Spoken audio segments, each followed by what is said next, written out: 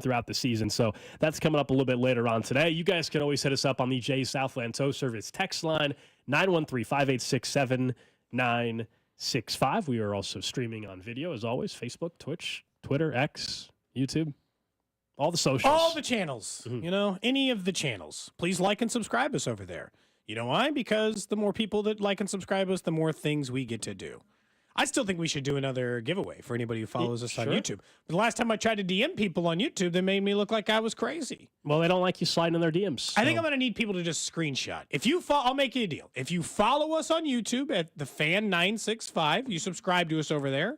If you do that and send me a screenshot that you're a new or I don't care. If you DM me or just at me on social media at Cody B Tap, we will choose somebody who ats me and proves that they're following us on YouTube or a new follower on there, and we'll have another listener come in for the fan club. Normally you have to pay for that privilege, normally you have to buy it at the garage sale. Also a great deal. That'll be available in the garage sale next year. We should figure out when we're doing that, I guess. We got some time on that. I think we got some time. It'll be in June probably, something like that. You're right before Father's Day. I think we've determined is a pretty good week for the garage sale for a variety of reasons to raise money for the Negro Leagues Baseball Museum. But as someone already pointed out in the text line, part of that agreement should be, again, you have to pay off the bet for you to be allowed to also even do that. To even just to offer things? Mm-hmm. I like that everything is now contingent on me paying off his bet. Yeah, because it's been 2 years, man. It's been 2 years. But we'll figure that out at some point. We'll be in Vegas next week, so just saying that could be a good opportunity. That does feel like a good opportunity. To get this taken care of. But let's talk a little Chiefs football briefly before we do get into the Royals and some of their decisions based on comments from J.J. Picollo and Matt Quatrero yesterday that they had their wrap-up press conference. But Andy Reid did speak. You heard that exclusively here on 96.5 The Fan in the noon hour. And he was asked about a lot of the familiar faces that are back with the team. We know Kareem Hunt. We know Juju Smith-Schuster.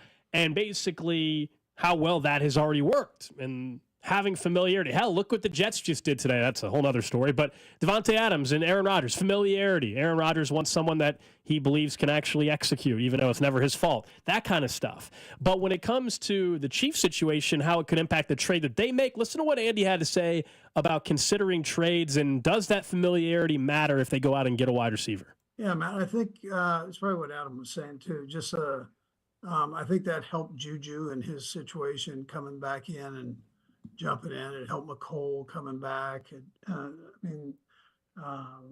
But I'm not telling you other guys can't come in and help out. So I mean, that's not. I don't think that's an issue. It's just going to take them a little bit longer to figure it out and get on the same page with Pat and all those things. It won't be quite as what you've seen with these other guys that have been in it. But and I'm not saying that we need to bring anybody else in. You asked a question. I'm just saying that I'm answering your question on that, man. So. I'm going to make sure that everybody knew that no, I'm not. You asked me. That's why I'm talking about this. I didn't say we need to trade. You said we need to maybe trade for somebody. That's not what he said, though. He just asked about familiarity inside the offense and whether or not it is. This would be, I'm telling you right now, this was the most tip their hand situation the Chiefs ever do, and then Andy caught himself. They are 100% trading for a wide receiver, and I think it's a 50-50 shot it's DeMarcus Robinson. I think it's a 100% chance they trade for a wide receiver. I think there's a 50% chance that wide receiver is just DeMarcus Robinson, because it seems a little too obvious. But the way he said that is, if I asked you, Gold, hey, man, how was your weekend? And you were like, oh, it was good, and just said, I didn't say I went on a date. I'd be like, I didn't bring up a date. Why are you bringing up a date? Who did you go on a date with, Alex? Because the guilt just overrode you somehow, and you just started to admitting to things. We've all had a friend who just started admitting to things you didn't even ask about. And it's like, I didn't say we were trading for anybody. I get it. You didn't want to tip his hand in the trade market. I've never been more convinced that they're trading for a wide receiver. I mean, they should. I mean, that's what we've been discussing even during the bye week last week. It was great to see Juju Smith-Schuster go out there and have a strong performance. I hope he does it again on Sunday out in Santa Clara against the 49ers. But based off of his prior injury history and things like that, I don't think you can bank on, that production all year, but also can he handle that workload? We've talked about that with Travis Kelce. All that applies to where I don't believe that they should let that performance or even this week's performance shift their thinking on do they need a wide receiver? Now, as far as familiarity, there's very few names out there at the wide receiver position that they are familiar with or would be familiar with the receiving room and the quarterback room. And, of course, this offense. Demarcus Robinson is the most notable name that is on another team that is currently playing wide receiver for an active roster. That I get why you bring up Demarcus Robinson. My question with that would just be the Rams, because of the NFL right now, like they're not 100% out of it yet. And I don't know if they will be by the time it gets to November 5th, the trade deadline. And some of that for them will probably also be determined, is Puka back yet? Remember, he's hurt. Cooper Kupp could be back soon. Do they think both those guys are back? Because if they think they're both back, well, then they just added 2 great receivers. And suddenly Demarcus Robinson is down to their 5th receiver. I don't think the name Demarcus Robinson is going to excite anybody. So many fans, I think, now have basically circle the names DeAndre Hopkins and Amari Cooper. Anything less than that is going to be disappointing. And I get it. I think Amari Cooper would be terrific. And the Browns yet again lost and probably going to lose on Sunday to Cincinnati. So the Cooper should be available. But Demarcus Robinson, man, I don't know. I mean, he's gotten better. I'll give him credit. In L.A. with Sean McVay, maybe you said Sean McVay. I don't know. He's gotten better. We all know how many times were we saying, run forward, dude. Stop running backwards. So I'm just want to remind, that was the lasting thought we had about him. Oh, I remember. I very much shared in those thoughts. And I haven't watched a ton of his game tape. I don't know if that's something that had still frustrated him. But if you look back at what he is, it's so funny because what this team could use is kind of what he is. Yeah, would I love Amari Cooper or, like what the Jets just did? We can talk about that trade in just a second. Devontae Adams, some big name, number 1 wide receiver to come in. But realistically, what they need or what they can afford, and those things are a little bit different. Realistically, what they can afford is probably like a 500 or 600 yard guy. And that's what he is. And the truth is, that's what McCole isn't anymore. And that's what Sky Moore never was. And that's what Tony wasn't. And over the last couple of years, had they had a wide receiver who could just get them 600 yards over the course of a 16-game season, that would have helped their offense. Because I do still think they'll let Juju, they'll let Xavier Worthy, and I think they'll have to do by committee. They need at this point, sadly, 3 500-yard, 600-yard receivers the rest of the way. DeMarcus, Juju, Xavier Worthy, and then let Travis Kelce eat, and then just do it in a balance of attack. That's how they eventually got the Super Bowl last year. Obviously, at some point, Rashee Rice took over from the other two and started to take over that job. And that's fine. Sure. Maybe Xavier Worthy could still do that. But if not, it's not like they weren't winning games before. I just thought they tipped their hand. I think Andy got a little bit nervous, like he had said too much. In a press conference, and 99% of it was nothing. Let's be honest, it was nothing. He was saying nothing yesterday. He let one slip for a half a second. And he was like, well, you asked about wide receivers. I'm just talking about them. You're like, okay, relax a little bit, Andy. All we said was, does having familiarity with the offense help wide receivers come into town? There aren't even that many wide receivers to be defensive about. Demarcus Robinson and Kadarius Toney, and and he's on a practice squad. There's. Am I missing another former Chiefs wide receiver? Chris Conley's still in the league? Is he? I don't know. I was asking. Is he? I'm not sure. Other than that, I mean, honestly, is there another in the league? He has 1 catch for 4 yards. Who's he with? Jacksonville? Where's he at? The 49ers. 49. Ah, that's right. San Fran. 1 catch for 4 yards. They're going to see him this weekend. The last time he had 300 yards was 2021, so I don't think it's going to be Chris Conley. No. There's nobody else. No, it's the only guy he would be hiding this from is Demarcus Robinson. I don't think that to me should be like your last choice. You fail on getting Cooper, you fail on Hopkins, right. You fail on Slayton, and because Darius Slayton, I'll say that he's actually since Malik Neighbors been out for 2 weeks, Darius Slayton's actually looked good the last 2 weeks for the Giants. And they're still only like a game and a half out of first. Deontay Johnson had a good game for the Panthers over the weekend too. I don't know if I know that the Panthers. How much are they in tank mode? How much are they just bad? What do they want to do? Someone brought up Tyreek Hill. I just don't consider that a realistic option. But. Sure. I don't consider it a realistic option either, but he is a former Chief, and he's pretty good at football. Yeah. It so turns out. The one part I would say about this is signing D-Rob, the one thing it would give me confidence is their lack of panic. Like when I watch the Devontae Adams trade, and I see that the Jets gave they're going to pay every single dollar of the contract. As a reminder, he's owed $44 million next year or a $15 million dead cap hit buyout. Those are the only 2 options for the Jets. And they have to give up more compensation if they trade Hassan Reddick, who they're also interested in trading. Like, they're so desperate and they reek of it The same dating thing applies. We've all seen someone at the bar at 2 a.m. looking real desperate. If the Chiefs trade for Demarcus Robinson, they are comfortable with what they are, and they understand that they'll try to find a way to win, given less talent at wide receiver, even though they once had more. The Jets reek of it. They're 2-4. They'd have to go, 8-3 just to secure 100% likelihood of getting a playoff spot. This doesn't even guarantee him that. What are they doing? Well, this what is are they the giving most a third-round pick for Devontae Adams for. There's never been a more predictable trade in NFL history. I'm serious. I know. I mean, truly, like we've really all bad. thought someone might get traded, but there's never been anything more predictable. We either did have the conversation, we definitely should have. If we didn't, back in June, we were predicting who could. I think we actually did have somewhat of a conversation like, hey, who mid-season could end up being a trade candidate? And Devontae Adams was at the top of the list. And then, of course, the relationship between Adams and Rodgers with the Jets. This was so predictable, especially after losing 3 games in a row. And then last night, when Mike Williams tripped on the terrific MetLife Field turf, that exists there, and Aaron Rodgers, he just looks like he is absolutely miserable and hates everybody that he plays football with. That's what he looks like, and Devontae Adams is, in his mind, going to save the day for him. If you're the Jets organization, he is your coach, he's your GM, he's your quarterback. You let him make any decision, which is why last week's comments from Aaron Rodgers on the Pat McAfee show look even more ridiculous when he tried to say, oh, I don't have any say in anything. The owner happened to have the owner the night Devontae. before they fired my head coach just wanted to see how I was doing. He didn't mention possibly firing Robert Saleh. No. I don't have that kind of pull yet.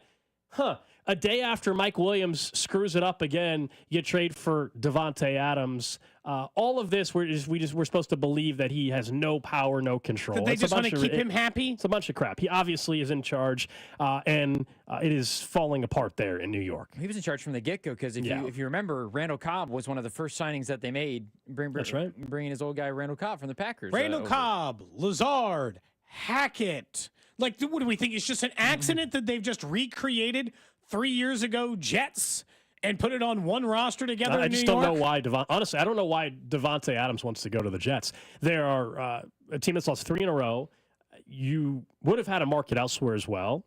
And I know you like Aaron Rodgers from your time in Green Bay, but like other than that, like the Jets team maybe is a wild card team. Maybe he's a wild card. Anybody team. think they're making the wild card right now? I wouldn't bet it. If you gave me $10,000 and it was even money, they make it or they don't. I bet they don't. Probably. You'd think about it harder than Go the back other to our teams, but- conversation yesterday with Drew. We were talking about like, hey, somebody's got to be the 7th seed. There's a lot of bad teams. There's a lot of bad teams.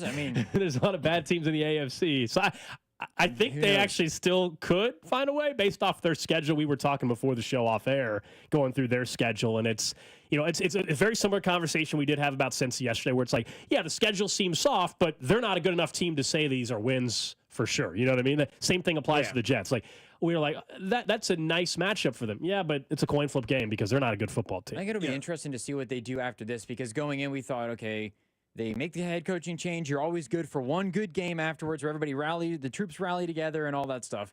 Where does it go from here? Because they've got a better roster than a number of the teams around them. When you look at Breece Hall and Garrett Wilson, Alan Lazard played really well yesterday. They've got a solid group of players. And then on the defensive side, they're obviously very good too.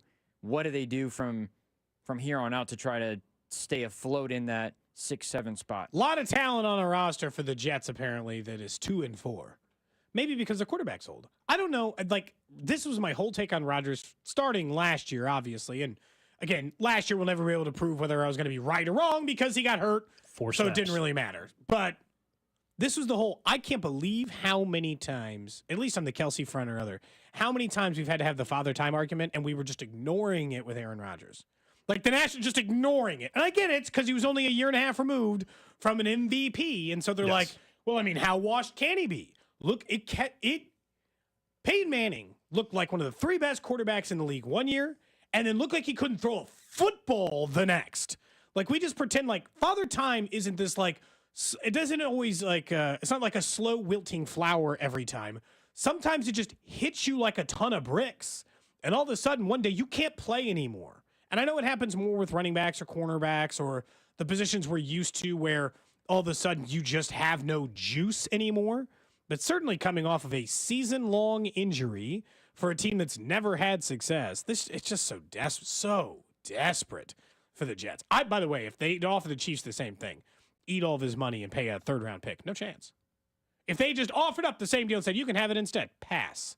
I think it's a bad deal. Like, I do not think this is a good deal for the Jets, but you're right. They have nothing to lose at this point. They're going to have to tear it all down in a year anyway. They are so far towards the middle in terms of being an all-in that they already know they've mortgaged the future a long time ago. It is about this season, but when they traded for Rodgers, it was about not just making the playoffs, it was about going to a Super Bowl.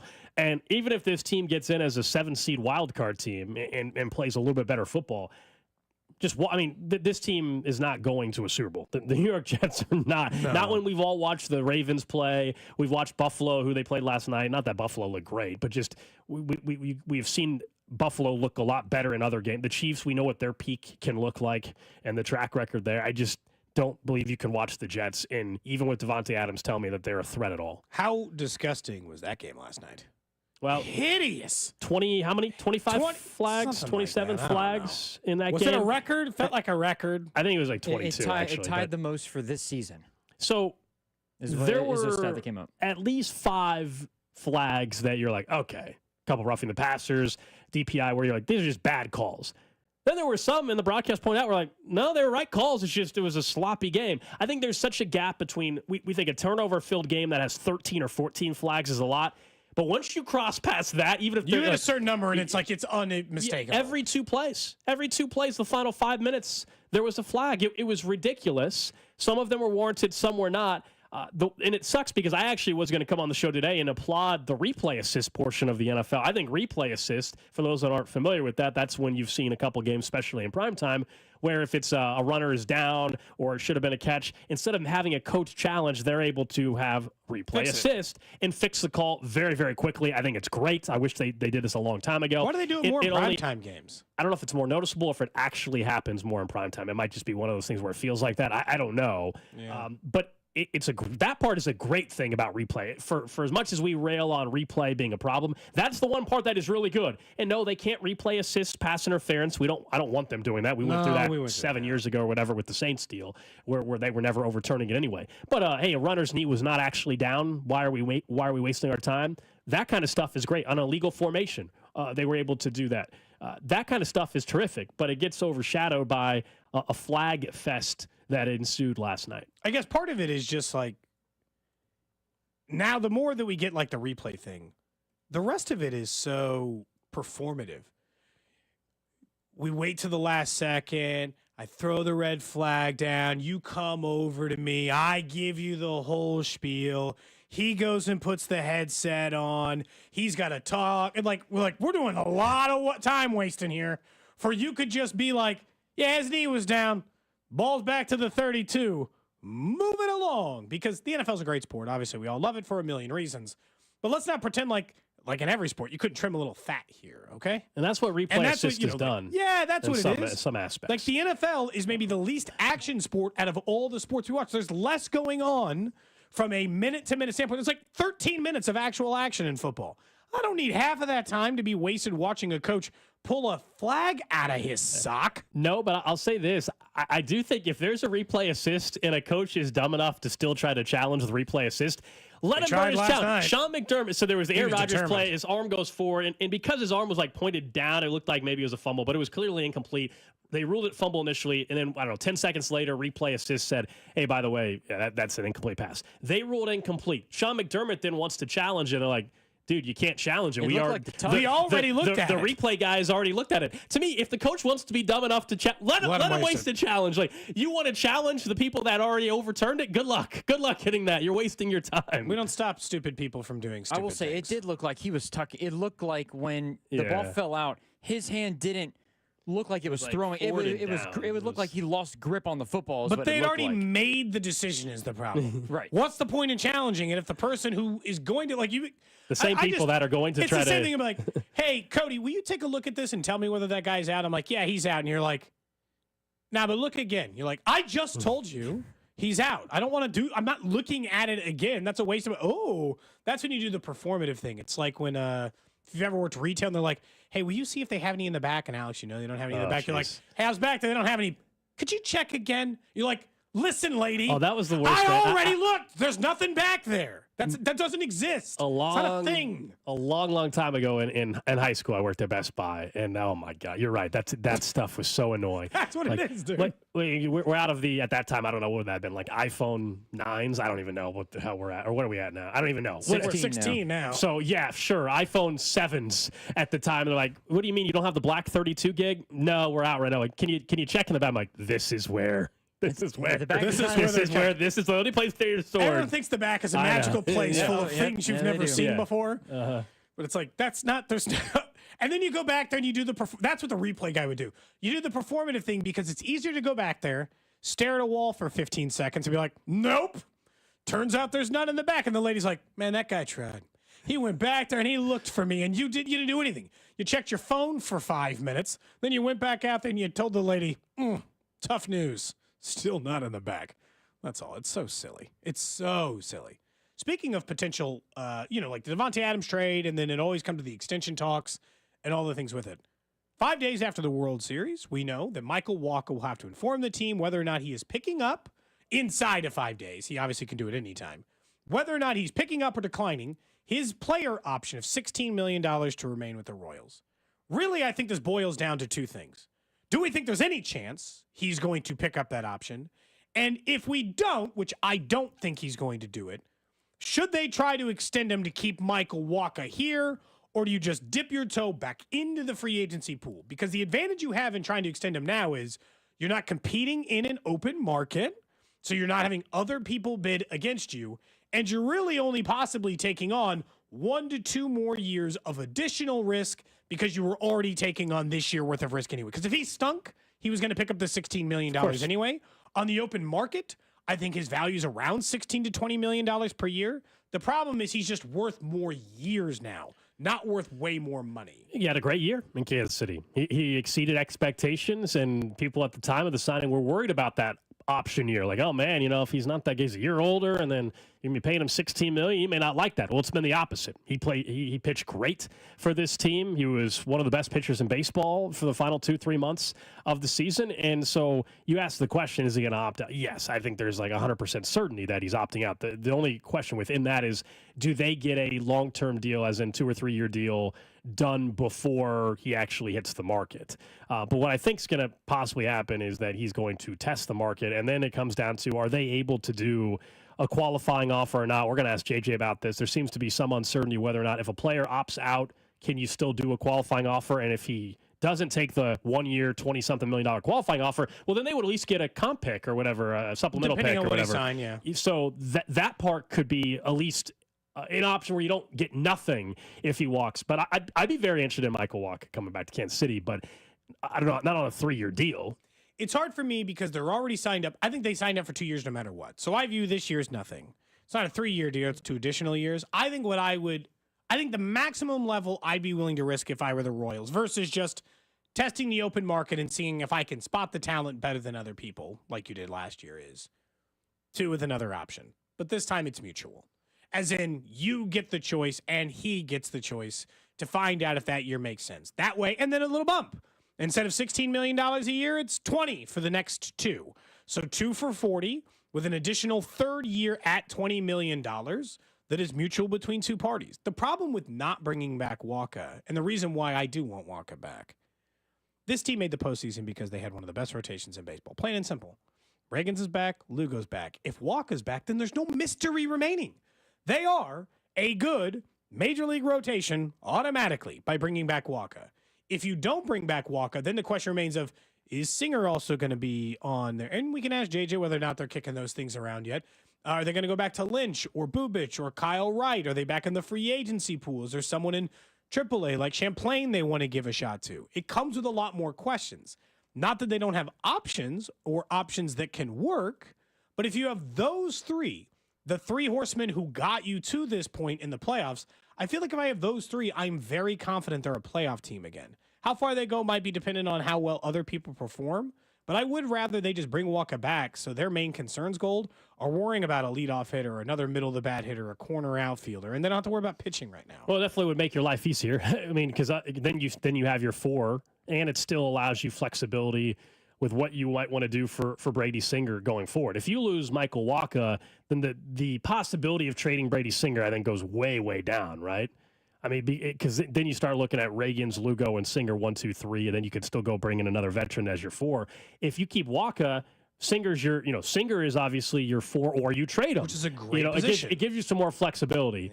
Yeah. But I think there's some truth to, hey, this organization the last year and a half, 2 years has shown, whether it was trading for Reagans, trading for Urseg, or signing Lugo and Waka, they have shown at the big league level they're able to evaluate talent and find kind of those diamonds in the rough, and that is probably. Like, I don't think you're going to have the same direct success in terms of 2 all-star pitchers that you're signing in free agency like you did this past year in Lugo and then trading the year before for Reagans. But you almost feel like, if not every year, every other year, you're going to have a pitching signing through a pitcher that you sign through free agency or trade for that ends up having the type of season you just got from Lugo or from Waka. Like, I don't think you should expect that they're going to go out there and sign another pitcher that's going to become an all-star next year, but every year so they might have to. Well, the idea is that you eventually turn into what the Rays did, which is some are free agents that you sign through because you are better at identifying the talent on a 1-2 year deal. The other ones come through your system. But some of those guys who come through your system, you're willing to trade because pitching is currency, and you always have more currency available to you in the minor league system, as in they're cycling through.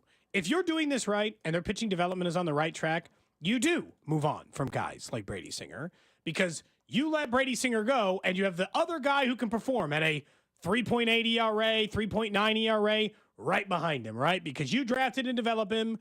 You get value out of Singer without ever having to pay him, and then the next guy steps into that role. But that does require a certain number of veterans to carry that water until your system is fully caught up on that. And right now, I don't think they've changed their pitching development. I feel better about it, but I don't think it's fully turned around. Up next, we'll talk a little bit more about the Royals and some of the decisions that they have over the next few weeks ahead as the end of the baseball season is right around the corner. Of course, a couple championship series going on last night. We'll talk a little bit about that. And one thing that Cody says is going to happen for one element of this Chiefs football team. We'll tell you what that is next.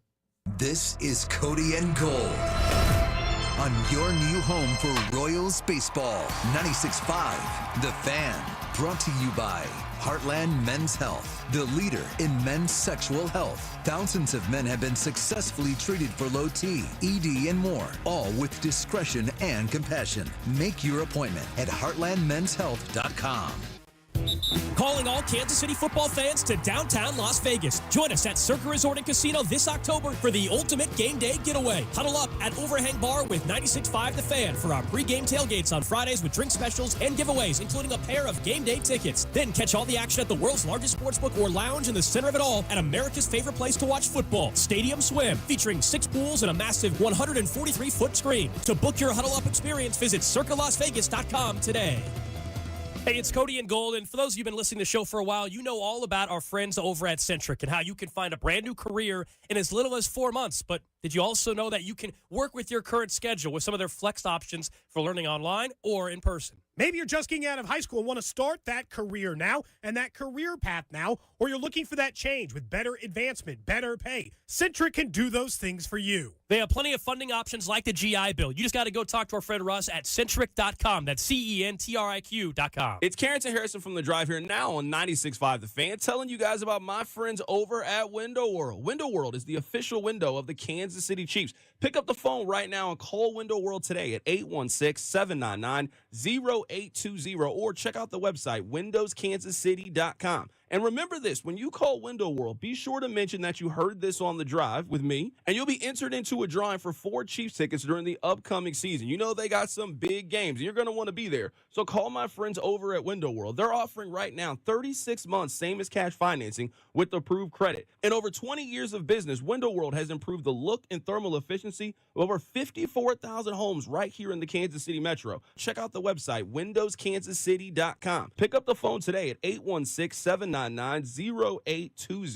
for a free home estimate. Call to be entered into a drawing for 4 Chiefs tickets. Remember, Window World, simply the best for less. and the official window of your Kansas City Chiefs. Having unexpected car trouble or just in a car accident? You need Jay's Southland Tow Service. They have over 20 years of experience servicing the KC Metro. They specialize in light, medium, and heavy duty, as well as commercial transport and construction equipment. Keep this number handy, 816-779-4869 or southlandtow.com. Use the tow service trusted by most local police departments, Jay's Southland Tow Service. There's nothing they can't do, so be in the know and use Jay's Southland Tow.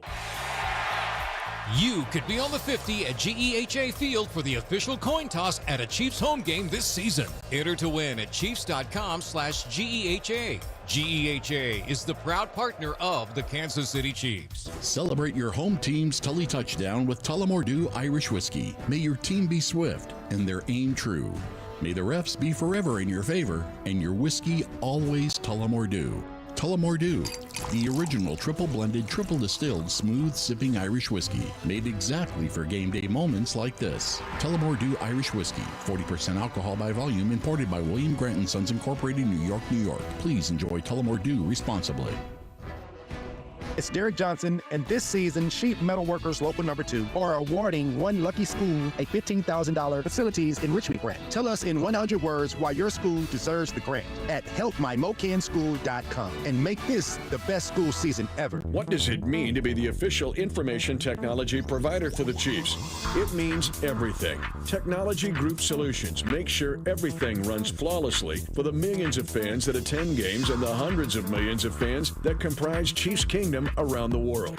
Technology Group Solutions can deploy that same dedication, problem solving, and incredible service to ensure your business runs smoothly. Technology Group Solutions, powering Chiefs Kingdom, and ready to do the same for you. Prescriptions require an online consultation with a healthcare provider who will determine if appropriate. Restrictions apply. See website for details and important safety information. Subscription required. Price varies based on product and subscription plan. Hey guys, did you know there's a generic form of Viagra that works just the same but is 95% cheaper? And you can get it online at hims.com/joy. Through Hims, you'll get a free medical consultation to determine the ED medication that's best for you, discreet shipping if prescribed, a 100% online process, and a range of treatment options, including trusted generic alternatives to the name brands, at up to 95% off. ED is personal, and at Hims, so is treating it. Just go to hims.com/joy and get connected to a licensed medical provider online for free, with zero copay, no expensive appointments, and no awkward face-to-face conversations. To start your free online visit, you need to go to this exclusive address, hims.com/joy. That's hims.com/joy for your free online visit. hims.com/joy. It's better over here.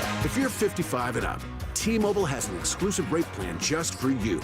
Right now, get 2 lines of talk, text, and data for just $30 a line. That's a 45% savings versus Verizon and AT&T. Plus, you can get one of the latest 5G phones free when you add a line. That's right, a free 5G phone. Experience all this and more on America's largest 5G network. So why wait? At T-Mobile, customers 55 and up can get 2 lines of talk, text, and data for only $30 a line. Just go to T-Mobile.com/choice55 or visit your local store to make the switch.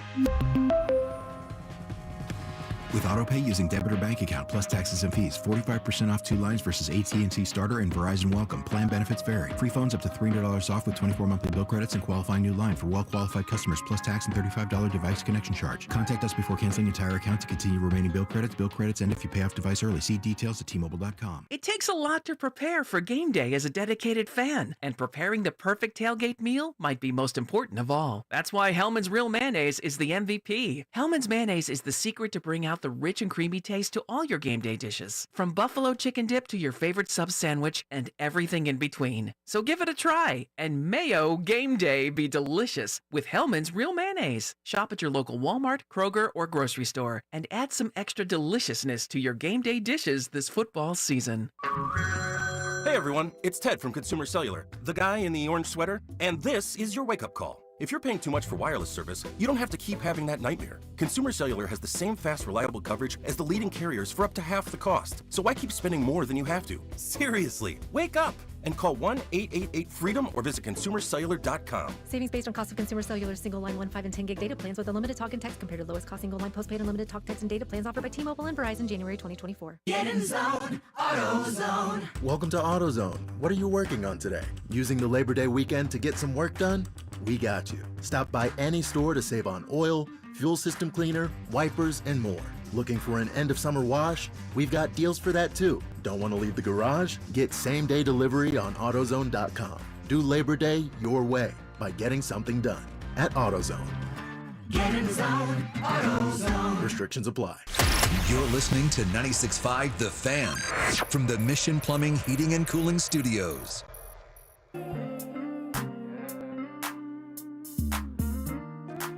Cody Gold hanging out here on a Tuesday. We'll get to something that might have your interest. I don't know if people are actually interested in watching this or not, but it sounds like it's going to happen between a couple of athletes. We'll explain that here in 12 minutes or so. But just to wrap up our conversation on the Royals briefly before we get to something you think is going to happen this year for this football team. On the Royals, and yeah, I mean, Michael Wacha's one of those decisions, no doubt, and we'll ask JJ Picollo about this when he joins us at noon today. Like the other one is still, to a certain extent, is going to be, do you think anybody actually gets traded? Because that always comes up. Last year, the big name was Salvi. We all know, fortunately, he did not get traded. Thank God they didn't trade Salvi. Do you think that each player's is their own person, and you have to evaluate each person and each player individually, but do you think the decision to not trade Salvi and then seeing how it turned out to be a very good thing they didn't, do you think that would give you as a GM more pause in trading a Singer, a Melendez? And by the way, I'm not comparing either of those players to what Salvador Perez has meant to the city and team, but you get my point. Like, I just wonder if you're like, man, am I more hesitant to make a trade now after I saw what happened? I would like to think you're not, though, because we know they need to be transactional, and they have been.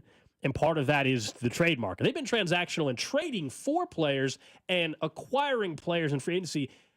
But are they willing to trade a big league player to another team? We haven't seen that under this regime, really, unless you count the 56-win season a year ago, where obviously they were willing to trade bullpen arms. The reason why I think they're going to do it is exactly what you said.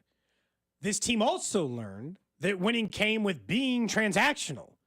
One-year players that cycle in and out, veterans who cycle in and out, those guys will come and go. You will pay some of the players, right, like Bobby Wood Jr., you have guys in like Urseg, but you have to move pieces. They have already been more transactional over the last 3 years than any single year under Dayton Moore, who was not transactional at all. Do I know who that player is? No.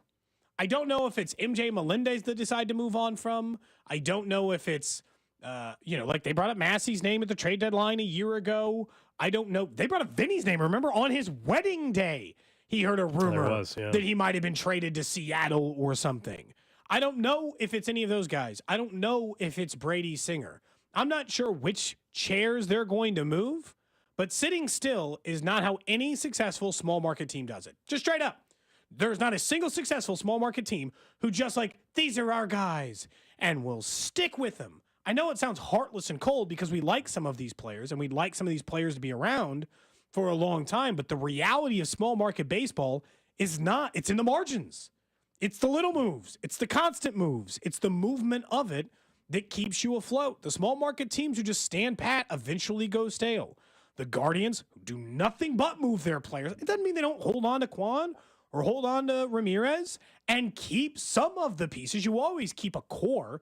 Everything else is movable. Everything else changes. Heck, I would argue what the Royals giving Bobby Wood Jr. the contract they did is something that is not even what the Guardians do. Yeah, they've had players they've retained, Jose Ramirez most notably, but they're not handing out $285-300 million contract to players even in Cleveland. Minnesota did it one time with Joe Mauer. Once, yeah. But I mean, there are always exceptions to that. But I mean, they gave Jose Ramirez, they just paid early. Smartly, by the way, to their credit, because they'd given him it was like a 7 for $140 or something at the time. So they just paid him early. Now he will eventually be a free agent, I think, in like 2 or 3 years or whatever, and they'll have to make those decisions. They just were smart and paid the man early. That's all. So did the Royals. I mean, Ramirez is already 32, so when he's 35, they're not going to care. I forgot how. I mean, how much older he is, but anyway. Yeah, like some of those players they keep around and some of those they don't. There's always moving parts. And it's honestly, it's the guys on the fringe. It is someone like the ones we just, like the guys that are like, they're on this team, they're full-time starters, they're good starters. Can we improve? Can we move? Can we improve? Can we rob Peter to pay Paul? Are there better right fielders on the free agency or starting pitchers? Like, it's just the movement of what is available to in free agency, what someone will pay us back in compensation, who will give us the best, and then we move this cycle. I think someone is absolutely getting traded, 100%. Someone is going to get moved off this roster. I just don't know who yet. Who is a big question for me. We'll talk to JJ Picollo coming up at noon.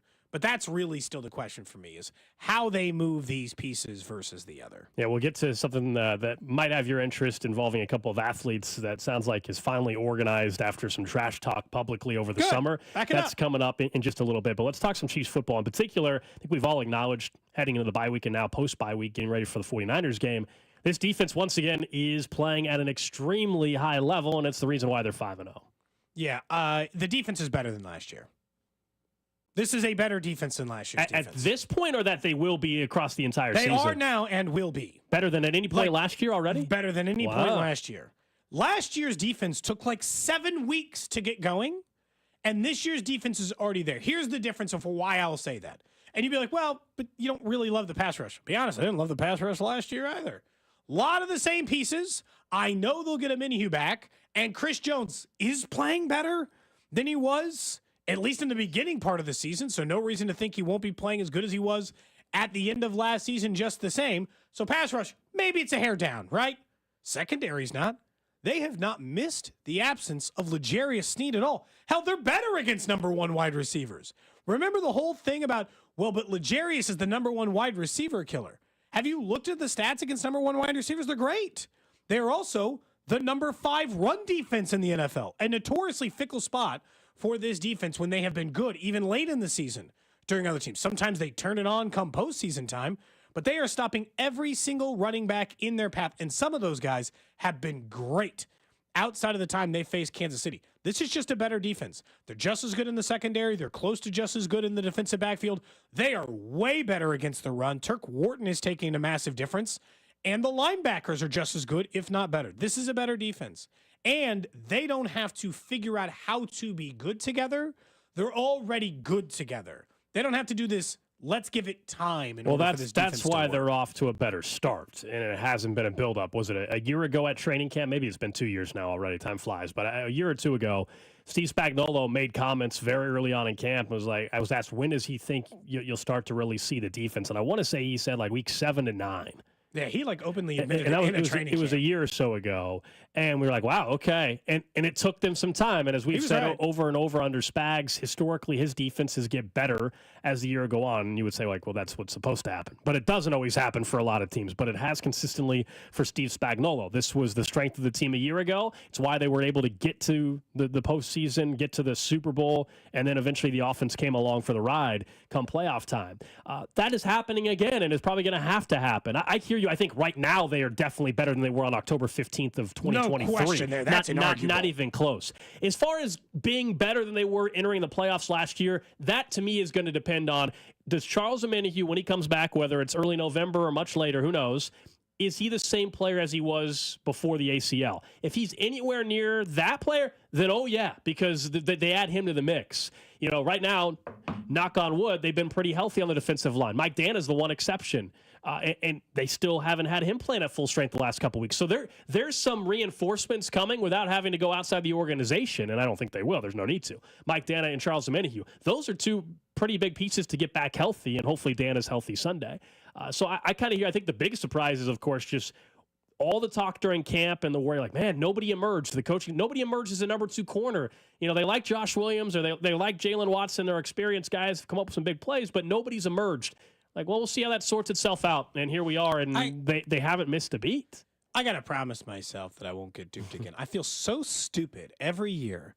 I got to be like, I don't know how they're going to replace L'Jarius Sneed, guys. This team has replaced corners every year. I know. And every year I get roped back in because I'm like, they don't even like any of their corners enough to announce a starter in training camp. L'Jarius Sneed was a #1 wide receiver killer, as we had previously pointed out. I'm like, how are they going to do it? They can't do it again. How many times can they pull this rabbit out of the hat? And then I'm like a kid at the Magic show being like, ooh, look at them. They did it again. They replaced Charvarius Ward, who was their #1 corner at the time. We'll see they this replaced weekend. L'Jarius Sneed. It doesn't matter.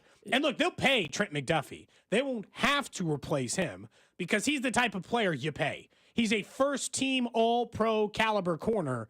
That's not the kind they'll let go. They're happy to let go of literally anyone else. And by the way, the guys they let go, it's not even like they play bad football. When they leave Kansas City, they remain good corners, sometimes great corners.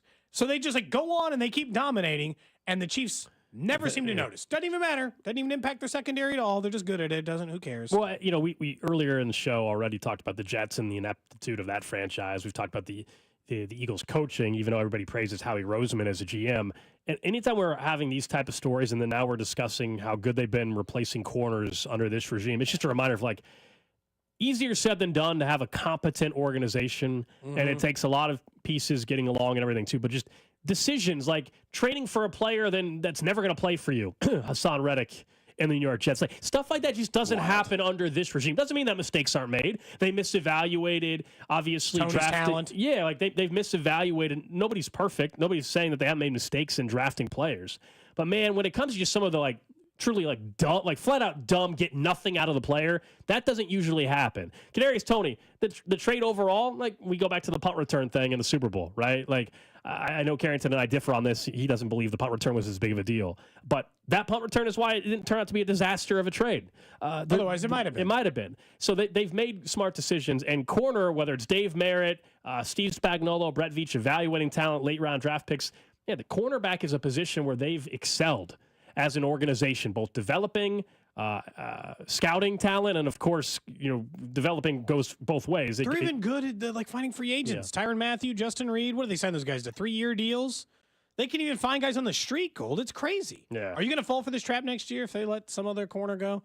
Jalen Watson's a free agent and they got to bring somebody else in? No, as long as Trent McDuffie is part of the equation, no, not at all. As long as Spags is the head coach, or defensive coordinator, yeah. As long as he's the DC, I would have no issue or no concern really with what he can do. This is the great news about their situation, and it took them a while to find it. But somebody asked me over the weekend, they had said, "Hey, do you think Spags is going to be gone and going to be head coach?" I'm like, bad news for Spags. Deserves a chance. But let's be honest with you, nobody's hiring Spags to be a head coach. They're not. No team is out here being like, I wish I could get a coach in his late 50s who's on the defensive side of the ball to be the head coach. It's a mistake. Spags appreciates you. You're telling you gave him a couple extra years. He's 64. I'm sorry. Excuse me. Early 60s.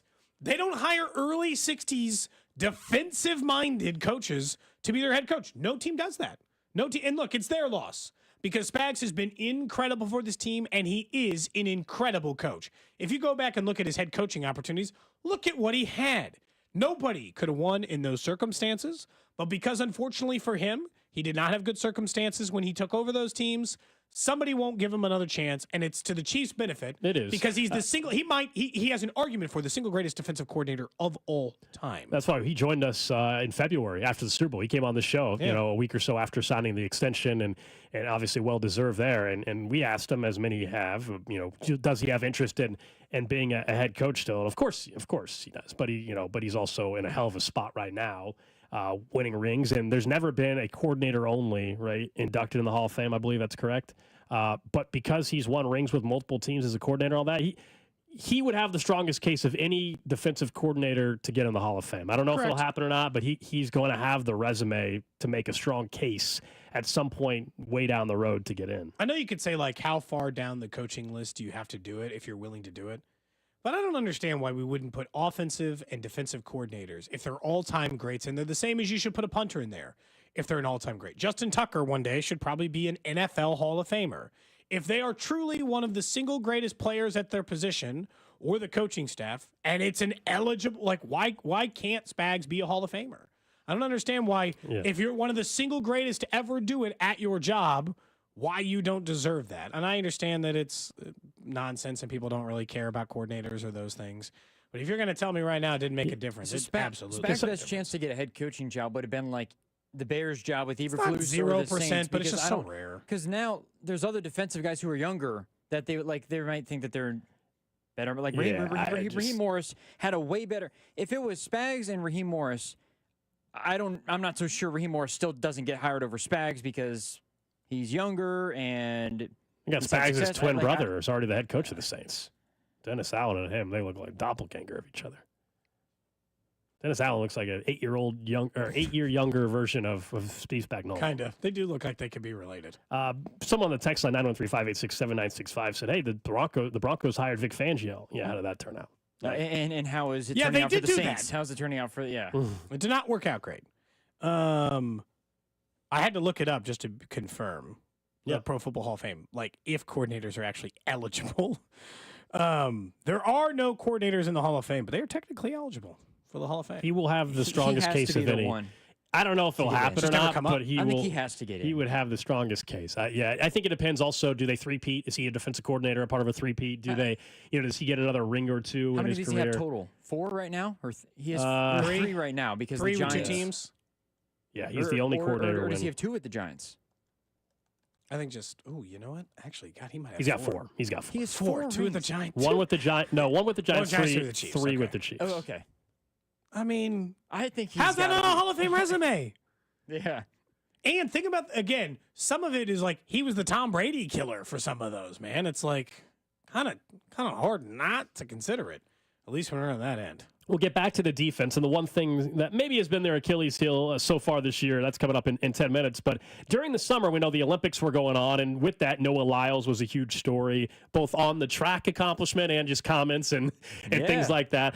Congrats to him, by the way. I think he got engaged yesterday or sometime this week. I believe that came across the timeline, but that's not what I want to talk about. There's a race that sounds like it's going to happen. Tyreek Hill made comments about Noah Lyles at the time, like basically he could beat him in a race, and we've heard and seen Tyreek Hill challenge people to races before. He's obviously ridiculously fast. So Super Serious, that's the name of the company, co-founded by Terry Crews. They're going to host a race between Noah Lyles and Tyreek Hill. All right. The race will be part of a competition, specifically the Super Serious On-Site Series. Okay. Say that 10 times Super fast. Yeah, oh my God. Serious Matt, you had On-Site a Series. Will feature head-to-head competition in an elimination-style tournament between Olympic racers and other athletes. So it's not just going to be Lyles and Hill. It'll be pick another Olympian against another super fast, Devin Devin Chan, whatever, another super fast athlete. Tyreek Hill reportedly has verbally committed to a race, and Noah Lyles has signed on to compete. I don't know any details on exactly, like, is this going to be on TV? Is it going to be on Amazon Prime? I'd watch. This seems like I'm curious. I'd this watch. seems like a live, like Netflix type of an event, doesn't it? It doesn't seem like it's going on ESPN. This feels like it's on Prime or Netflix live in the middle of March. I really hope that, because I think it was Flow Track that is the account that broke the news. I hope it's not on Flow Track because they have like Flow Racing, they have Flow Football, which does like D2, D3. You got to pay to watch it. I hope that they don't put it on Flow Track. Well, then they'll just force me to go to social media after. You know? Yeah, I hope that it is on Netflix or Prime or something like that. I like How the much concept, money though. are they paying these guys to do this? I don't know, but I mean, I'd watch because I am curious. Sometimes we talk about like if the best athletes who are professional sports athletes, right? The NBA versus NFL argument and all these things. It gives you a glimpse into, had Tyreek Hill just chosen to be a professional track athlete, how successful would he have been as a professional track athlete? If the race is even a little close, you got to think probably the best in the world, right? Wasn't he? Because it's not like that's the only thing he's trained to do. I think ever. he might have been an Olympian if he would have stuck to track. Like he was that good. Hard I think to in imagine. college. They've shown those in little high like school. highlights of like his 400-meter time versus like the 400-meter time of current athletes, and he's in the middle of the pack. He ain't like in last by a mile. Yeah. He's somewhere in the middle. Yeah, he did his 200-meter time, 20.1 seconds, would have qualified him to the Olympic trials back in 2012, but he never participated Oh at the yeah, time. if he would have dedicated his career essentially to track, I feel like he would have. I don't know if he would have been like the fastest man in the world or like won a gold medal necessarily, but he would have been. I think he could have made a team. It's hard to make it's hard to make the argument that he wouldn't. Yeah. But that's the same thing. we talk about this with why isn't the U.S. men's team better? Let at Xavier soccer? Worthy It's like, race that's how the somebody. best athletes Let go. Xavier Worthy race somebody. That's what I want to see. Sure. 100. Again, I want Bobby Wood. 100-meter dash. John Ross, Zay Flowers. Forget the Olympians. Just do NFL fast guys. Fine. Former KC or current KC guys. Xavier Worthy, Bobby Wood Jr., Tyreek Hill. Just line them all up on a 40-yard dash and let's see. You're putting Bobby Wood Jr. I think I want to see Bobby. I want to see how he I hangs. think Worthy's winning that. It's not. He's a It's not going to 4-2-1. be close. You don't think Tyreek can win that? It's a race still. You got to get off to a good, things can still go wrong. I would go with Worthy. He's the youngest of the bunch. What And 40 do you think Bobby runs? I have no idea. He doesn't have to do that. I know how quick he gets from home to first, or first to third, A straight line. or first to home. He's the fastest player in Major League Baseball in sprint speed this year. That'd So be if you're really going to put a interesting. baseball player in it, it's got to be Bobby Wood Jr. See, I like the concept of it though. It's not even it's a I'm faster than you thing. It's like us as kids when we used to race to the mailbox or whatever. That's what this is. I like it. His home to first sprint speed, and that's after swinging a bat, 4.11 seconds. It's 30.4 feet per second. Which is, and if it's 60 feet, that's 20 yards? I mean, theoretically, yes. I got to think he'd be in the race. I don't think he's just getting blown out here. My Pretty money, fast. Worthy would be the favorite, betting favorite. I think, clearly. I just want to see it. That's all. We'll see if this actually happens. Talking about the Lyles and Bring Tyreek John Hill Ross race. out of retirement to run in that race too. I mean, John Ross ran 4.22. He's not in. Remember, Nah, he retired. He retired and then came back. Well, he did come back. He I'm sorry. retired. He roster? quit during camp a year ago, and then he went to the. I think he's on the Eagles practice squad. He or went through something. the Chiefs training camp, and he got through the last day, and he was like, "I'm not doing this job." Yeah, I don't know if he was dealing. I don't know if he was doing some personal stuff. I'm not sure, but I know. John Ross as of September was on the practice squad for Talk the about Eagles. bad draft picks, man. Oh, John Ross, yeah. That was the pick right before. Bengals first round Hey, pick. who was the Bengals pick? picked Who him was the 9 pick taken overall. 10th? The Bengals didn't need a quarterback then, so I don't think you can. I don't think you can say. I don't think you can say that Mahomes would have been on the Bengals. Patrick Mahomes did go Should've 10th. Your 10th was the that is correct, Drew. The next pick after John Ross was, in fact, Patrick Mahomes. That's tough. This is why I told you, anytime we do, you can That's do this. brutal. You can do this every year. I know, but with that one's always I know, those hurt but the worst. That's why I always hate when we get in these sometimes the draft conversations, whether it was McCall Hardman, DK Metcalf, or I'm like, we can do this with almost every pick from any team can point to one of their drafts. Fans can and be like, hey, this guy was available there. How come you didn't take him? He went 10 spots later and he's now a Pro Bowler or an All Pro. Like that's why it's so hard to draft, especially wide receiver. Someone say who's winning a race, Pat versus Kelsey. Pat. I feel like Mahomes wins that one. Yeah. At this point, Travis 34. Yeah, I'll go with the younger guy.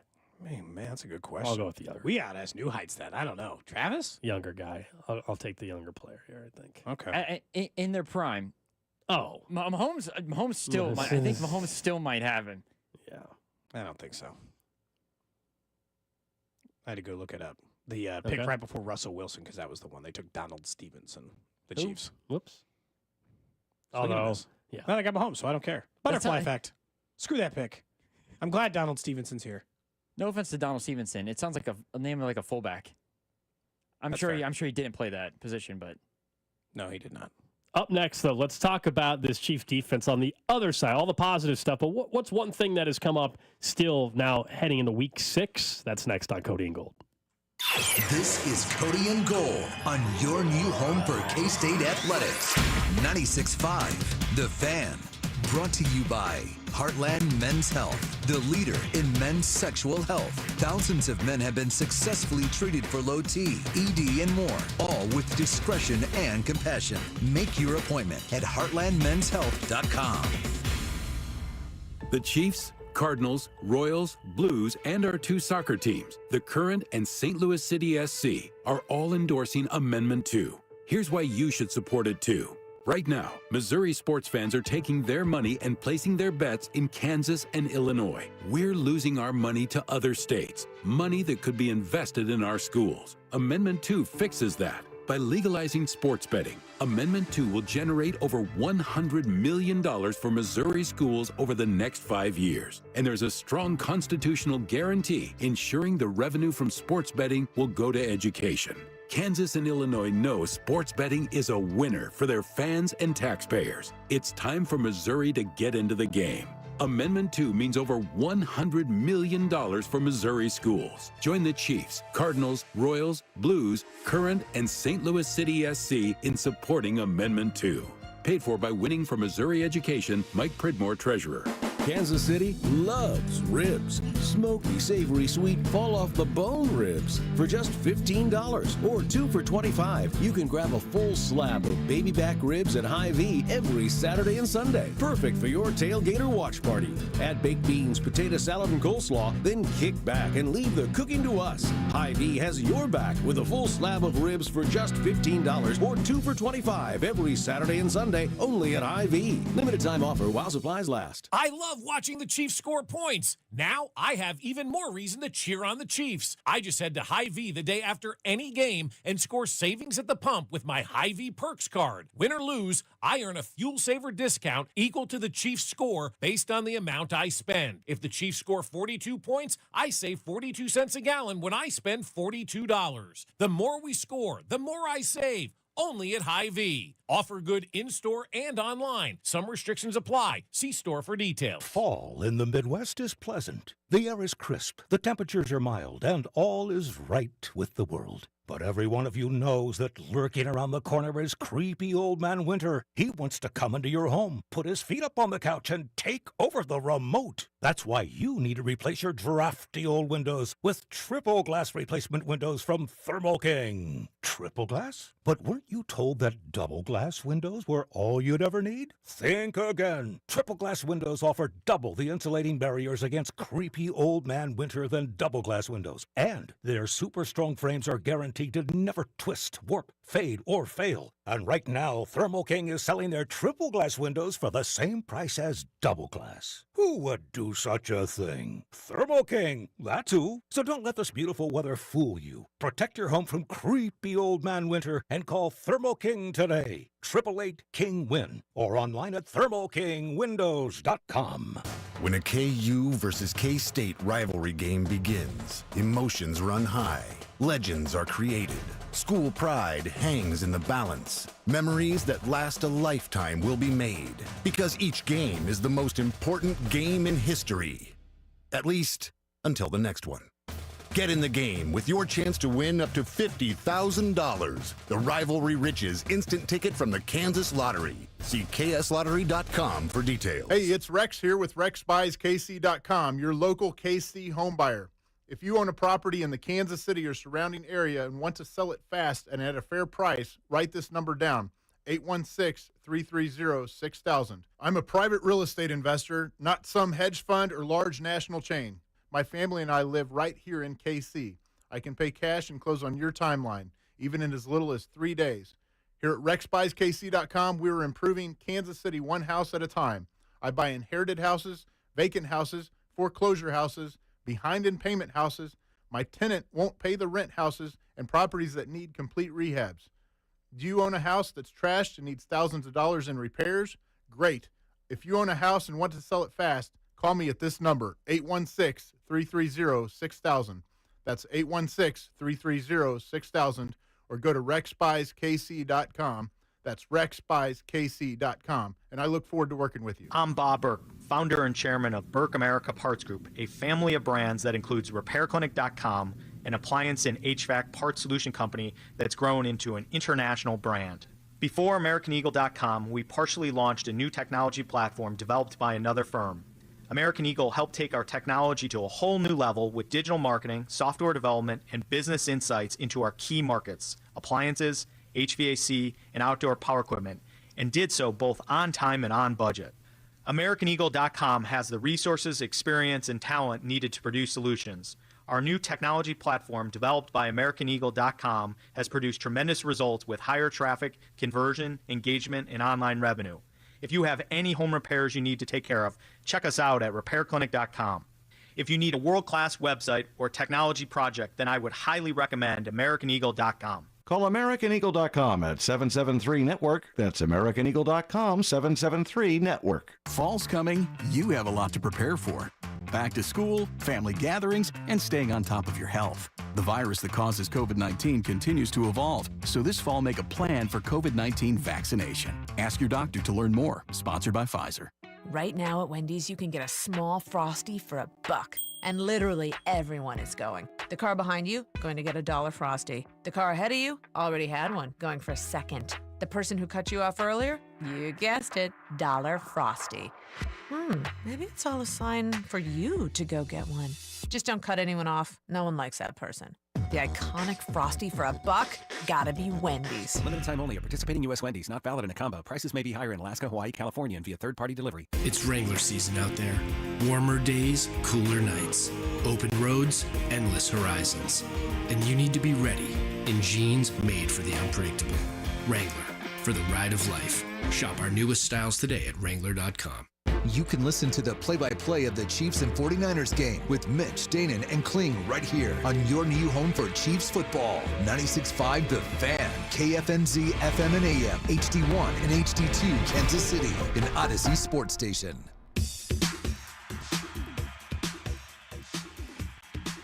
Cody and Gold, Alex Gold, Cody Tapp, Drew Nixon with you.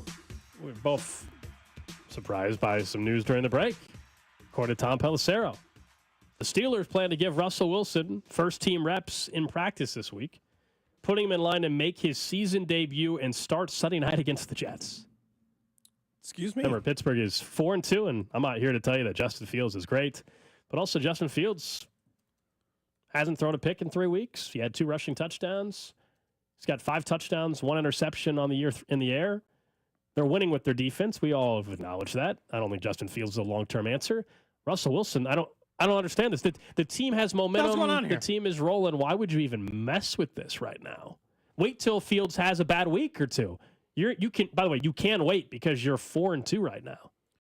I don't get this at all. They scored over 30 points last week. It's the best the offense has looked all season. And albeit against a bad Raiders team, it's fine. Some of those were certainly defensive. They lost 2 before that, so I guess the argument would be, well, they lost to the Cowboys and they lost to the Colts when they shouldn't have. Okay, I guess, but they've won more games than they've lost by double. Justin Fields has played better over the last 3 weeks.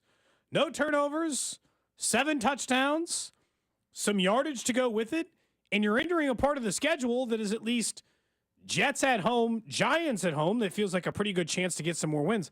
What are the Steelers doing? And I would not ask that of the Steelers very often, but what are the Steelers doing with this one? Yeah, it's bizarre. I mean, it definitely is, especially their offensive line has had some issues, and of course, Fields gives you at least the mobility if the play breaks down. Yeah.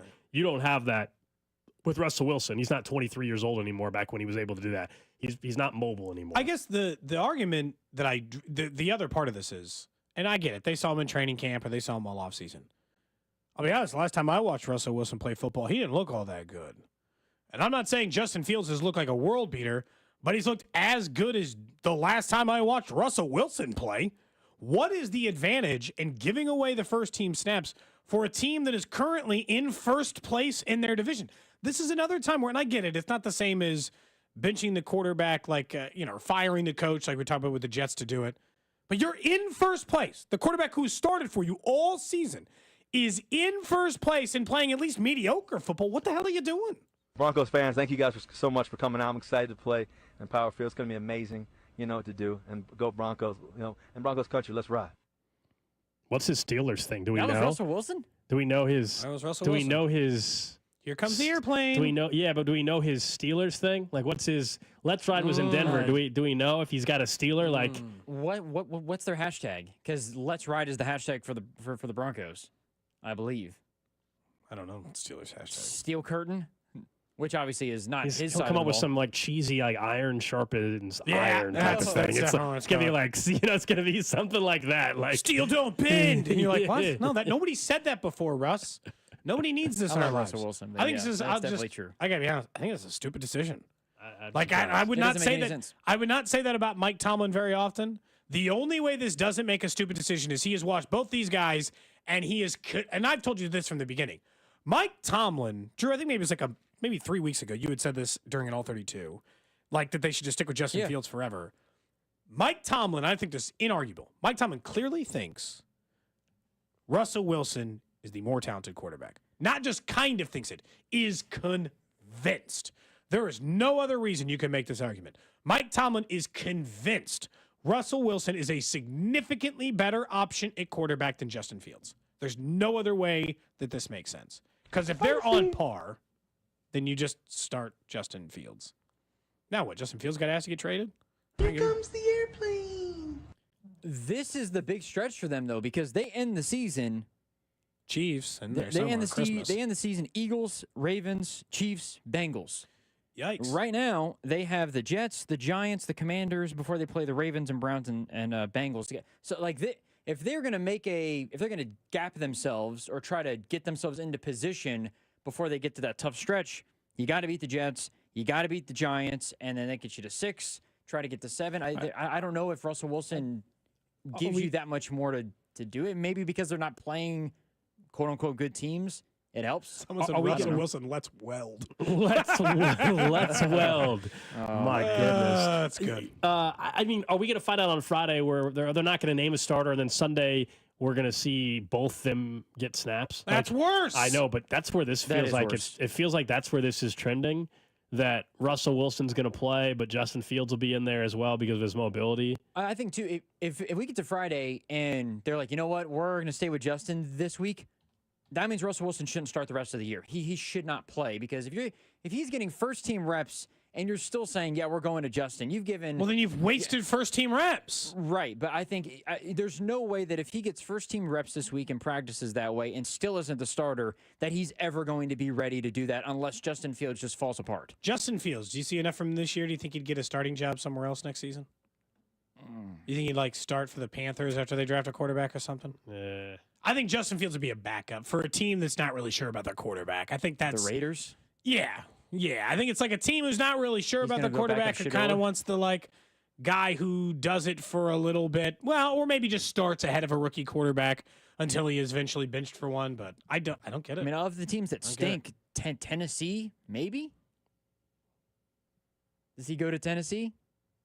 The Browns aren't doing anything. Great news is that Russell Wilson starting again does provide the opportunity for more content. So unlimited diarrhea. That's right, Russ. That is right.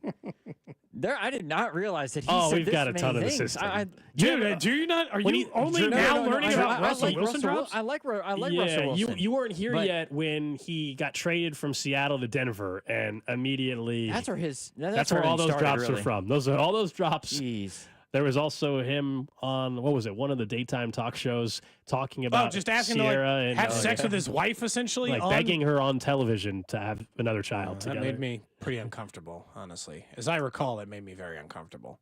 It was back in 2022. I don't know, super.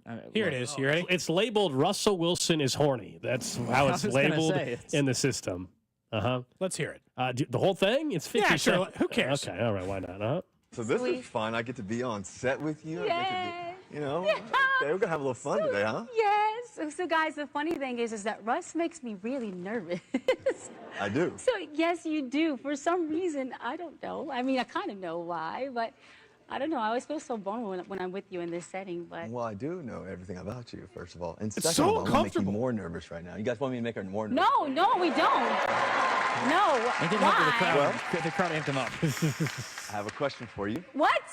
Serious question. No, what is going on? Can we have more babies? No. I mean, it would be perfect. Just give me one more at least. You know what I mean? Is that a yes? We definitely can't. We got a little time before we get there. Oh, come on. Will you have sex with me? Why are you asking that to everybody in front of national TV? It didn't help though. The audience was like, "Yeah, please make it I more can't remember uncomfortable." what show was he on? Was that like Ellen or something? Yeah, or Kelly Clarkson show or something. It was Yeah. just some sort of daytime talk show. His wife was the guest host at that time. So she was the was host. having him on as a guest. That's essentially. why. Gotcha. Yeah. That probably explains it better. All right, let's get back to the Chiefs. We spent enough time talking about Russell Wilson and the Steelers' bad decision. You know, this weekend we always talk about post-bye week adjustments. You know what I'd love to see? The adjustment for covering tight ends. It is the only part of the defense where they have consistently been picked on. And George Kittle's coming to town. And not just George Kittle's coming to town. Playing his best football. I don't know. I have him in a couple of fantasy leagues, so maybe I've been paying more attention. I don't know if you guys have been paying attention. George Kittle's been on fire. He's been beating up on teams. He's been getting in the end zone regularly. He has been one of the best tight ends in the league. 5 catches, 58 yards last week, 2 scores, 8 for 64, a touchdown in the game before. He's been in the end zone for 4 straight games. He's had about 65 yards on average during that stretch. He's having a really nice year, and the Chiefs have not been good against tight ends. I view this as the first test of, can you technically fix the issues in covering tight ends, or are you just conceding that is the weakness of your defense? Well, we know the self-scout during the bye week. I'm sure that they are well aware, even before this week, of the success that tight ends have had against this football team. But, man, I'll be honest, like, if that's the Achilles heel, we say, man, all year tight ends got the best of them, I'll take it. You know what I mean? We just got done. Take the trade-off. We just got done discussing how you already think they're better than last year's defense. I think there's a chance they could get there. You know, they certainly are off to a better start. But here's what they've done against number 1 wide receivers, which to me is actually more important. Chris Olave, 2 catches for 10 yards.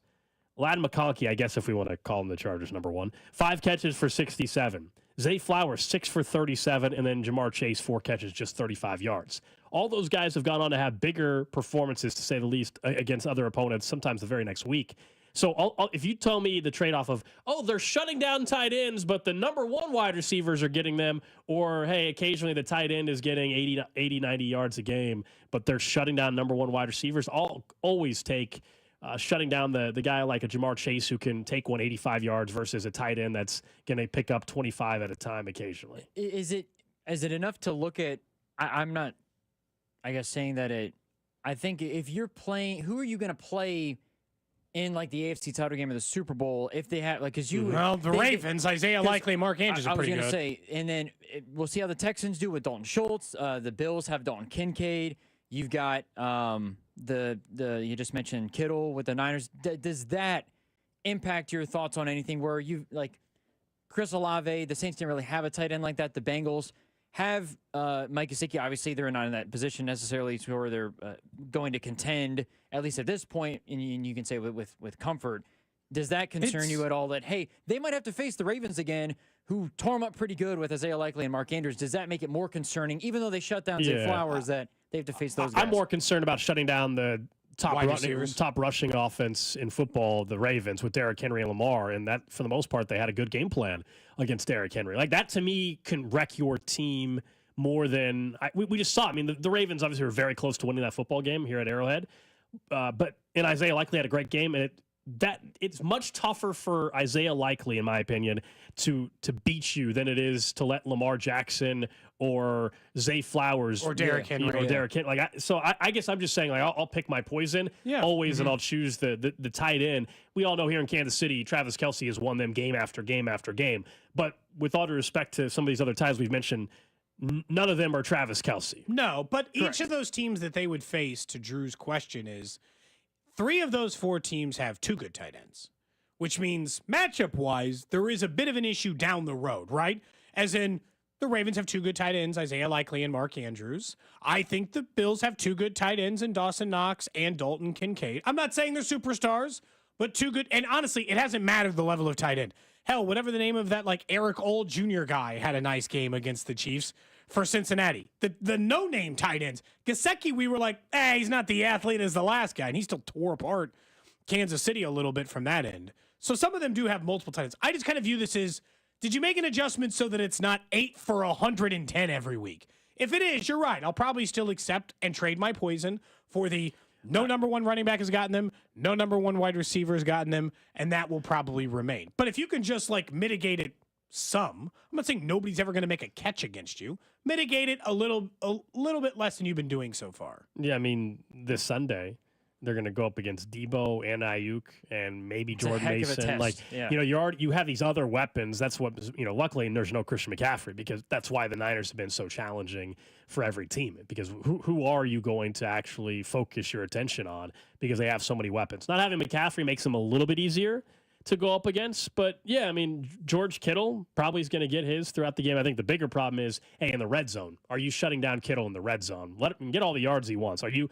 in the red zone? Are you able to actually shut him down? And that's where nobody's been able to do it. As I told you, he's got 4 touchdowns in his last 3 games, or 5 touchdowns in his last 4, and 3 in his last 2, because he had 2 last week.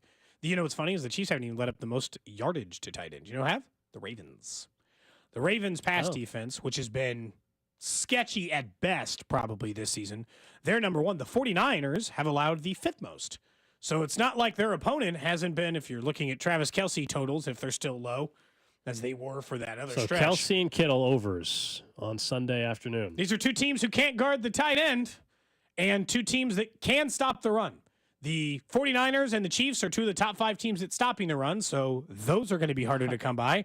And two of the worst teams at stopping tight ends. So, yeah, maybe if you're going to make me play some wagers this weekend, I might head that way. I'm just excited to see what's the wrinkle adjustment offensively, too, for Kansas City after a bye. We know the first drive against New Orleans, they had a balanced attack. They ran the ball with Kareem Hunt, and then, all 3 tight ends caught the ball in the opening drive, something like that. So I'm curious, out of the gate against San Francisco, what's that first 10, first 15 scripted look like? Is it going to be run heavy again, or are we going to actually see them? Yeah, are we going to see them take a shot, or all of a sudden we're going to be talking about all the wide receivers caught passes throughout the entire drive and they spread it around? I mean, Andy this feels Reid, like one of those self-scout two week. drives. 8 guys have caught a pass, doesn't it?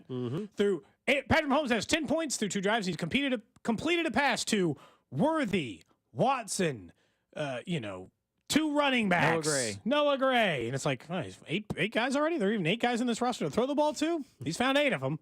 He has, Andy and Patrick Mahomes have about 2-3 games like that a year where the first couple of drives you're like, damn, there's not a single person they're throwing it to, just one. They are hitting every single receiver. And we talked about this on Monday. Andy's kind of at Kyle Shanahan's number.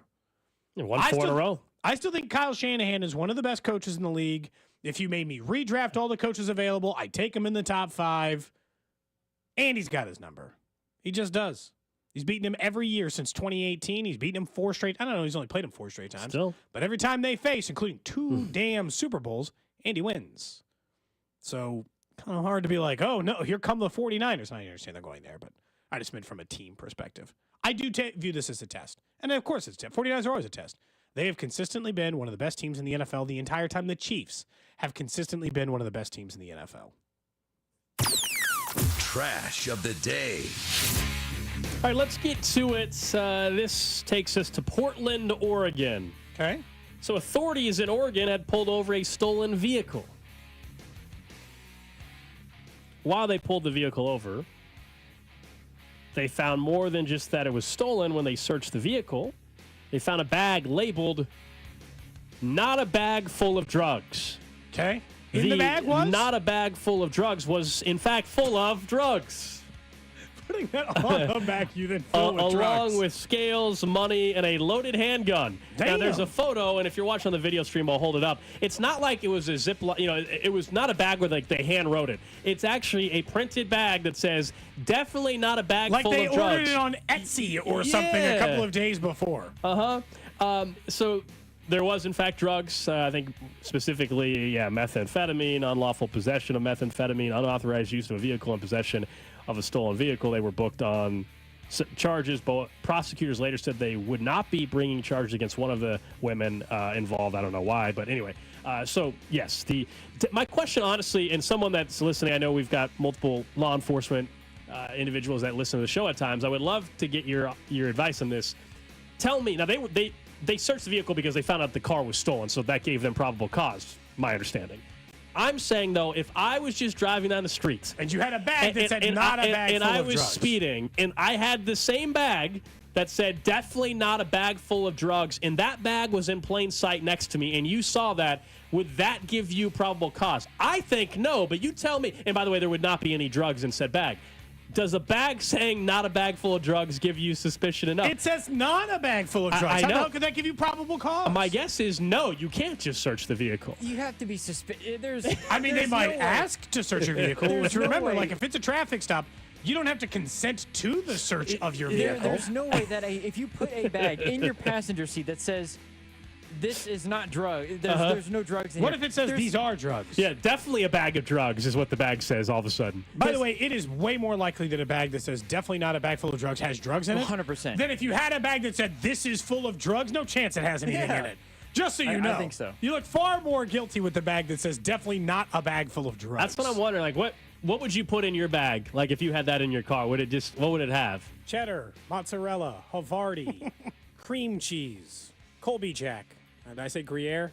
Blue. Yeah, I'm not talking about Swish. cheeses, Cody. Definitely We're talking not a about bag drugs. full of drugs. Multiple texts. Someone says 12-year. Been a police officer for 12 years. The answer is no, not enough just to see the bag that says this is not a bag of drugs. Now, don't steal a car and then have a bag full of drugs. The and car a was handgun. stolen. They can search everything in that vehicle.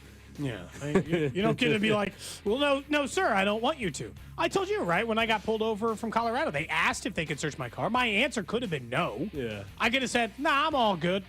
I'm not, I know I'm innocent, so I don't really care, but, Okay, Gold. Fishing Cody, expedition. do you want to be the person to test this out today? Do you want to have a? Do you want to And get pulled over? Yeah. I gotta intentionally get pulled over? Do you want to have a bag I in wanna your get a passenger speeding seat ticket. that says what?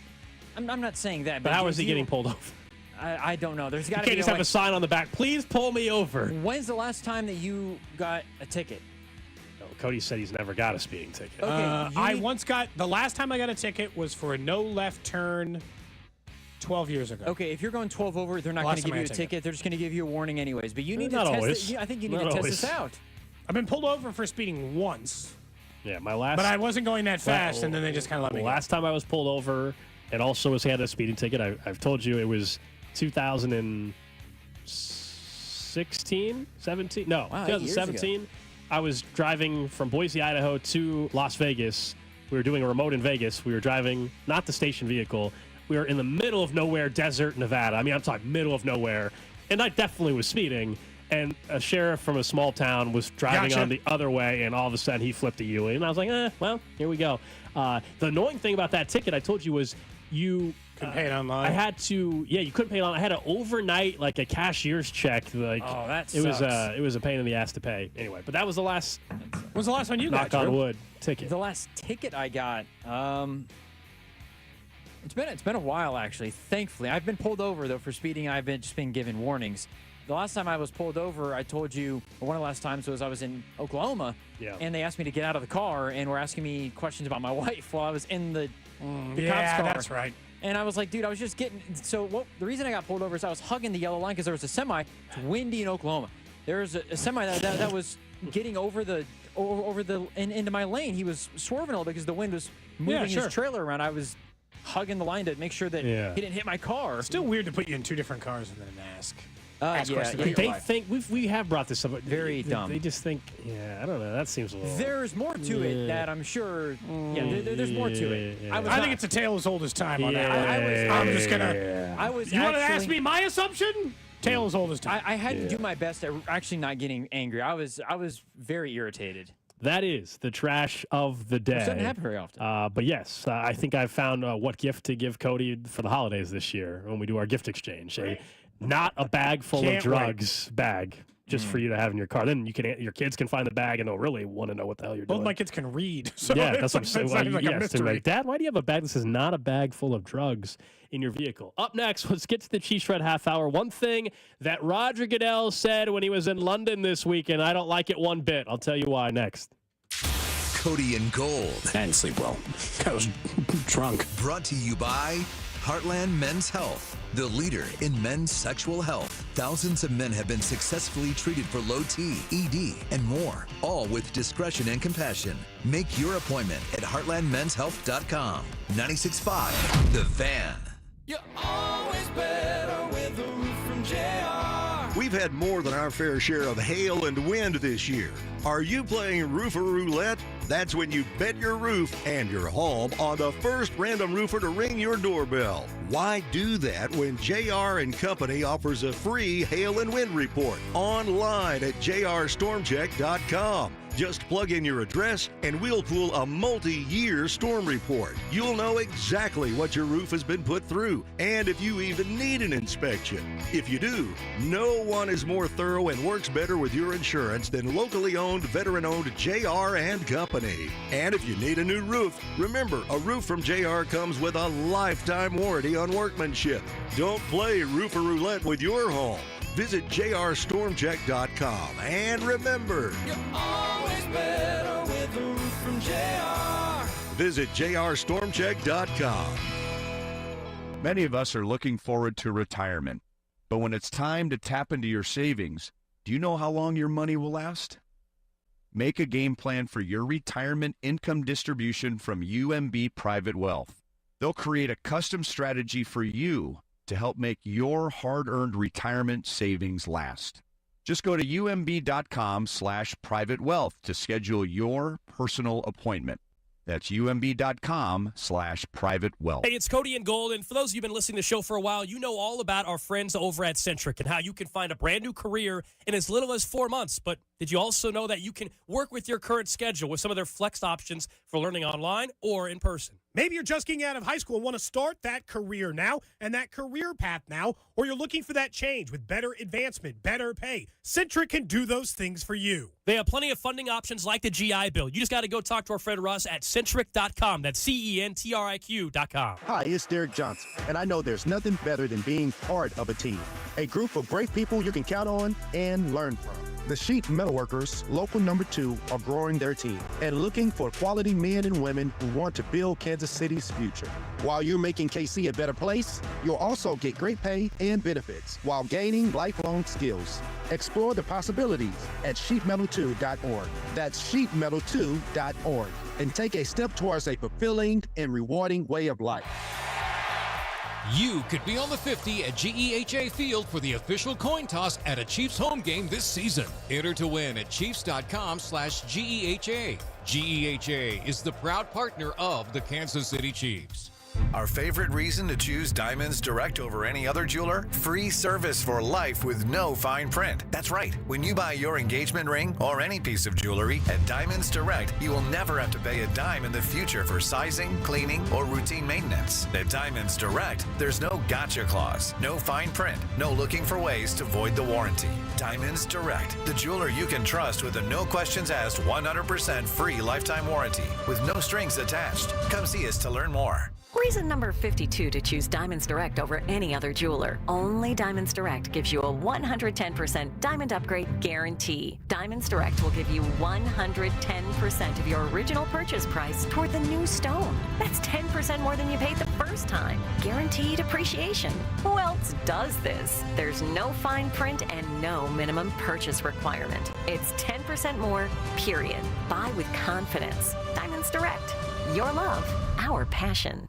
I'm McCall with Lee Summit Subaru, and our hotline is open. Annie from Kansas City, what's on your mind? I want a dealership that I can trust for a lifetime. Is that you? We're Google's highest review rated and only locally owned Subaru retailer in Kansas City. That's a good start. I just want a great deal. That's all. How about 0% financing on select 2025 Subaru models? That'll get you a low monthly payment. Fall in love with driving again at Lee Summit Subaru. Google highest review rated Subaru retailer in Kansas City based on 2023 Google Analytics. Dick Ray, he's your cooling magician. Dick Ray, he's a man on a mission. When it's hot and humid, your AC's failing and it's causing quite the fuss. There's an AC expert you know that you can trust. He's there for us. Call Dick Ray, he's your cooling magician. Hey, it's Dick Ray. Schedule your AC tune-up, only $79. 913-DICK-RAY. Ready to elevate your next event? The Photo Bus is right around the corner. From custom photo booths to unique activations, we bring the fun and creativity that makes your occasion stand out, and your guests walk away with memories that last a lifetime. Visit Photobus online to learn more. For more than half a century, contractors and trade professionals have relied on WeatherGuard for heavy-duty truck and van storage equipment. Not just to protect their valuable tools, but to protect their professional reputations. For pros, the WeatherGuard badge makes a statement about what drives them. It says, bring it on. Been there. Done that. We've got your back, without saying a word. And the folks at WeatherGuard, they're just as driven as the hardworking pros they serve. See what it means to be driven at weatherguard.com. eBay Motors is here for the ride. 120,000 miles of night drives, daily commutes, and who knows how many. Are we there yet? Through countless fixes, elbow grease, and a new radiator, you kept your ride alive. With eBay Motors, you have over 122 million parts to keep it running. And with eBay Guaranteed Fit, they'll be the perfect fit every time. Plus, at these prices, well, we're burning rubber, not cash. Keep your ride or die alive at ebaymotors.com. Eligible items only. Exclusions apply. This is the story of the one. As a warehouse manager, her job is to transform chaos into clarity and to see patterns where others see problems. Luckily, she's got a partner who shares her perspective. Grainger offers over 1 million industrial-grade products, backed by real-person support and in-depth online resources, so she can tackle every task with precision and turn potential setbacks into streamlined success. Call clickgrainger.com or just stop by. Grainger, for the ones who get it done. This season, get premium tech that inspires joy from Dell Technologies. Bring projects to life with the XPS 16. It delivers supercharged processing for enhanced productivity and freedom to express yourself. Performance-class Dell PCs with Intel Core Ultra processors deliver a dedicated engine to help accelerate AI. Enjoy free shipping, Dell rewards, and expert support. When you get a Dell PC with AI, it gives back. Shop now at Dell.com/deals. Space may be the final frontier, but it's also what a lot of us lack in our basement or garage. By switching to a Navien tankless water heater, not only will you have all the hot water you need whenever you need it, but you'll gain storage area as well. Maybe a place to display your space collectibles. Highly logical. Learn about Navien's series of high-efficiency tankless water heaters and how they don't just save space, but save dollars on your utility bills too. For more, go to tanklessmadesimple.com. Arvest Bank, believing in the power of serving others. Arvest Bank believes in the power of serving others. That's why we're committed to supporting those who serve our communities. We believe that all communities deserve a financial partner who cares. Arvest. We believe. You're listening to 96.5 The Fan from the Mission Plumbing, Heating, and Cooling Studios. Welcome in to the Chiefs Red Half Hour. Every day at 11:30 with Cody and Gold on your new home for Chiefs football. 96.5 The Fan. Coming up in about 25 minutes, we'll be joined by the general manager of the Kansas City Royals. Get his perspective on how he would really characterize this 2024 season. And, of course, looking ahead, do they expect to have some of that same flexibility payroll-wise? They spent, $111 million in the offseason. I think they should do it again. Brought back in Michael Waka and brought in, I should say, Seth Lugo. And so how does that look? And, we'll ask him specifically about Michael Waka. What do they expect to have happen with the opt-out situation and get some clarification on a few things there. So JJ Picollo is going to join us here in 25 minutes on your home for the Royals, 96.5 The Fan. It'll be interesting to talk to JJ, obviously, across the board because of where the team is and where they kind of headed this offseason. First time they've had a playoff offseason in a long time. Yesterday, Drew had mentioned something that Roger Goodell had said, and I think it sent us both over the edge. Roger Goodell had said that overseas Super Bowls are once again possible. Hell, I borderline think in this quote, he made it sound likely to be something that will eventually happen. This is the dumbest thing the NFL's ever done. I understand it's all for a buck, but can we just draw a line somewhere? This is America's sport. So the hell we shipping it for? The quote from Roger Goodell was given to the Associated Press. Quote, "We've always traditionally tried to play a Super Bowl in an NFL city. That was always sort of a reward for cities that have NFL franchises, but things change. It wouldn't surprise me at all if that happens one day." When he was asked if the Super Bowl would be played internationally. And as you said, we all know why they're playing games internationally right now, whether it's in London or Germany or Brazil, and reports are maybe Ireland coming up for the Steelers in the next year or two.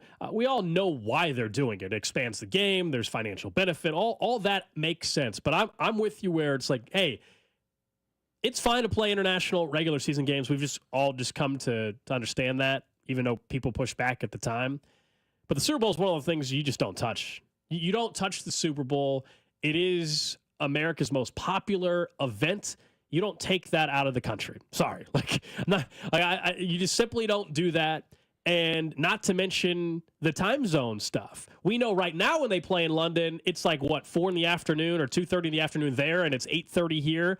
So we're going to have a Super Bowl at noon. And I know you're like, well, that doesn't sound too bad. I'm ready to go at noon. Yeah, but I think part of the fun of Super Bowl Sunday is you have people over. You have the build-up, the anticipation. Yeah, everybody's got their spread. Maybe it's wings, whatever it may be. You're barbecuing. All that is it becomes an entire day in this country. Moving it to London or any other international city, I think, is a terrible idea for the sports fan. But if Roger Goodell thinks that there's a chance to make even more money off the Super Bowl in 2028 or whatever it would be, because it's in London. And yeah, I think one day they're going to get there. I hope it's not anytime soon. I hope it's something that we're talking about like 10 years from now. Playing games there internationally makes sense. Someone says we want the sport to grow. Sure. If football in other countries, that means a piece of America is in that country. But when you look at it, the game, sure.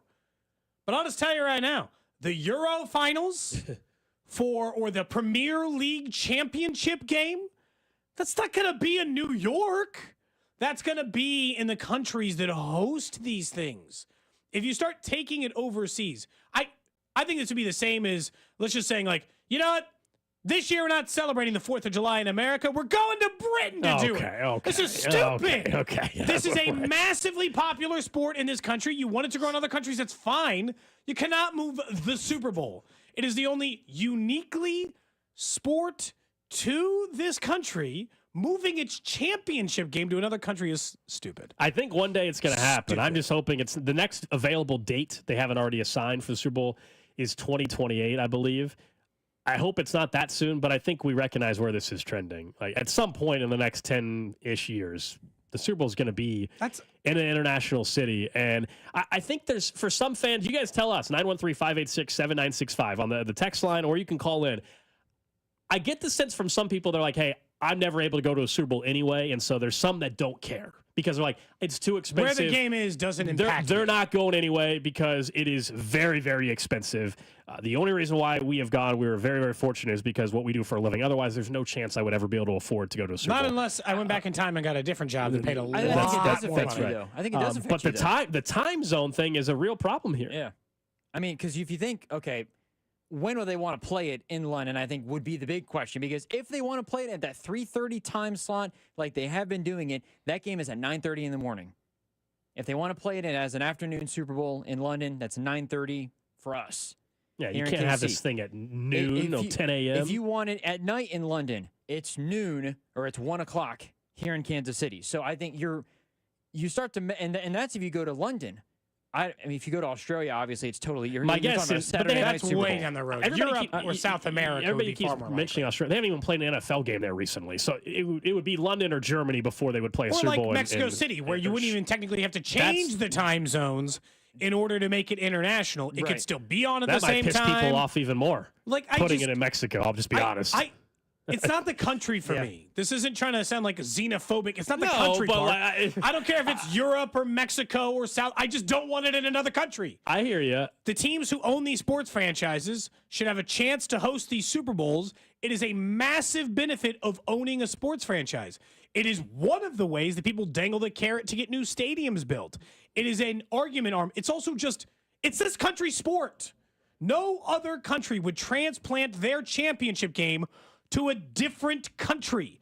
If there was, I think like all the different countries in Europe and other parts of the world, like Africa has its own continent-wide soccer tournament. They wouldn't put that tournament in the United States, the championship game. No, you keep it in the country of the sport that it belongs in. That's what it is. It's not this. It's just like you don't move countries on the sport. Someone brought up a fair point. Like if we, let's say, fast forward 10, 15 years from now, if the NFL ever does have international teams, then there's a stronger argument at that point. And I know people are against that idea as well. If they do the first Super Bowl would be in London. Yeah, like if all of a sudden they added 4 teams in London and Munich and Frankfurt, etc. That year the Super Bowl would be overseas. Then that at least I would understand to a certain extent. Yeah. But otherwise, right now, no, it's absolutely ridiculous. And you're right. Like it's not country specific. I do think some countries would piss people off more than others for other non-football reasons. On my end, it's not about the country. It's just about I don't want it moved overseas. It should be in the United States of America. The Super Bowl belongs in the United States. All right, 913-586-7965. We've got Brian in OP. Brian, what's going on? You're on Cody and Gold. Hey, good afternoon, guys. First-time caller. Thanks, listened man. for a long time. Hey, I totally agree. I just turned the radio on, headed to work, but I totally agree. I don't mind during the season. It's great for popularity, money-wise, but at the end of the day, it's an American sport. They don't even call it football. They call that soccer in most places. But anyways, I just want to give my input and say the Super Bowl should always be in America, no matter what, and we need to get one in Kansas City. Thanks for letting me call. There you go. That's Brian in OP. I feel like I'm turning into 586-7965. I feel like I'm turning like the flag. America! I'll never You know, like I don't mess with our Super Bowl, man. Yeah. Don't mess with our Super Bowl. And I am so rarely that guy, so it feels kind of weird. You're wearing jorts and an American flag vest. Yeah, man. I feel like with giant mutton chops, I just like this feels weird to sell out for this. Honestly, you know what it is? It feels like a half step towards turning into like FIFA, where you're like, sure, Dubai, we'll take $1 billion to put the Super Bowl there. Like a half step away from just straight up taking a bribe to put it in the country that will pay the most to have it. And that sucks. That was bad for that sport. It was bad for international soccer. I think it'd be bad for the sport of football. Like, if you love the sport and you want to grow it internationally, put games over there. I get it. I really They're going to keep doing that. He wants to have Roger Goodell won 6. I do. Roger Goodell reportedly at some point won 16 international games. Like, everybody would play an international game every year. That is, I don't know if it's happening in 5 years or again 10, 15 years, but that's been reported for a while, that the thought is that eventually everybody every year will play one international game. That's a huge step anyway, but let's do that before we actually think about moving the Super Bowl. I do think you're right, Gold, where they're gonna we're gonna see expansion. Expansion's got to happen first before it makes sense to even have one in London or wherever the case is. I mean, if you wouldn't just add one expansion franchise, though, right? Because I feel like it would make sense for you to add 4 teams and make a division. That waters down the league. We already have bad offensive line and quarterback play. Yeah. I know it does, but I think that in order to have, if you have one international team, the travel would be insane. For that one, it would be ridiculous for that one team. It's just, you know what, we talk about it that way. It's kind of just like a Major League Baseball road trip. You just schedule the 2 international games back to back, and you stay there. Like, and if they're on the road, then you get the double buys. And you get the double buy. I'm not trying to make a huge deal about it. Football. This is probably just like too inside industry, and I'll admit that now. Football coaches and players talk about travel in a way that makes no sense, knowing what baseball. Like, Andy Reid hates that he has to talk to the media 3 times a week. It blows his mind that 3 times a week he has to talk to. It's like, this is insane. You want me to talk 3 times and then a 4th after the game? Matt Cotrero has to talk to the media 12 times a week, 13 times, 15 times a week. It's an insane number. And then they're like, wait, you want me to I have to be gone for a whole week? Baseball players, hell, the Spurs used to go on like a 3-week road trip in the NBA. Baseball players go on 10, 12, 14-day road trips all the time. They have to get on a plane 4 different times and travel to 4 different cities across 16, it ain't that big a deal. Like, traveling once ain't that big a deal. I'm sorry. I'm sorry that you're a football player and it feels like you got to travel too much. It's not that big a deal. It's not that much travel. It's fine. It's like 3 weeks of travel. Like, if you want to go on a road trip and it's 2 weeks. They travel 10 times a year, man. They get on a plane 10 times a year. A baseball player might travel 40. Like, I'm just not kidding. They might be on 3 times more plane flights a year than a football player. I know, but the time that you're gone, doesn't it equal? Like, if you have a 8-game road trip in baseball and you're gone for 8 days. If you travel to London, you're gone for 8 days. But if you have a 2-week NFL road trip, you're gone for 14 days. Yeah, and every other time you're gone for 2. Every other time of the year, except for that one, you're gone Saturday and Sunday. That's it. So every other time of the year, you're gone for 2 days. One time they make you gone for 8 days. I'm like, I can't believe this. I can't travel that. The travel to me is nothing. It's just about the Super Bowl should be in the United States. It makes sense. That's where this sport is king. Feels moving it out doesn't make sense. That's all. Do you think it happens in 2028? I think we're still further than that away. Yeah. I think in my lifetime, the though. 2030s. That sounds like a fake number. The 2030s? In the 2030s. It's not even that long from now, but that sounds like a fake 2025 is a couple months away. I know. But I don't like the sound of the 2030s. If it happens in 10 years, in 2035, is that within 10 years? I think that's a real possibility, yeah. That both happen. That a Super Bowl is there and international. I do feel like the first one has to be in London, right? It only makes sense. That's where they started playing their international games. It's also just, it's not going to be Sao Paulo, Brazil, okay, as the first Super Bowl internationally. It's not going to be there. It'll be London. London's the one place internationally where they haven't had issues with the field. It's one of the 10 biggest cities in the world from people know it sake, right? Not population-wise, but just name 10 big cities across the world. London or Munich New York or something, and London and Tokyo and all the ones that you would know. But yeah, it would probably be in London.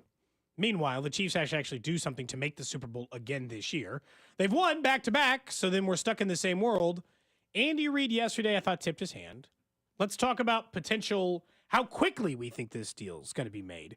Because yesterday, when asking whether or not familiarity matters when trading for players, Andy Reid let it slip that they're clearly going to trade for someone. Yeah, Matt, I think it's probably what Adam was saying too. Just I think that helped Juju in his situation coming back in and jumping in. It helped McCole coming back. But I'm not telling you other guys can't come in and help out. So I mean, that's not. I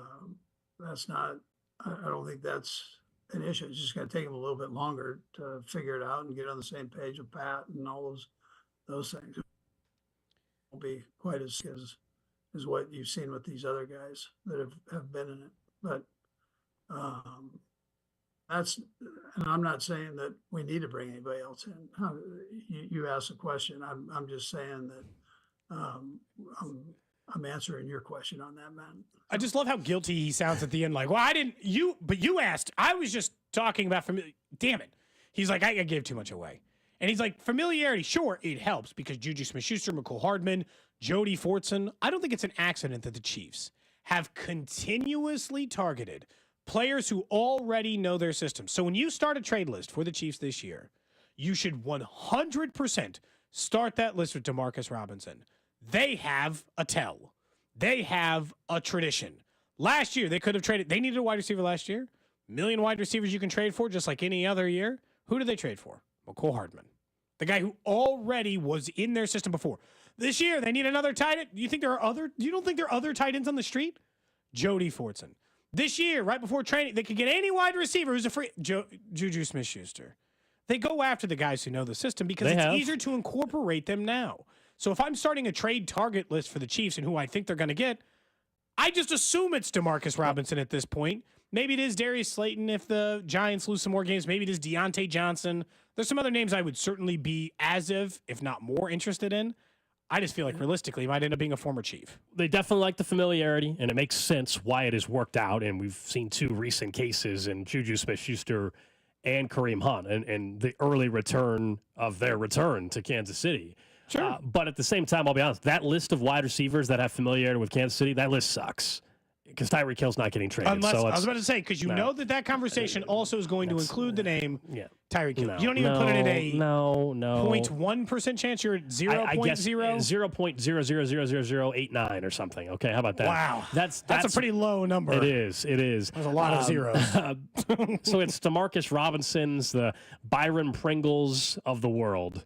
That are out there, that basically. Would feel so. The only one who wouldn't feel completely lackluster is what's Sammy Watkins up to. You know, like that's the kind of no. I know we say they don't have to but Kansas City's been doing this. This is where the weird crossover Marcus is. Robinson, does he know how to run forward yet? Has that been fixed? I bet, McVay's a very good coach. Yeah. Are you sure he hasn't coached If he that out of runs it? forward, I'm interested. If he still runs backwards, it's an automatic no. Demarcus Robinson has he has more receiving yardage this year than Xavier Worthy. He had 371 the year before, 458 the year before that with the Ravens. In Kansas City, his best years were 466 and 449. Do you know what he is? He's a 400 to 500 yard wide receiver. Is that going to excite you if the Chiefs trade for him? No. Does that make them better? Yes. Because the options that Demarcus Robinson would be replacing are not consistent enough wide receivers to think that they are a 400 to 500 yard guy. They're just not. Because they are Sky Moore, who's never done that. McCole, who hasn't done that in a few years. And doesn't seem like they're trusting him the same way they trusted him the first time he was in Kansas City. So, I've still got some questions there. Then it's like the unproven guys, right? We just don't really know where Xavier Worthy is. Justin Watson's never really consistently been a 400 or 500 yard receiver. He's an upgrade. He's not a massive upgrade, but he's an upgrade. Like it or not. I hear you. I mean, I think Darius Slade, Deontay Johnson, Amari Cooper are much higher on the list for me, but we'll see how this plays out. I'll caution people just because last year everybody thought all these receivers were getting traded and only one did. We've already seen one traded this year, Devontae Adams, if you're just joining us and you missed the news this morning, of course, Devontae Adams got traded to the Jets. I think we'll see wide receiver movement. I'll be curious to see if the Chiefs are players in the Amari Cooper, DeAndre Hopkins type of market financially and everything. But, yeah, I mean, Demarcus Robinson will be a name to keep an eye on. It depends what the Rams do the next month. It's 3 weeks before November 5th. And is Puka back and healthy for them so they feel like they don't need D-Rob? Is Cooper Kupp? Looks like Cooper Kupp is closer to coming back than Puka is. it could be late November or mid-November, I guess, for Puka. So we'll see. I think all that definitely comes into play. I mean, some people on the text line are bringing out, I don't know if they're being sarcastic or not. Someone said Albert Wilson. Guys, he hasn't played in 3 years. He last caught a football. I'm going to assume they're being sarcastic. He last caught an NFL pass in 2021. Point, I hope we're being sarcastic. It says, "Stop, Cody. We need a number one wide receiver." I don't disagree with that sentiment. Amari I'm just Cooper telling might you, be the only guy that fits that bill anyway. that's it. There are no, just like number one wide receivers are not just on the street. They're just not. I know Devontae Adams just got traded. That is a very special circumstance. Other than that, those guys usually get traded in the offseason. Number one, I've said this. My prevailing theory is that big-time wide receivers will get traded every offseason now for the foreseeable future. That has been the case 3 years in a row, and it's going to continue to be the case. Don't be surprised by some other big-name wide receiver getting traded in the Well, offseason. Higgins is going to get tagged and traded, right? Isn't that what's going to happen? They can't even tag. That'd be Did he a already double get? tag Did he on get him. tagged again? He was tagged last Did he year. actually get tagged this year? Or was this his final year? This is his first year being tagged. Yeah, they're not going But to he's double tag. tagged. They're They're not not going to double tag. The him. price Yeah, tag's too yeah. prohibitive. So no, he won't. So I'm just trying to think to answer your question, your theory of another receiver getting traded in the offseason. I was trying to think who would that be this offseason. Hell, it could be Devontae Adams again. It could be him again Calvin if things Ridley, fall apart. maybe? Calvin Ridley is interesting. It's stunning. Real quick on that. So Calvin Ridley signed for a massive contract in Tennessee. And then he's stunned when the team he's on sucks and they don't get him the football. You knew Will Levis was your quarterback when you signed there. It's all right. You signed because they're paying you a lot of money. No fault there. The worst part but about it, don't be surprised when your team sucks. And he was complaining the other day that they're not getting him the football. No, the worst part about it is he had 8 targets in the game and had 0 catches. He didn't catch. He had 8 targets, and he said, "Give me the effing ball earlier in the game." That's what he wanted. He wanted the ball earlier. It's not like they're not trying to get it to you. He can't. You could sign anywhere, Calvin. You chose Tennessee. He did. Yeah, He did. It's his own fault. Up next, let's talk some Royals baseball. The general manager of the Kansas City Royals, JJ Picollo, is going to join us. We'll ask him how he would characterize this 2024 season and what is the plan with the payroll perhaps this offseason. Could it be similar to last offseason? That's next. This is Cody and Gold on your home for Kansas City sports. 96.5, The Fan. Brought to you by Heartland Men's Health, the leader in men's sexual health. Thousands of men have been successfully treated for low T, ED, and more, all with discretion and compassion. Make your appointment at heartlandmenshealth.com.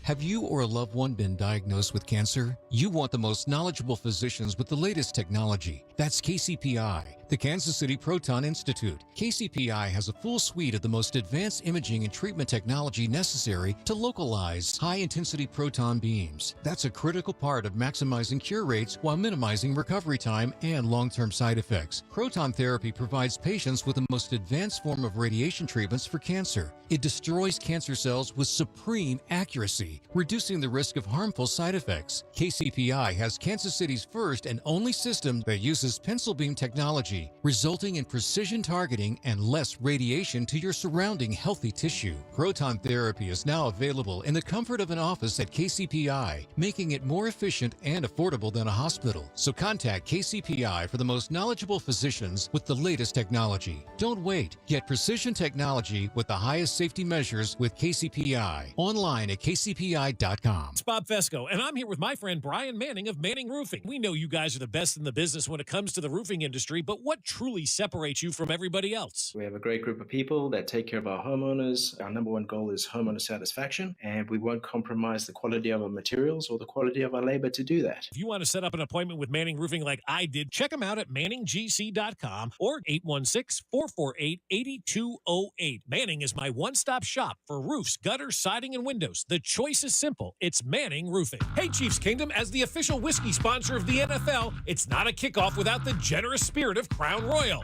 And that's why we've built the Crown Royal Rig, an absurdly awesome 18-wheeler delivering the generous spirit to stadiums and tailgates across the country. Follow the Royal Rig on its journey from city to city, bringing together local cuisine, NFL legends, and the opportunity to pack a purple bag for charity and win tickets to Super Bowl 59. Visit crownroyal.com for rules and more. Please drink responsibly. Hey, Kansas City, this is Jeff Briggs with Victory Chrysler Dodge Jeep Ram, home of the Victory Effect, our pledge to drive down vehicle pricing for the city we love. I have some fantastic news to share with you all as we usher in the Ram Power Days for the month of October. MSRPs have dropped. Rebates have increased, and the Federal Reserve has finally lowered interest rates. So along with that, Chrysler has just announced incentivized rates across our entire product lineup. Now, through the end of the month, well-qualified buyers can get rates as low as 4.9% for 72 months on all 2025 Ram 1500s in stock. Not only can you take advantage of this great interest rate program, but as you all know, I'm going to throw unprecedented discounts on top of the incredible rates to get you an affordable monthly payment. If a Jeep or SUV is more of your liking, then come check out the new Wrangler or the new Jeep Grand Cherokee with special rates as low as 0% and once again paired with Victory's industry-leading pricing. Visit us at Kansas City's only automotive outlet mall, the Legends Auto Plaza, on the southeast corner of 435 and Parallel, just east of Nebraska Furniture Mart, or online at victorymotorskc.com, where our first price is better than their last. Truck drivers, the holiday rush is here. Now is the perfect time to become a Schneider driver. As an industry leader trusted by shippers nationwide, Schneider has the freight to keep you moving this holiday season and all year long. As a Schneider driver, you'll enjoy award-winning benefits, reliable equipment, a pay package that rewards your hard work, and so much more. Don't let the holiday rush pass you by. Search jobs near you and apply now at SchneiderJobs.com. That's SchneiderJobs.com. What does it mean to be the official information technology provider to the Chiefs? It means everything. Technology Group Solutions makes sure everything runs flawlessly for the millions of fans that attend games and the hundreds of millions of fans that comprise Chiefs Kingdom around the world. Technology Group Solutions can deploy that same dedication, problem solving, and incredible service to ensure your business runs smoothly. Technology Group Solutions, powering Chiefs Kingdom and ready to do the same for you. You've been waiting, and now is the time. Golden Oak Lending has fixed mortgage rates at 4.875%. But don't wait, this rate won't last forever. Call today and take advantage of our low 4.875 fixed rate. Call 913-890-GOLD. That's 913-890-GOLD. Golden Oak Landing, join my blue. 5.784 APR, FHA, 15-year, 20% equity qualified credit. Additional terms apply. NMLS 114937. Ready to take your business to the next level? In today's fast-paced marketing world, staying ahead isn't just an option, it's essential. That's where Scale Marketing comes in. We don't just help you compete, we make sure you win. Whether you're looking to grow, expand, or overcome stagnation, Scale Marketing is your performance marketing partner. We specialize in helping mid-sized B2C companies with teams of over 100 thrive. Scale Marketing is a full-service agency offering expertise in performance marketing across traditional and digital platforms, creative production, and data analytics. We treat your money like it's our own, ensuring every dollar is spent with purpose and every decision is driven by data. Our knowledgeable team stays ahead of the trends, crafting strategies that align with your business goals. Partnering with Scale Marketing means gaining a dedicated strategist and a team committed to your success. If you're ready to lead the market, visit scalemarketing.com today. That's scalemarketing.com. Fall's coming, you have a lot to prepare for. Back to school, family gatherings, and staying on top of your health. The virus that causes COVID-19 continues to evolve, so this fall make a plan for COVID-19 vaccination. Ask your doctor to learn more. Sponsored by Pfizer. Right now at Wendy's, you can get a small Frosty for $1. And literally everyone is going. The car behind you, going to get $1 Frosty. The car ahead of you, already had one, going for a second. The person who cut you off earlier, you guessed it, $1 Frosty. Maybe it's all a sign for you to go get one. Just don't cut anyone off. No one likes that person. The iconic Frosty for $1, gotta be Wendy's. Limited time only at participating U.S. Wendy's. Not valid in a combo. Prices may be higher in Alaska, Hawaii, California, and via third-party delivery. It's Wrangler season out there. Warmer days, cooler nights. Open roads, endless horizons. And you need to be ready in jeans made for the unpredictable. Wrangler, for the ride of life. Shop our newest styles today at Wrangler.com. What's up, KC? It's Trent McDuffie. Catch the play-by-play all season long with Mitch, Danon, and Kling right here on your home of the Chiefs. 96.5, The Fan. KFNZ FM and AM, HD1 and HD2 Kansas City in Odyssey Sports Station. All right, it's a noon hour here on a Tuesday. Alex Gold, Cody Tapp, Drew Nixon with you on 96.5 The Fan. Here in about 15 minutes or so, we'll get to some comments again from Jerry Jones down with the Dallas Cowboys. Yesterday, we played you some post-game comments after their embarrassing loss at home to the Lions. Well, he was on a radio station, our sister station actually, down in Dallas today for his weekly interview, and he had some strong comments about where his franchise is at, and also just talking about the guys that he was doing the interview with. It was just pretty funny. We'll bring that to you in just a little bit. But let's talk some Royals baseball here on Cody and Gold. And we welcome in the general manager of the Kansas City Royals, JJ Picollo. He's brought to you by Technology Group Solutions, helping your business thrive in a connected world. That's TGS. JJ, good afternoon. It's a little bit later than normal, which I think I kind of like.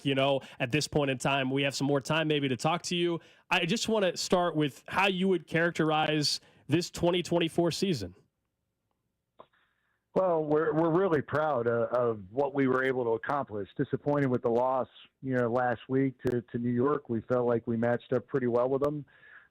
We didn't hit. When it comes down to it, I mean, it's no secret we didn't hit. But when you look at where the organization was a year ago and where we are today, it's vastly different.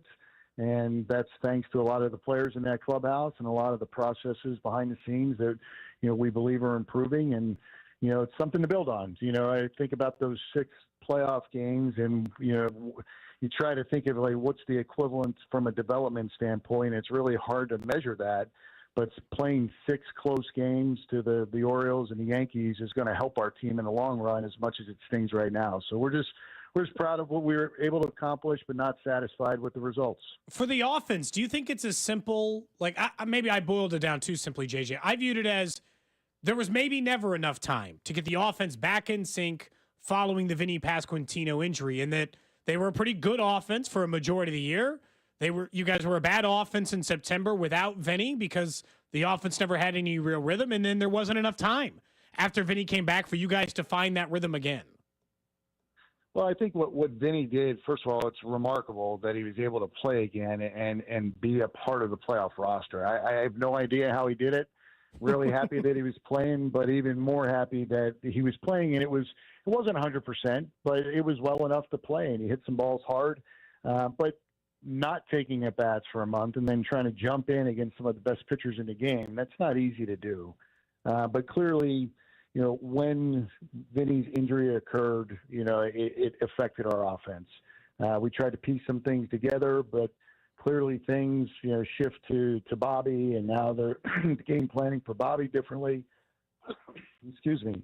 And then, and then Salvi, fell on those 2 guys. Michael Massey did a really nice job, and others got big hits along the way. The addition of Tommy Pham, Paul DeYoung had some big hits. So there were some things that happened that were really good, but at the same time, our offense overall suffered. But when you look at the whole body of work, I think where we need to improve is just consistency. We're sort of a boom or bust. We go through these stretches where we're really hitting the ball well, executing at a high level, and then we go through some stretches where, it's the exact opposite. But that's where all the little things come into play. I mean, we talk about this all the time. We've got to be able to manufacture runs at a time where we're not swinging the bats well. So getting on base, improving on base percentage somehow, running the bases well, stealing bases first to third, all those things have to be in our back pocket for when you go through some struggles, which every team does. But, I think our offense was vastly improved from last year, even with these ups and downs. But as we mature as an offense, because I know fans don't like to hear this, but we still have some very young hitters in the major leagues. And as they get better, we'll get better. And those times we're on that roller coaster, hopefully when we're on the downslide, we're able to get back up that hill a little bit quicker, and that's when we'll really become a good team. It feels like this should be, at least in one way, a different off season for you guys, and just in the fact that, hey, you were coming off a 56-win season a year ago, and we went through the numbers right on opening day when we were broadcasting right outside Kauffman Stadium. Just the turnover on the roster from that opening day roster in 2023 to the opening day roster here in 2024. When you look at this offseason, do you feel like you're not looking to turn over the roster nearly as much as what you kind of had to do a year ago? No, it's vastly different this offseason than last. I mean, I think the players that we brought back from last year, they all have had great impact on our success. And then we added some players that are going to be back next year. So the group of, a majority of this roster is probably going to be the same. You never know what the offseason is going to bring. But as far as the wish list is concerned, last year it was starting pitching, it was bullpen, it was adding a couple bats. I mean, it was really head to toe. This year, it's a little different. We're really encouraged by, the way our bullpen finished the season. There were a lot of guys that were homegrown guys that got the opportunity when we had some injuries. They stepped in, they pitched really well. It was the best month we had out of our bullpen out of the 6 months of the season. The starting rotation, it should be intact. I mean, obviously Michael Wacha has a player option, and, he's somebody we clearly want to bring back and keep this rotation together. And then you look at the offense, and as I've already mentioned, we're trying to plug in some holes, not necessarily positional holes, but how do we get on base better? How do we look at our offensive processes to help the guys that are going to be here get better in their swing decisions? And then, if we can add a couple players from the offensive standpoint, then, that wish list is much shorter than it was last year. We know that the deadline for Wacha to announce whether or not he's going to accept the contract for next year is 5 days after the World Series. Have you already started those conversations with Wacha? Or since you said you have interest in retaining him, does some part of that include maybe just adding additional years to the one that he would already have the option to pick up? Well, we're going to do everything we can. I mean, his representation and Michael himself knows that we have great interest in bringing him back. The advantage we have right now is he's not a free agent yet. So we have a chance to work through this and find out what is important to him, how much he liked being here, which he's assured us. He loved playing here. His family's very comfortable here. He loves our team. But now he's pitched very, very well. And, that the player option is something he doesn't have to exercise. If he chooses to go out on the free agent market, he's going to do very well, and deservedly so. But we have an opportunity here over the next 2.5 weeks to try to do our best to keep him in Kansas City, and he knows what our desires are. Just one thing for clarification that Cody and I were trying to figure out, and I'm sure you can help us out with that, which is knowing that he's got a player option. Let's say that is not picked up, and there's a qualifying offer come into play on someone with compensation back if an option is declined, or would that not apply here? No, qualifying offer does apply. As long as the player hasn't been offered the qualifying offer in previous free agent years, gotcha, you can make a qualifying offer to him. So in his case, yes, that could come into play, but hopefully, we get some things wrapped up before we get to that point. JJ, I want to ask you about maybe like an internal process. People, you said like incorrectly so, fans will say, the young players who aren't hitting yet, how do you make those decisions? When you're making off-season decisions about whether you need a leadoff hitter, I think you mentioned yesterday, or a corner outfielder with maybe more power, how do you go about the decisions internally to decide which players you think still have a much higher ceiling and which ones you're more worried about? When you go make those decisions, how do you kind of come to a conclusion on which guys you think still have that ceiling or will reach that ceiling here in the next year or two? Yeah, well, a lot of it's just through our evaluation through the year. What's a player doing well? What's he not doing well? And do you think that can improve? I meant to mention this yesterday, just slipped my mind, but if you go back and look at Mike Moustakas' year in 2014, it wasn't exactly what our fans probably remember. What they remember is the production in 15, 16, 17 when he became an all-star. And Mike was in his second or third year, very similar to where MJ is right now, to where Michael Garcia is right now. So we have to believe our players can and will get better. The reality is there's only so many, if you want to say leadoff hitters, there's only so many guys out there that really are truly good leadoff hitters. And then how many of them are actually available? So, our leadoff spot may need to be resolved internally, and we're certainly going to look externally to see if we can find the right guy. But if not, we got to be prepared to go to war with what we've got. And then you look at, what's available and compare them to what you have. And if it's not going to be an improvement on the team, then we're not going to make moves just to make moves. Sure. So we believe in the upside of, several of the players that will be returning that are nowhere near free agency yet. And again, players are allowed to get better. And we just have to sometimes give them time, as hard as it may be to understand. It's hard to just replace teams year after year. If we're going to sustain success, some of these players have to settle in and become everyday players, or we don't have to make massive moves every offseason, and that's what we're hopeful for. Does the amount of control you have of some of those young players, because you guys do have a lot of control on a huge chunk of your lineup, and at least a decent part of your bullpen and some of the rotation. Does that make it easier to like pick and choose where you might spend free agency money, knowing that some of these guys you don't have to extend or even make those kind of decisions on if you don't want to? Absolutely. There's no question that's part of the equation. And, you know, I don't really like talking about it, but, you know, players have options too. You know, if we commit to a player and they're not performing well, you do have an opportunity to option a player to try to help them. But again, you got to have a better player on the other end so we can win some ball games during that time.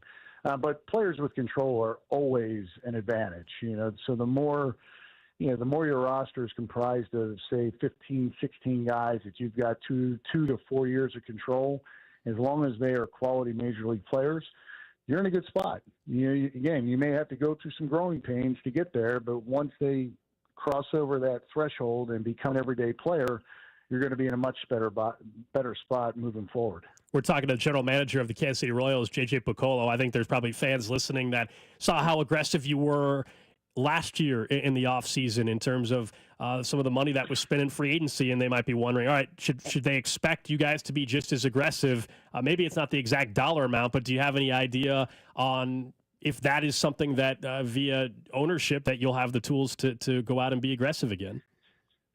Yeah, I don't think we'll be aggressive in the sense that we're going to work just as hard and evaluate our club and make decisions and be aggressive in speaking to agents and recruiting players. We'll be aggressive in that sense. We just have far less holes to fill going into next year. So as far as the dollars that we spent last year, with the support of John Sherman, we were able to extend further than we probably anticipated. But at the time, we liked the way our off-season was shaping up. You know, we could see a team coming together that was short one starting pitcher. So he gave us the ability to go out and sign Michael Wacha, which was a really good move for us. I don't think that we will need to do those things this year to the extent we did last year. You know, and the other thing you got to keep in mind, I believe it's 8 players. We have 8 players that are arbitration eligible that are due significant raises. So some of the money that's coming off the books is already accounted for. So we'll work hard, and if we're in a spot where we feel like we're a player short, you know, John has always been great to speak to. He wants to win. We got a taste of it. The city got a taste of it. We'll just have to be, you know, feel very good that we're in a spot that's the right thing. But again, I think there's going to be far less moves made this offseason than last offseason. Speaking of the moves you might make this offseason, we always know that evaluates the starting pitching.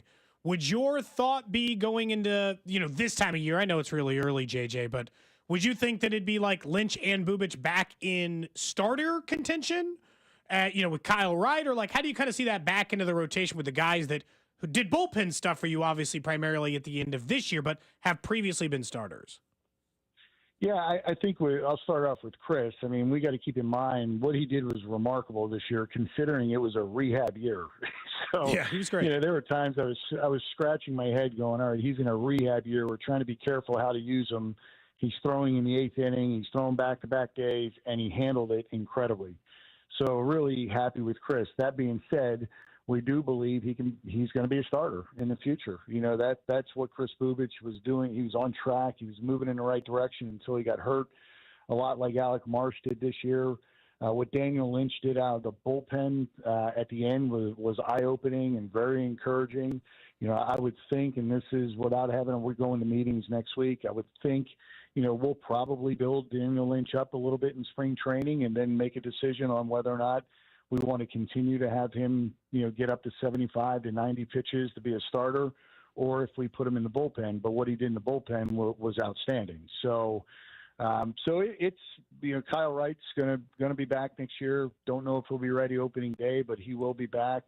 So that depth, you know, mentioning all those names on top of Singer, Lugo, and Reagans, and again, hopefully Wacha, that is very deep. You know, you get to 7, 8 starters deep. You're going to need them throughout the year. Which is exactly why we acquired Michael Lorenzen when we did, because we felt like we were going to need that depth, and we did. And we can never lose sight of that. So all of those guys are in play to start. There's going to be competition. There's confidence now, whether it's Bubic in the pen or Lynch in the pen. We've always felt like it would be an easy transition for Alec Marsh to go to the pen. we have guys that are capable major league pitchers, whether they're starting or relieving, and that's a good thing for us. One thing yesterday in your media availability, you talked about in free agency, just the attractiveness perhaps of Kansas City compared to a year ago, not only because of the season you guys had, but you get to play with someone like Bobby Witt Jr., who's very likely to finish top 2 in MVP voting here after the World Series, and obviously Salvador Perez, hopefully a future Hall of Famer. Is that something you guys really believe could shift in one offseason? Well, we watched it happen last year, so I don't think it'll change this year. I mean, I know this is well documented, but our success in signing free agents had as much to do with those players knowing each other, sharing a vision, believing Kansas City's a great place to come, knowing Bobby's here, knowing Salvy's here. There were reasons players wanted to come here last year when we were coming off of a bad season. Now, when you look at this team, we are going to be more attractive, and players who are in that, I always call it the third phase or final phase of their career. They're through free agency. They're not worried if they're major league players. They just want to win. This is going to be a team they're going to want to come play for. I really believe that. It's a wonderful, wonderful place to play, wonderful place to live. And when you have guys in the clubhouse like we have, these are the type of teammates others want to have. So I believe it will be helpful. Was Tommy Pham and Gurriel and somebody, did you learn like a valuable lesson of, everyday quality at bats from guys that are veterans? Like, did that teach you something about the makeup of a clubhouse versus, let's just say, like a young guy coming off the bench? Well, hopefully it taught our younger players. I mean, I'm not playing, so I taught them, but you can see the type of at-bats they take. I mean, Tommy's not afraid to get to 2 strikes. Gurriel, I think the at-bat Gurriel had at Yankee Stadium against Garrett Cole. He was down 0-2 and 1-2 and works a walk, fouls a bunch of pitches off, and MJ hits a home run the next hitter. Those type of at-bats, when you're watching that from a dugout, if you're not picking up on this is what a professional at-bat looks like, then you're probably not going to be in the major leagues a long time. And I put Robbie Grossman in that mix as well. I mean, they know how to put together at-bats, but they also have had a lot of years in the major leagues. They were not like that when they were young hitters.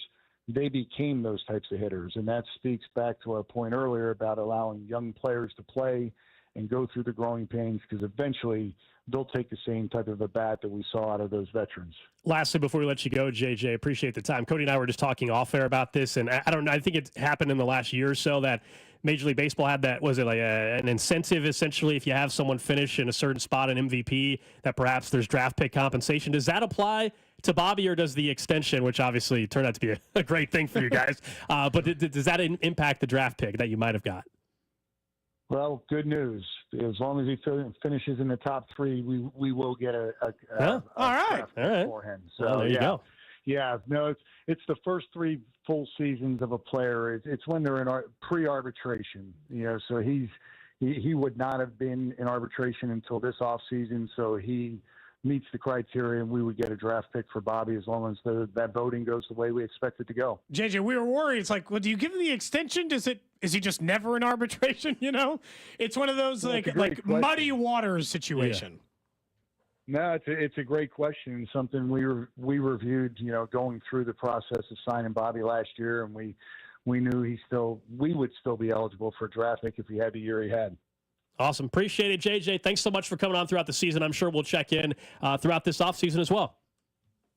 All right, guys. I enjoyed it. Wish we were saying we'd talk again next Tuesday, I know. But enjoyed it throughout the season. No question. There you go. That's JJ Picollo, the general manager of the Kansas City Royals, who joined us throughout the entire year, and it was fun throughout the playoff run. We just kept having him on every single Tuesday if the season continued. But yeah, that last thing was, I know that might be a little somewhat inside baseball, but honestly, the fact that it sounds like they're going to get a draft pick, because Bobby's finishing top 3 in voting. Come on now. So he's going to finish top 3 in MVP voting, should finish top 2, and they're going to get a draft pick out of that.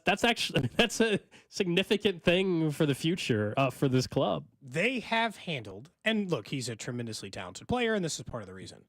They have handled Bobby Witt Jr.'s career perfectly. From when they drafted him, when they called him up, even though they called him up early. Remember, part of this compensation formula is they were trying not to keep you holding a player hostage like Paul Skeens got held hostage in Pittsburgh, even though he's one of the best pitchers in all of baseball, for 3 weeks just to get an extra year of control. They didn't care about the extra year of control. Guess why? Because he's a superstar, so they paid him anyway. So they got to have a full year of Bobby Wood Jr. in the bigs, in addition, before he got to play in a postseason, so he could get used to the big leagues. They're still going to get draft pick compensation when he eventually finishes second in MVP for calling him up early, and they extended him a year before he exploded into a superstar. I mean, that's hit after hit. Drafting him number 2 overall, correct. Calling him up when you called him up, correct. You're going to get draft pick compensation. Paying him when you paid him, correct. Like, thank God they got it right. Because if it's a superstar, it's one thing. But then getting the decisions right around that player, whew. Yeah, I think it's another example, everything you mentioned, it's another example of what we've discussed in the last year, that the reason why you're excited about the future, yeah, individual players, sure, but it sure seems like this current regime evaluation, ultimately, pulling the trigger on certain trades, et cetera, it seems like they have the right decision-making and the right people in place to go and continue to build upon this season, that it's not a one-and-done type of year, that fans aren't waiting another 9 years for this team to get back in the postseason. You're like, well, why do you have faith in that? Sure, I have faith because Bobby Wood Jr. is one of the best players in baseball, and you have faith in other players individually, but you have faith because ultimately they're going to have to keep making great decisions like they just did in the last, I'll call it 18 months or so specifically for this club, going back to the Cole Reagans trade of over a year ago. I feel good about them just where they are because they're in a better spot than they were a year ago and they won 56 games. But I also think he's right. They don't necessarily have to spend $111 million this year. Not because they can't or John Sherman's cheap or whatever the nonsense excuses we hear sometimes. They don't have to fix every part of their roster. They were a 56-win team 2 years ago. They had to fix pitching and hitting and defense and base running and bullpen. This year, they do have some holes like most teams do, and there are things to fix.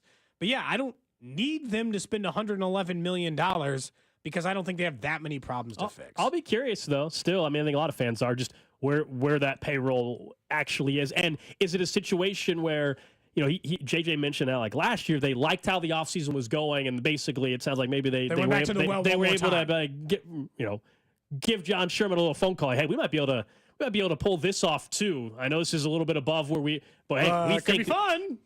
So there's always a chance that happens again. I guess it's December and a player has interest, and like, you know what, this could really help solve blank and put us over the top in this area.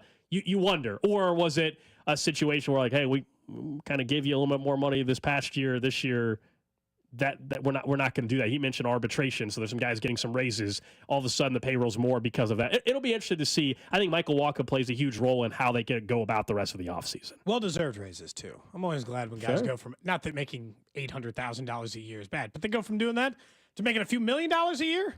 Probably not a bad day at the office. Same thing for you and I. Same exact thing. I'm going to try to go to making $1 million a year, too. The hundreds of thousands, that's not even a concern. Mm-hmm. Up next, we'll get to what's trending and a little update on the trade front. Not just that Devontae Adams got traded, but maybe there's a wide receiver suddenly available next. This is Cody and Gold on your new home for Chiefs football. 96.5, The Fan. Brought to you by Heartland Men's Health, the leader in men's sexual health. Thousands of men have been successfully treated for low T, ED, and more, all with discretion and compassion. Make your appointment at heartlandmenshealth.com. Inside the Huddle is brought to you by Blue Cross and Blue Shield of Kansas City. Discover the benefit of blue. We hear a lot from our patients after we've successfully treated their erectile dysfunction. But one thing we hear the most is, why didn't I get treated sooner? This is Jeff for Heartland Men's Health, and if you're suffering with ED and all the emotional and relationship problems it causes, don't wait. Call us today. ED is simply a medical condition like any other, and for most men, it's fully treatable, which means you can get your sex life back. And I'm not talking about sex that's just okay, by the way. I'm talking about good sex with the ability to enjoy intimacy without the anxiety that affects so many men who have ED. In fact, you might find you're performing like you haven't in years. At Heartland Men's Health, we're ED experts. We've successfully treated thousands of men with protocols that are successful in well over 90% of cases. And we have a variety of treatments and treatment combinations so you can get the one that's right for you. So stop waiting and call us. Your first visit includes blood work, a medical consult, and if medically advised, a test dose. And if that test dose doesn't work in the office, your visit is free. Call 844-447-6600 or go to heartlandmenshealth.com. When you have an expert financial partner invested in you, you can't help but feel like a star. Like the new graduate opening their first investment account, the small business owner proudly adding a new location, or the young couple buying their first home. At Community America, we're invested in helping members achieve financial peace of mind with products and services tailored to each stage of life. Member owned, open to all. Community America Credit Union, invested in you. Get ready to tackle the NFL action with FanDuel on America's #1 sportsbook app, because right now new customers can bet $5 and get $300 in bonus bets if you win. It's Thursday Night Football, so it's time to make our parlays. I'm going to take the Saints at home in this game. I'm also going to take the over on Alvin Kamara rushing yards. I'm also going to take him to score an anytime touchdown. Yes, I'm high on the Saints for this matchup. You can be too. Build your own same game parlay. Use one of the pre-built models, or just take an anytime touchdown if you're feeling that way. You can do so on FanDuel.com/CDOT to make every moment more this season. FanDuel, an official sportsbook partner of the NFL, and also 96.5 The Fan. 21 and present in Kansas. First online real money wager only. $5 first deposit required. Bonus issue is non-withdrawable bonus bets, which expires 7 days after restrictions apply. See terms at sportsbook.fanduel.com. FanDuel is offering online sports wagering in Kansas under agreement with Kansas Star Casino, LLC. Gambling problem? Can help is your best bet. Call 1-800-522-4700. Visit ksgamblinghelp.com. Your attention is precious. Pulled in a million directions for a million different reasons. Blue Cross and Blue Shield of Kansas City works hard to make sure your health insurance isn't one of the many things distracting you from what's important. By making healthcare easier to navigate, we help keep your focus on the moments that matter most. Like dinner with loved ones. Letting you focus on you. That's the benefit of Blue. Learn more at BlueKC.com. Fall's coming. You have a lot to prepare for. Back to school, family gatherings, and staying on top of your health. The virus that causes COVID-19 continues to evolve, so this fall make a plan for COVID-19 vaccination. Ask your doctor to learn more. Sponsored by Pfizer.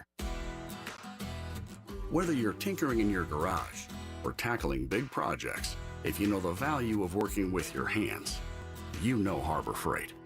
And you can be confident knowing that at Harbor Freight, you can get quality tools at prices that work just as hard as you do. Because the only thing more satisfying than a job well done is a job well done, well under budget. Whatever you do, do it for less at Harbor Freight. It's Wrangler season out there. Warmer days, cooler nights. Open roads, endless horizons. And you need to be ready in jeans made for the unpredictable. Wrangler, for the ride of life. Shop our newest styles today at Wrangler.com. In business, success is never by chance. You know that better than anyone. So why settle for a marketing agency that gambles with your money? At Scale Marketing, we've been in your shoes. Our founders successfully owned and operated businesses long before becoming marketers. They understand the business of, well, business. We specialize in performance marketing for mid-sized B2C companies with teams of over 100 people, from traditional and digital marketing to media buying, data science, and creative production. Scale Marketing manages it all. Our tailored strategies drive measurable growth, turning your challenges into opportunities. Imagine your company leading the market, not just participating in it. That's what we do at Scale Marketing. Don't let your business growth plateau or underperform. Scale Marketing will pinpoint exactly what you need to focus on, ensuring your success isn't left to chance. Take your business to the next level with Scale Marketing. Visit scalemarketing.com today.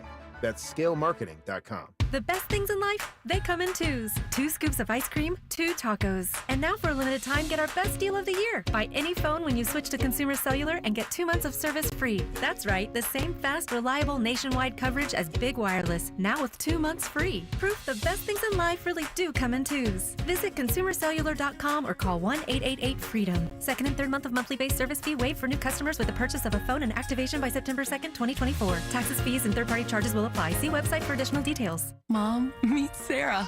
From first-time Nana moments. Welcome to Flight 101. To annual girls trip moments. Your can't-miss moments are worth protecting against RSV. If you're 75 or older or 60 plus with a chronic condition like asthma, COPD, heart disease, or severe diabetes, you're at higher risk of landing in the hospital from RSV. And there are no prescription RSV treatments. Check eligibility and schedule your RSV vaccine at vaxassist.com. So where should we go next? Sponsored by Pfizer. Hey, what are you doing up on the step stool? About to clean these light fixtures. The whole family's coming over, and if there's even a speck of dust in the house, my abuela will find it. Here, I got a Swiffer duster to help with that. A Swiffer what? A Swiffer duster. It has this cool extendable handle that reaches 6 feet to get high and low, with fluffy dusters that easily trap and lock dust. So no more step stool? No more step stool. Easily trap and lock dust from hard-to-reach places with the Swiffer duster. Love it or your money back. Chiefs coverage on 96.5 The Fan is brought to you by award-winning Johnny's Barbecue in Olathe. Football and barbecue fans, score big with Johnny's Barbecue tailgate packages. Whether you're hosting a home gate or a tailgate, Johnny's Barbecue has you covered. Check out our tailgate packages at johnny'sbbqkc.com. Located in Olathe and serving all of KC. Johnny's Barbecue. Taste the smoke. You're listening to 96.5 The Fan from the Mission Plumbing, Heating, and Cooling Studios. What's trending? Number one, what's trending? Well, the news out of New York today, the New York Jets trading for all-pro wide receiver Davante Adams. Yeah, I know, not a stunner. It has been talked about for a long time, but It actually has happened. The Jets, according to Ian Rappaport, are sending back a conditional third-round draft pick that could become a second. That would require Davante Adams being a first or second team All-Pro or be on the roster for the AFC title game or a Super Bowl. So I think it's just going to be a third-round pick for the Raiders with the Davante Adams trade. This all stems from the Jets' 23-20 loss last night. They've lost 3 in a row. Also, at the end of the game, Mike Williams seemed to trip on the field when they maybe had an open opportunity to get in field goal range and kick a game-tying field goal, although their kicker, Greg Zuerlein, hadn't made many kicks last night. Wow, anyway, he was bad. So, he was terrible. Both kickers sucked. Tyler Bass for the Bills was terrible yesterday as well. But Aaron Rodgers gets his guy, and more all-in push for the New York Jets. No team has ever been selling their soul for one player more than the Jets are for Aaron Rodgers. They're at maximum level. Next up on What's Trending, the Royals have 4 finalists for the Rawlings Gold Glove Award. Freddie Fermin, the backup catcher from Salvador Perez, he is up for the award. Bobby Witt Jr., to no surprise, is up for it. Shortstop, they got 2 pitchers as the 3 finalists, both Seth Lugo and Cole Reagans, up for the Gold Glove for Kansas City. Right now, the odds-on favorite, Freddie Fermin, is not that. Bobby Witt Jr. had been, at least during the earlier portion of the season. I mean, I don't know. They got 2 out of 3 of the pitcher. Feels like they might be getting one there, too. Next up on What's Trending, ALCS. Game 1 goes to the Yankees 5-2 against the Guardians. Game 2 is tonight. You probably saw that Travis Kelce and Taylor Swift and Garrett Dieter. Good for him. He's a Yankees fan, so I guess he just hitched a ride. In a suite or whatever club probably seats. hitched a ride on the jet. Good for him. I'm jealous. Very jealous. Mets evened up their series. That was a key one after the Dodgers beat them up in Game 1. So looks like we're going to have a nice little NLCS at minimum. Pretty much 2 blowouts. I know that game got to 6-3, but I mean, it was never any closer than that. The Mets jumped all over him, hit a grand slam in like the 2nd or 3rd inning, and that was over. Next up on What's Trending, the Jets will make Mike Williams available for a trade. That, according to multiple NFL reports, saying that the wide receiver room is too crowded after acquiring Davante Adams earlier this year. Yeah, we'll talk more about that today. name. I'm sure that name's going to come up in Dallas, might come up in Kansas City. That is What's Trending here on Cody and Gold. Of course, What's Trending is presented by Baker University, where graduates earn higher salaries and land jobs faster than any other university in Kansas. Apply today at bakeru.edu. We moved some things around with the news about Davante Adams and Mike Williams. So we'll get to Jerry Jones' comments at 1 o'clock. I know we said we were going to get to that, but my apologies. Push that back a little bit to 1 o'clock as we went a little longer with JJ. Wanted to make sure we got a good feel for the offseason plans from JJ Picollo. But let's talk more about the Jets for a second here. Then we'll get to random question of the day. So yes, first of all, Davante Adams gets traded. He's already in New York. It sounds like he was there yesterday before the trade was even official. He's been sitting out the last couple weeks with the Raiders due to a hamstring injury, and modern marvel of medicine. Hamstring feels good. Is just a flight, 100% now, and he is magically good to go. It's amazing I respect it. What they can do these days. But no, Davante Adams was always going to end up as a Jet. Everybody saw this coming. Conditional third the Jets didn't have to give up all that much actually for him. This is not as crazy. They got It's to pay just every bit of the salary. It's the salary, and it's coupled with firing your head coach. It's coupled with Hassan Reddick, who you traded for in the offseason, who now you're allowing to go get traded in his own right because you couldn't get a deal done with him. Mike Williams, who you signed in the offseason, now you're reportedly shopping him and going to trade him probably for like a conditional 6th or 7th round pick. It's just craziness. You've lost 3 in a row. You're multiple games back in the division all of a sudden. I don't know the path forward necessarily for the Jets other than hoping and praying, if you're a Jets fan, that they find a way to be like the 7th seed in the AFC wild card. That's like best case scenario for them now, isn't it? Probably 8-3 would guarantee you one, probably based on the new wild card format. 10 wins would get you in every single year. That's it though. You finish 7-4, you might miss at 9-8. This is the same problem Cincinnati have, and I had pointed out that they have. So maybe they're talking themselves into, because Aaron Rodgers, the one Super Bowl he did win, they were the last seed in the NFC and eventually went on to win some things. It's not from a lack of trying. They probably have one of the 5 best running backs in the NFL right now, one of the better young wide receivers in Garrett Wilson, Devontae Adams. It's not like they're talentless on offense. Hell, Aaron Rodgers might be the least talented of the position groups right now. So it's not like they're trying. Last night I didn't think he was all that bad, but Mike Williams, the interception at the very end was on Mike Williams, it sounds like. But Aaron Rodgers, I've never seen a quarterback in game look more pissed to be playing with his own teammates. Like, he looks like he generally hates every single person he plays with, and he just looks miserable out there. Meanwhile, Mike Williams suddenly is available. I have to ask the question. Yeah, your nay! I have to ask the question. Is that what you're going to ask? Your nay. Mike Williams. So let me just point out, Mike Williams, 30 years old, just turned 30 this year, 10 catches, 145 yards. He has 17 targets to go with the 145 receiving yards this season. Doesn't have a touchdown. I believe he was a little banged up at one point in time this season.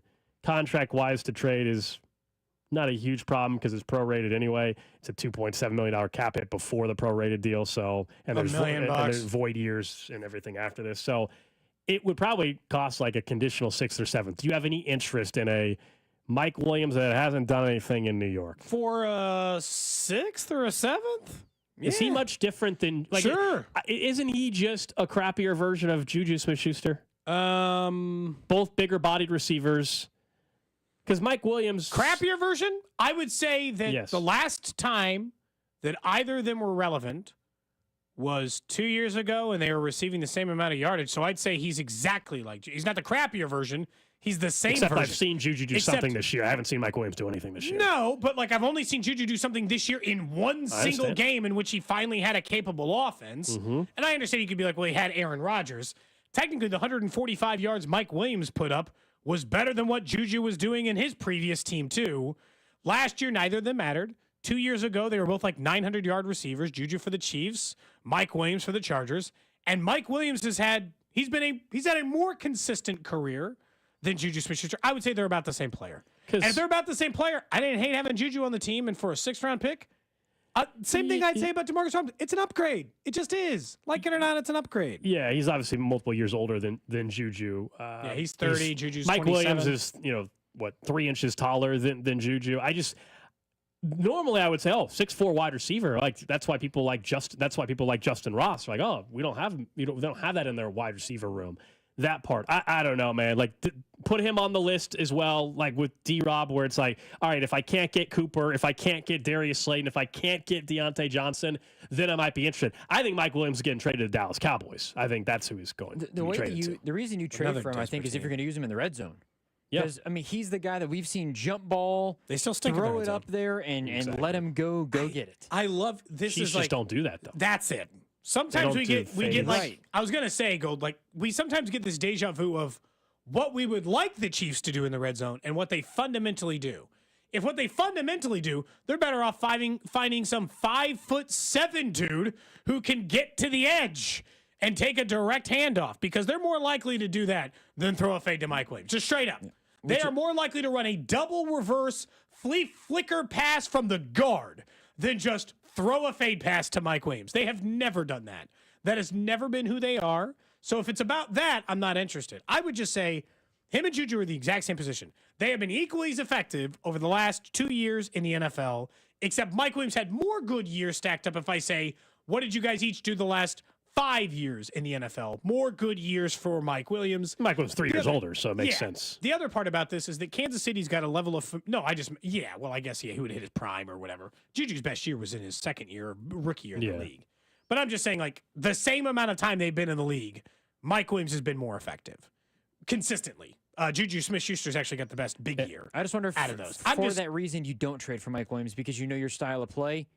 Maybe it doesn't make any sense. Maybe because what he's best at, the Chiefs don't necessarily play that way. Agreed. I will put him. He might get traded sooner though, like to the Cowboys. But I would put him as my secondary options. You got till November 5th. He's not on the list because their wide receiver room is so loaded in their mind in New York, and they want to get rid of him. And the fact that clearly Aaron Rodgers cannot stand Mike Williams. My guess is he might get traded in the next 5 days. Is the problem? Yeah. I think he might get traded before. They play another game. This week. I don't think Mike Williams is on the active roster on Sunday night when the Jets play the Steelers. This was the quote from Rodgers after last night's interception into the game, and tried to throw it to Mike Williams. Quote: Mike Williams is down the red line. I'm throwing a no look to the red line, and when I peek my eyes back there, he's running an in-breaker. He's got to be on the red line. It's the little things every single time. You just can't stand it. Aaron Rodgers, really just an A-plus teammate. Never thrown a guy under the bus. Also, we've all worked with people like this. Has that man ever taken Has that man ever taken responsibility one damn time for it? It's always somebody else. Oh, why can't they just get on the same cadence? Can't be adjusting things in my life. Not Aaron Rodgers. I'm Aaron Rodgers. Well, that was why it didn't work in Green Bay because it's ridiculous. He never takes any blame. They had the talent at wide receiver, evidently, because Jordan Love is doing very well with everybody who they have there, Wicks and Reed and Dobbs and everybody like that. It's that Aaron didn't want to take the time to develop new chemistry with younger wide receivers. He had it with Devontae Adams, and that's always been his guy. 30 years old, man. No chemistry to be decided. Yeah, he never wanted to develop it. I mean, other than maybe Garrett Wilson in a way. Aaron Rodgers struck me as someone that is great at self-reflecting and and making sure that he changes and it's nobody else's thought, and clearly doesn't think he knows the answer to everything. He strikes me as someone that would never believe that and operate Aaron that Rodgers way. right now would rather have Jordy Nelson and pick him out of the farm that he is living in right now in Iowa or wherever he is, because he's a farm boy. He'd rather have Jordy Nelson right now than Mike Williams. He's not wrong. He'd sign Donald Driver sooner rather throw a pass to Mike Williams again. Like Javon Walker, please. It's just kind of like, it's so stupid in a lot of ways, though. He never takes any responsibility. How about all the other plays leading up to that moment? And what's the point of throwing the guy under the bus in that moment? Because you knew Devontae Adams was already in the city. Yes. You knew you could back over the car 5 times on his ass because you knew he was gone anyway. That's a really terrible way to act towards one of your teammates, currently still actively one of your teammates. It's wild. Yeah, I mean, one texter, 913-586-7965, is correct as well. It's like, is Devontae Adams coming in to block as well? Because Aaron Rodgers was also getting his ass kicked because his offensive line can't hold up. I mean, that's the other problem. That was the problem last year. People were worried about. He only played 4 snaps, but that was the problem people were worried about last year and thought would be an issue, and hasn't really been resolved, clearly. And I'll point out, so now Hassan Reddick is probably never going to play a snap for the Jets, and then they're going to trade Mike Williams as well. So just continue to clear house. And Aaron Rodgers didn't like the Green Bay Packers wide receiver room, and he's basically got the Green Bay Packers wide receiver room. Basically, I mean, it is. Lazard and Adams. Other than Garrett Wilson, it's like if they had the Green Bay Packers room, but they one time spent that first-round pick on a wide receiver. If you picked out the 2012 or 2013 Green Bay Packers, some of those guys, that's the roster. And then, I mean, Randall Cobb came in. He's now gone and retired. Randall Cobb, Alan Lazard, Devontae He would have brought Adams. Jordy Nelson. He would have brought him in. You know he would have. I'm shocked he didn't get Aaron Jones here. I'm surprised he ended up in Minnesota. You're right, Drew. This was the wide receiver 2012 for the Packers. Greg Jennings, he's not available, I guess, for them to bring back. Donald Driver, Jordy Nelson, James Jones, and Randall Cobb. Oh, that's right. James Jones was really good, actually. James Jones was Alan Lazard before Alan Lazard became what he is now. Any side benefit for you on the, just last thought on the Mike Williams stuff? Any side benefit in your mind that they know Mike Williams' skill set better than any other team not named the Chargers? If they signed him, I would take that as a good sign. They know what Mike Williams does and does well. They've been scouting him for 7 consecutive years in for LA. So like they've got a pretty good idea of what it is Mike Williams does. I think that should be a benefit. You've looked at him more than anybody who's not the Chargers, essentially. I hear you. Maybe. I don't know, man. Like nowadays, whether you play against or not, they all have film on each other. It's not like it's some. I know. I hear what you're saying. There's a limit of time and energy and all those things, and you look at him more. But I think there's a chance Mike Williams gets traded this week, and so maybe it's the Cowboys are on a bye week. I can see the Cowboys after CeeDee Lamb. They don't have anything offensively going right now either. So I could see maybe the Cowboys in a desperate move pull off a trade. Hell, I don't think the Jets would do it because they're not going to trade him to Buffalo. That would make sense actually, but they're not going to do it because he's a division. But Mike Williams with Josh Allen actually to go with Keon Coleman could make sense. I don't know. I'll be curious to see who he ends up getting traded to. That turnaround was quick too, within 12 hours. Because it was Devontae Adams was always getting traded to the Jets. I know, this but morning. The way that it looked is he messed up. Aaron Rodgers is looking to the heavens. He makes the comments afterwards. Then the trade happens today. But reportedly, he was in the city, and everybody knew he was in the city yesterday before the game. As Gold said earlier, this was maybe the single most predictable trade in NFL history. Every single person on the planet 3 months ago knew that Devontae Adams would eventually end up a Jet. We knew everything. We knew eventually Rodgers would want Devontae Adams because things would be falling apart. We knew that the Raiders were going to be no good, so eventually they were going to be tempted to trade Devontae Adams. It just all made too much. He'd already put 9 Green Bay Packers on the roster. He was hanging out. He was on McAfee today in Rodgers' room. Yeah, I think it was at a team facility. It's not like they were hanging out in Rodgers' apartment. I don't think, and maybe I don't think it was in the same area. Maybe it was. I don't know. I thought it was at the Jets facility, but he had to go meet with his boy Aaron before he ate food. He was like, before I get lunch, I gotta go hang out with Aaron. See my guy. I mean, they're guys. They're boys. Now we'll find out whether or not he can make Devontae Adams passable. Random question. For you, Gold. For you, Drew. Over on the text line, 913-586-7965. You can, of course, watch us on video, YouTube, Twitter, Twitch, Facebook at The Fan 965. Please like and subscribe us over there. We like seeing, the video element adds, you get like that Vineyard Vine shirt looks like it's seen some stuff. Looks like you've had that one for maybe 10 years. Well, that's the style. That's the style of it. It's weathered on purpose. Yeah, that's intentionally weathered. I apologize. That is part of the style, Cody. I thought maybe it just it was one that you'd had for a number of years. No, I think it's a couple years old, but no, it's it's excuse me? Yes. I thought it was just one of your favorites and it had seen some years. It is, but no, that is we would call that part of the style of the shirt. Sure. Worn, right? Like having like a holes in your jeans. Yeah, I got it. Fair enough. The question I have for you today is about crime. That might be surprising to you based on based on this show. I mean, trash of the day today was the story, if you missed it, of the person that got pulled over and had a bag that said this is a bag that does not or clearly doesn't have drugs in it or something like that, and it did in fact have definitely drugs. does not have drugs and did definitely have a bunch of drugs. Works under the same premise as Stupid Criminals, but I got into a conversation about what would you do instead. So a couple days ago, a Chicago train got robbed, full of hundreds of TVs. Okay. Somebody took train while it was sitting to wait to get refueled or whatever.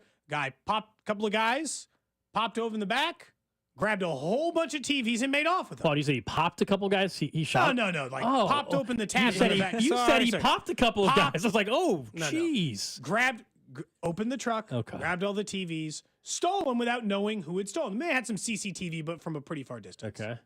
They got caught because they put on Facebook $100 TVs. Like and share. For if this gets 100 likes and shares, we'll give away 2 free TVs. So, I mean, 2 guys, pile of TVs, same TVs that were stolen.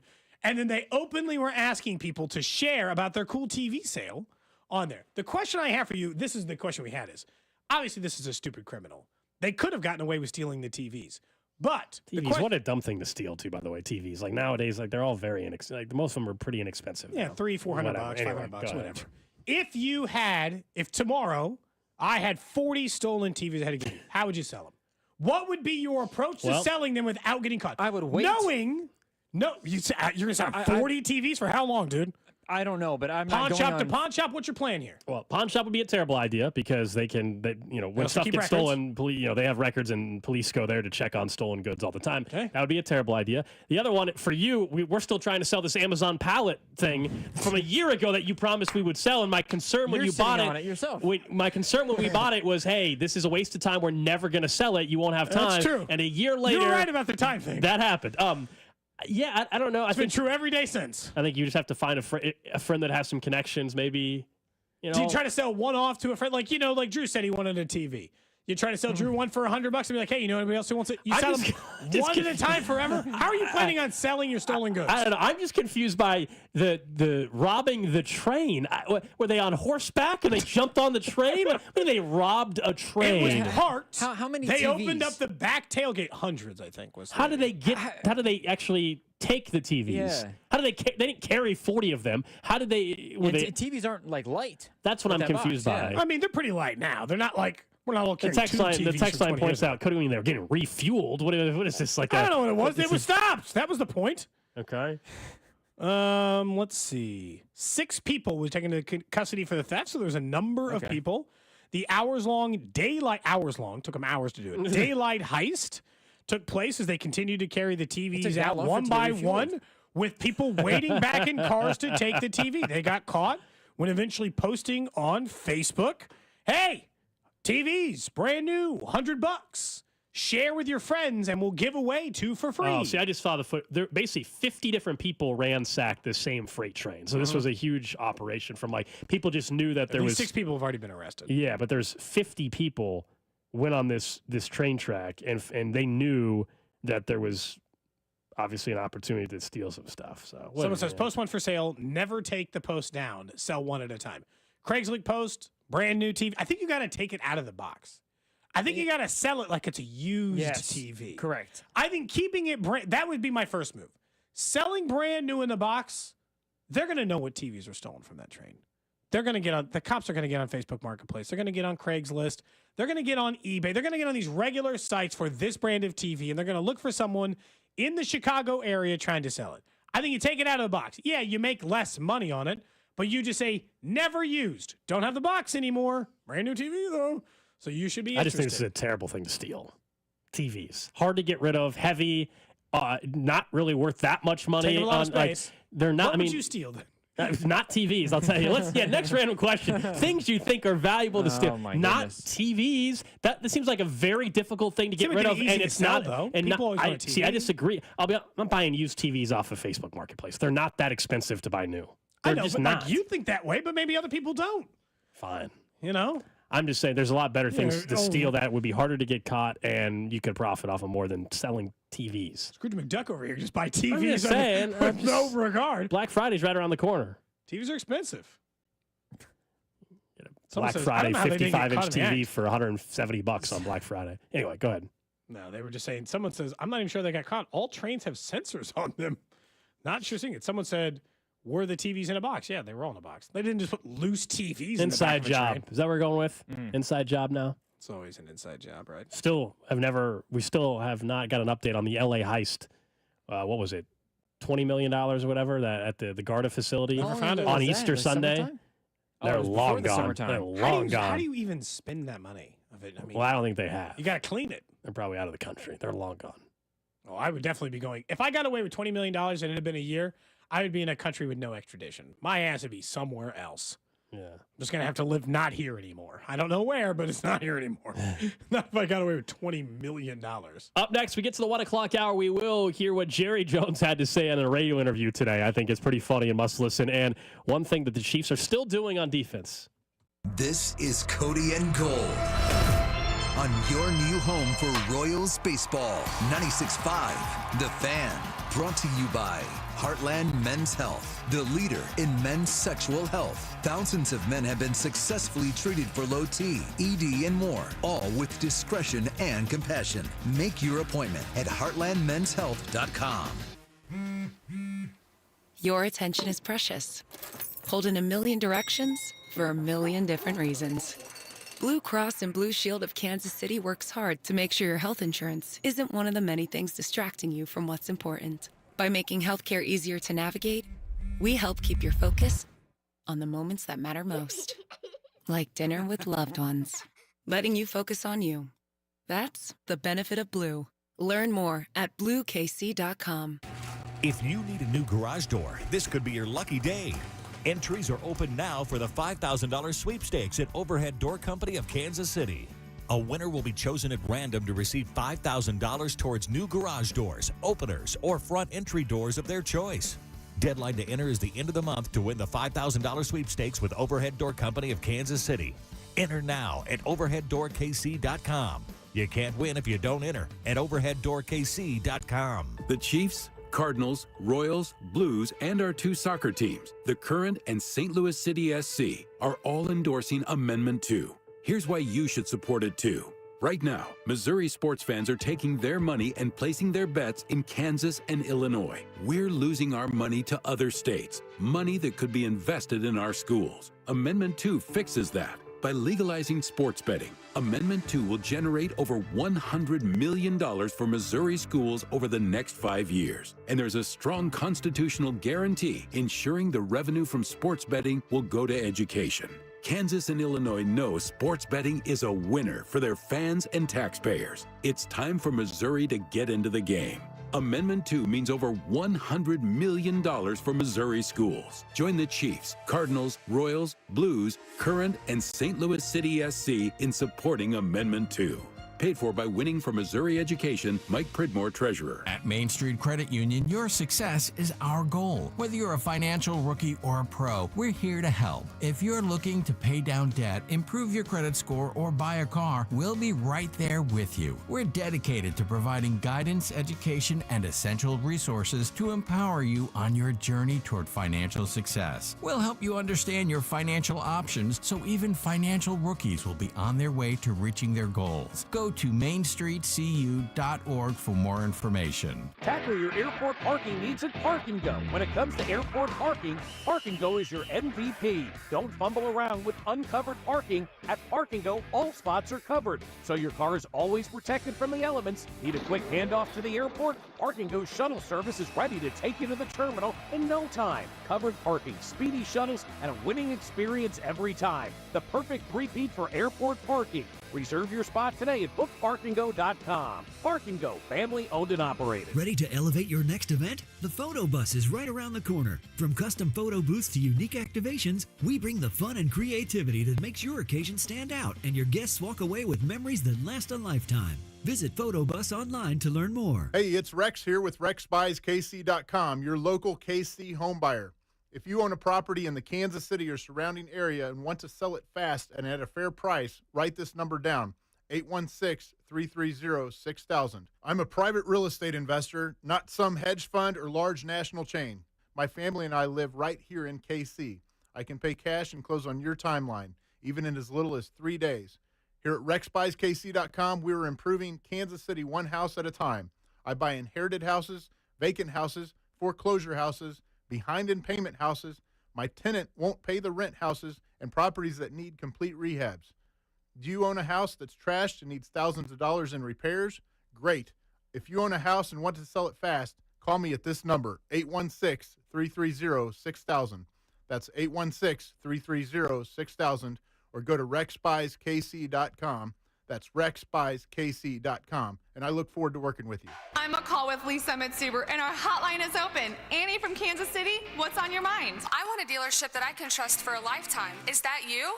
We're Google's highest review-rated and only locally owned Subaru retailer in Kansas City. That's a good start. I just want a great deal, that's all. How about 0% financing on select 2025 Subaru models? That'll get you a low monthly payment. Fall in love with driving again at Lee Summit Subaru. Google highest review-rated Subaru retailer in Kansas City based on 2023 Google Analytics. Dick Ray, he's your cooling magician. Dick Ray is a man on a mission. When it's hot and humid, your AC's failing and it's causing quite the fuss. There's an AC expert you know that you can trust. He's there for us. Call Dick Ray, he's your cooling magician. Hey, it's Dick Ray. Clear your mainline drain, only $79. Call 913-DICK-RAY. Are you playing roofer roulette? That's when you bet your roof and your home on the first random roofer to ring your doorbell. Why do that when JR and Company offers a free hail and wind report online at jrstormcheck.com? It's time to review the top 3 highlights of the day. I'm joined as always by my co-anchor Snoop. Hey, what up, though? Snoop, number 1 has to be getting the new iPhone 16 Pro with Apple Intelligence at T-Mobile. Yeah, you should hustle down to T-Mobile like a dog chasing a squirrel chasing a nut. Nice analogy, Snoop. Dogs do love to chase squirrels. And squirrels love to chase those nuts. On to highlight number 2, at T-Mobile, families can save 20% every month versus the other big guys. That is very impressive. You know, y'all can take some of those savings and buy some Snoop merchandise. That's exactly what I'm planning on doing with my savings, Snoop. Now, take it away, Snoop. Head to T-Mobile.com and get the new iPhone 16 Pro with Apple Intelligence on them. Now drop that jingle. 24 monthly bill credits eligible trade-in on Go 5G Next. Well-qualified customers plus tax and $35 connection charge. Cancel entire account before receiving 24 bill credits and credit stop and balance on required finance agreement due. Bill credits end if you pay off device early. See how you can save versus the other big guys at T-Mobile.com/switch. Apple Intelligence coming fall 2024. For more than half a century, contractors and trade professionals have relied on WeatherGuard for heavy-duty truck and van storage equipment, not just to protect their valuable tools, but to protect their professional reputations. For pros, the WeatherGuard badge makes a statement about what drives them. It says, "Bring it on. Been there. Done that. We've got your back," without saying a word. And the folks at WeatherGuard, they're just as driven as the hardworking pros they serve. See what it means to be driven at weatherguard.com. eBay Motors is here for the ride. 120,000 miles of night drives, daily commutes, and who knows how many. Are we there yet? Through countless fixes, elbow grease, and a new radiator, you kept your ride alive. With eBay Motors, you have over 122 million parts to keep it running. And with eBay Guaranteed Fit, they'll be the perfect fit every time. Plus, at these prices, well, we're burning rubber, not cash. Keep your ride or die alive at ebaymotors.com. Eligible items only. Exclusions apply. Inside the Huddle is brought to you by Blue Cross and Blue Shield of Kansas City. Discover the benefit of blue. K-State in West Virginia. Saturday starting at 4:30 right here on your home for K-State Athletics. 96.5 The Fan. KFNC FM and AM. HD1 and HD2 Kansas City. In Odyssey Sports Station.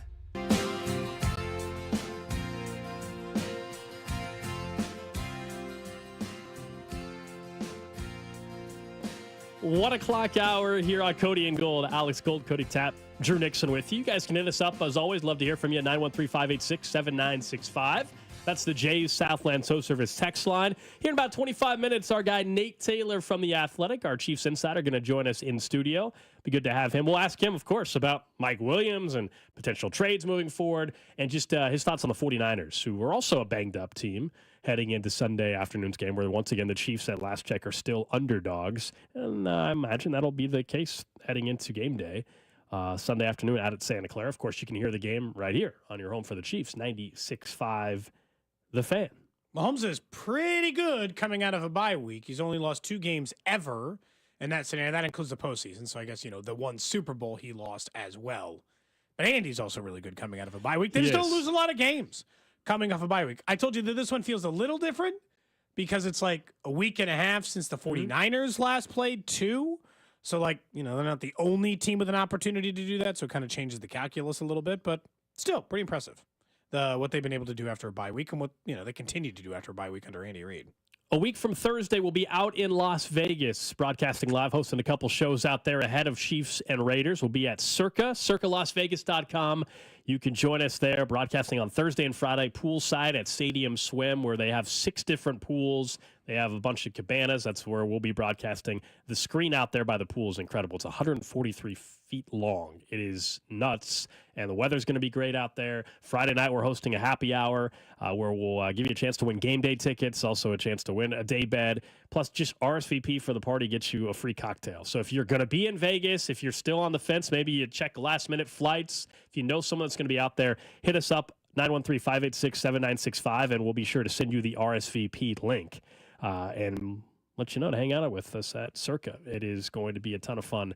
We'll fly out after the show on Wednesday and then do a couple shows out there and enjoy the weekend, man. It's going to be a World Series weekend, college football Saturday at the Book, and then, of course, NFL Sunday. It's going to be a great time, obviously, so please come join us. As he said, if you're thinking about going next Friday, where you're pretty damn sure you're going to be there. Just let us know if you want the RSVP link, and we'll get you set up so you can come hang out with us at Overhang Bar on Friday night or by the pool on Thursday or Friday. That sounds fun, too. Either way, let's do it. Just do the show in swimming trunks? I'm not sure. It's going to be 8 a.m. I mean, it'll be 8 a.m. when we're on. We're on 8 to noon out there. Just have the trunks just in case mid-segment I say, you know what, it's a little warm in here. And just jump in the pool. I almost feel like you have to do them in swim trunks the whole show. Maybe I'm wrong. As soon as the show's done, go hop in. Yeah. Or like short trunks under the shorts so then you can just, you know what I'm saying? That sounds really uncomfortable. Well, sure, I'm just trying to think how you're just going to wear I'd rather just be in swim trunks. The whole show. 8 a.m.? Who's going to judge me? A little chilly out there. I don't know. Just bring a blanket. No, I think the cabana's heated. Oh, it is. Yeah, they got little heaters in there. They're quite nice. If you RSVP'd, you get a free drink and an additional drink from me. Well, I'll tell you this. If you are listening right at this second and you make it out there and you come up to me and say, hey, I listened to your show on Tuesday, October 15th. I'm here. 108. I will buy you an additional drink. That is true. Wow. The texter, that's true. If you come out to Vegas and you are hearing me speak right this second, no triples. I'll get you an additional drink. No, what a guy. Look at Alex. Man of the people. Yeah. Alex will do that. There's 75 people that are like, hey, 108. If they were hoping this was going to be a train thing and I was going to chime in and be like, and I'll do it too. Yeah. Not this time. You know? You're not on board with that? No, not this time. Got the wife coming out. We got to be spending our money on our drinks. Sorry. Damn. Sorry. Wow. Don't know what to tell you. I bought drinks before. I'll do it again. Do you have any big plans in addition to the stuff that we're all doing still together? Working on that. He's spending his money somewhere else too. I'll be on Circa. Are you kidding? I'm gonna be at Circa for. You got multiple restaurants. There's no reason to go anywhere else. Honestly, I can go eat at 8 East or Barry's, or I got choices there. There's Saginaw's establishment that you can. Oh, that kind of establishment. Yeah, I got to save my money for the strip club. You know that. Take your wife there too. Also, this has to be a family show moving forward. Excuse me? I came. That's funny. Bad news. This has to be a family show moving forward. I came home yesterday, and the very first thing my son told me, proudly, I might add, yes, came straight up from soccer practice, said, hey, I listened to you on the radio in gym class today. And I thought, well, that what? Almost borderline can't be Who's the good. Teacher? Listener of the show. They're listening to our show in gym class with Desmond. 7-year-olds around. He's not great at dissecting. He's sick, so he's not great at dissecting every part of the day. It is unclear to me if perhaps the gym coach was just listening to part of the show before as the kids were walking in and then turned it off and he just happened to hear because he knows my voice because I'm his dad. Or I don't think it was on the whole time. I'm just telling you, he said he heard me on the radio during PE yesterday. He was very happy to tell me. I said, and then my wife said, hey, did you tell any of your friends that was your day? I said, I did not. So that was the end of the acknowledgement. We have some breaking news in the NFL. More wide receivers getting moved today. Earlier it was Devontae Adams to the Jets. Now the latest from Jordan Schultz. Amari Cooper to the Bills, which flat out hate it. Stinks because he was at the top of the list, in my opinion, for the Chiefs to target. That's a really good trade for the Buffalo Bills. Now they got Amari Cooper with Keon Coleman with Khalil Shakir because I think Curtis Samuel has been a non-factor, one of their big offseason wide receiver additions. Dalton Kincaid, too, and tight ends. Yeah, that's a really strong move. That's a good counter if you're the Bills to Kansas City. It's a good counter to the Jets, who you just beat last night for trading for Devontae Adams. So the list gets thinner. Now you're down to the perceivably the DeAndre Hopkins, Darius Slayton, Deontay Johnson, Mike Williams is of the world. Yeah. I mean, that was the best name in the market. So do I love that he went to a different AFC team when yesterday I told you there are only 4 teams to care about in the AFC. Bills, Chiefs, Ravens, right, as the ones we had previously mentioned, and then who am I forgetting? Bills, Chiefs, Texans. There are only 4 teams to care about in the AFC. Well, that remains true. And they did not look particularly strong over the last couple of weeks offensively. Look like they're searching for stuff out of the wide receiver unit a lot. I hate it. It made the Bills tougher. And, by the way, they're a damn lock to win the AFC East. But this reopens them into the conversation as a threat for the number 1 seed. This makes them significantly better at their single weakest point. they're also more desperate than the Chiefs. They have to make bigger plays like this, Gold. They've never won a Super Bowl in their franchise's history. Fair. Yes, they absolutely, and they should if you're the Buffalo Bills. I just think Amari Cooper, we haven't seen, have you guys seen an update on the compensation yet? That's what I'm fascinated by. From anybody. Financially, it's not going to be bad. It's the final year of a contract. So, and he's an older player, gets out of Cleveland. He actually has a real quarterback to throw him a football, which will be good for Amari Cooper. The question will also be for the Browns, not necessarily directly with the Chiefs, would be, are they willing to trade anybody else? Are they willing to trade a Myles Garrett or bench Deshaun Watson now that they're done? But I haven't seen the exact compensation from Schultz or others. Yeah, nobody's said yet. We know Devontae Adams just went for a conditional third. Amari Cooper with a conditional fourth, fifth, a conditional fifth-round pick, something like that is what we're thinking. That's just my guess. That's a really good trade, though, for Buffalo. That sucks. Don't know him very much. He is a pending free agent, so it's a rental. You're not getting Amari Cooper in your building forever. But the wide receiver, if you're the Chiefs, you can't love this because the wide receiver market is on the move early. We are 3 weeks to the day, 3 weeks before the NFL trade deadline. And the two biggest names that were going to be available at any point, unless for some reason you think Miami's trading Tyreek Hill, and I don't, the two biggest names that are available on the market have already been moved. Devontae Adams and Amari Cooper. They're gone. So you're already on what I deem is the second tier of wide receivers. Amari Cooper was in an S tier by himself of realistic targets for Kansas City. Now you're already down to the second tier. Is Darius Slayton available? Is Demarcus Robinson available? Maybe you think he's third tier, but the point is there are some other guys floating around there that's possible. So that's a huge it's a strong move. There's a chance we might have 3 wide receivers traded this week, guys. Adams and Cooper already. It? No, this week. No, I was Cooper just and sorry, Adams, and then Mike Williams, I think, could get traded. You were reacting to the compensation and what the Bills gave up. Go ahead. Pick swap in the third round. Yeah, so they didn't actually even technically. They just third round. Look, I'll be Cleveland's gonna the Buffalo Bills. What do you call it? Are going to pick anywhere from what? 20. I'm sorry. It's a pick swap that includes getting a third-round pick. I was confused. Oh, okay. So we'll see. It's a third-round pick. Yeah. Yes. Because the pick swap would have been worse for Cleveland. But the question is it for a 4th, 5th, 6th, 7th? Those would be the questions that kind of come with it. So it's a third-round pick, but maybe a little bit less than that in the value chart, depending on if they got a 4th back, a 5th back, so a it's 6th a pick back, whatever. and a swap. Correct. Yeah. Third-round pick, and then maybe a pick swap somewhere else, right? I was going to say, because, if it was just a pick swap, they swap picks, but they lose Amari Cooper in the same breath, that's how I'm reading it, at least. Yeah, I mean, that's how I'm... I'm sorry, what time machine is Rappaport sending a third-round pick in a pick swap. That's how it's phrased. Sometimes I have to remind myself that everybody doesn't follow sports as closely as us, because somebody from the 816 just said, I'm going to call up Carolina for DJ Moore. DJ Moore has not been on the Panthers for a minute. He is a Chicago Bear. Wasn't he on the Bears last year too? Yes. He's been a Bear for a year and a half. That's fine. Doesn't matter. Sometimes people don't follow as close. That's fine. The point is, who is your top? Is it Slayton? Who's your top wide receiver? Hopkins is still, even though I think financially it's not realistic. But Hopkins would be my new one. But he's tier 2, right? He's below the Amari Cooper tier. Yeah, Amari Cooper was top of the wish list. I think Hopkins is still on there. Darius Slayton and Deontay Johnson would be the next two that I would be interested in. Mike Williams and the Demarcus Robinsons are much lower. I just think with Mike Williams, you might have to actually make that trade this week if you actually were interested.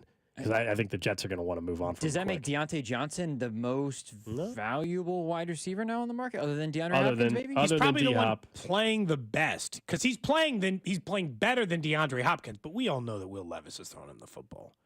I can't technically look at a stat sheet for DeAndre Hopkins this year and decide whether he's washed or not, right? Will Levis is creating a new meme every week. I don't know if DeAndre Hopkins has the goods anymore. I got no idea.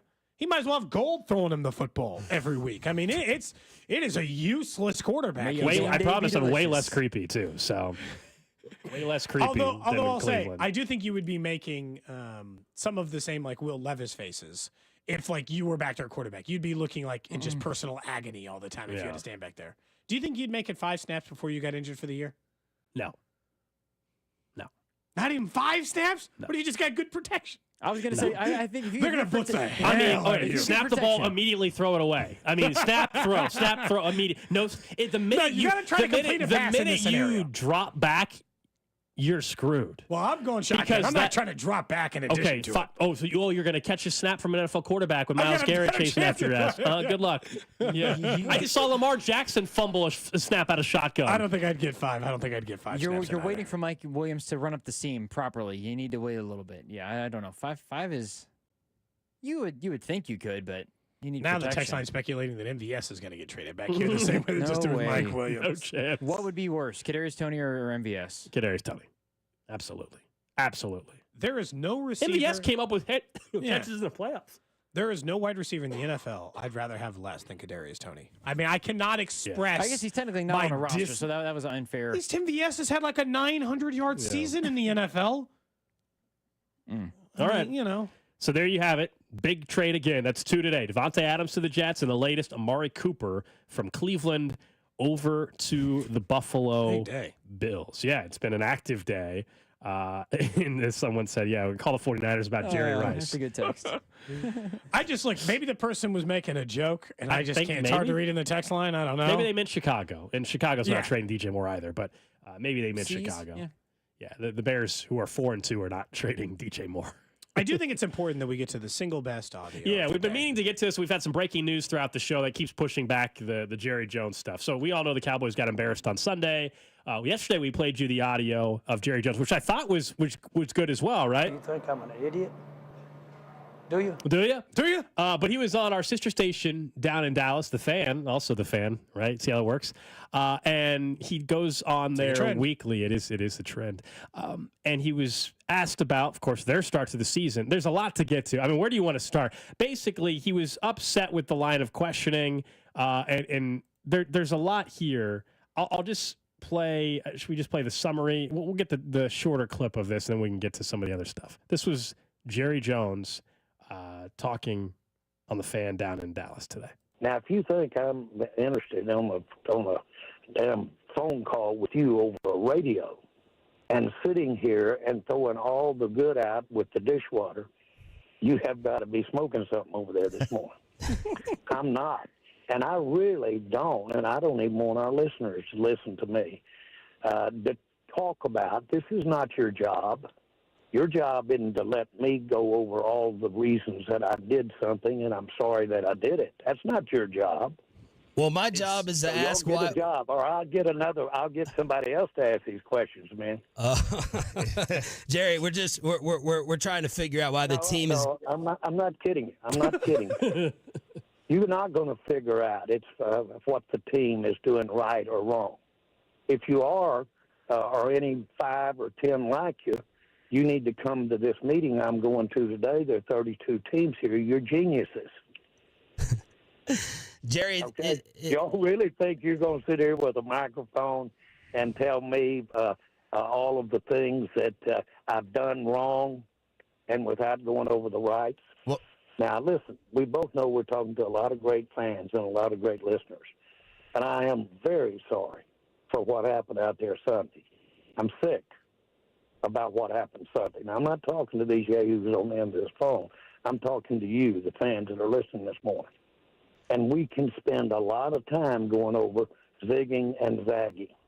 One of the stupidest things I've ever done that anybody has ever analyzed is by the Cowboys. It was an idiot that did that. So idiot things can turn into good decisions, okay?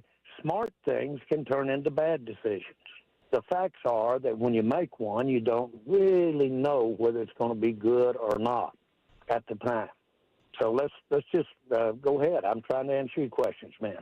You want some conversation this morning? You're getting it. Jerry Jones on The Fan. Look, by the way, I don't think fire someone in that interview. He was referencing I'm how not kidding. People called him stupid when he bought the team in the 70s or whatever. Look, nobody's questioning from a business perspective. People are questioning and saying you're bad at making football decisions, Jerry. Business-wise, no. In fact, the Dallas Cowboys, from a marketing angle, that's all I think you really care about deep down. You're making plenty of money. The Cowboys are an international brand. All that. Nobody's questioning your business sense. Clearly. We're questioning your football sense. Yeah. The one that killed me is He's like, I'll get somebody else in here to ask the questions, and then the host Get laughs. I'll get somebody else to ask these questions, man. I'm not kidding you. I'm not kidding you. He says I'm not kidding. I am not kidding. I would not feel good about my job security if Clark Hunt had just said that to me.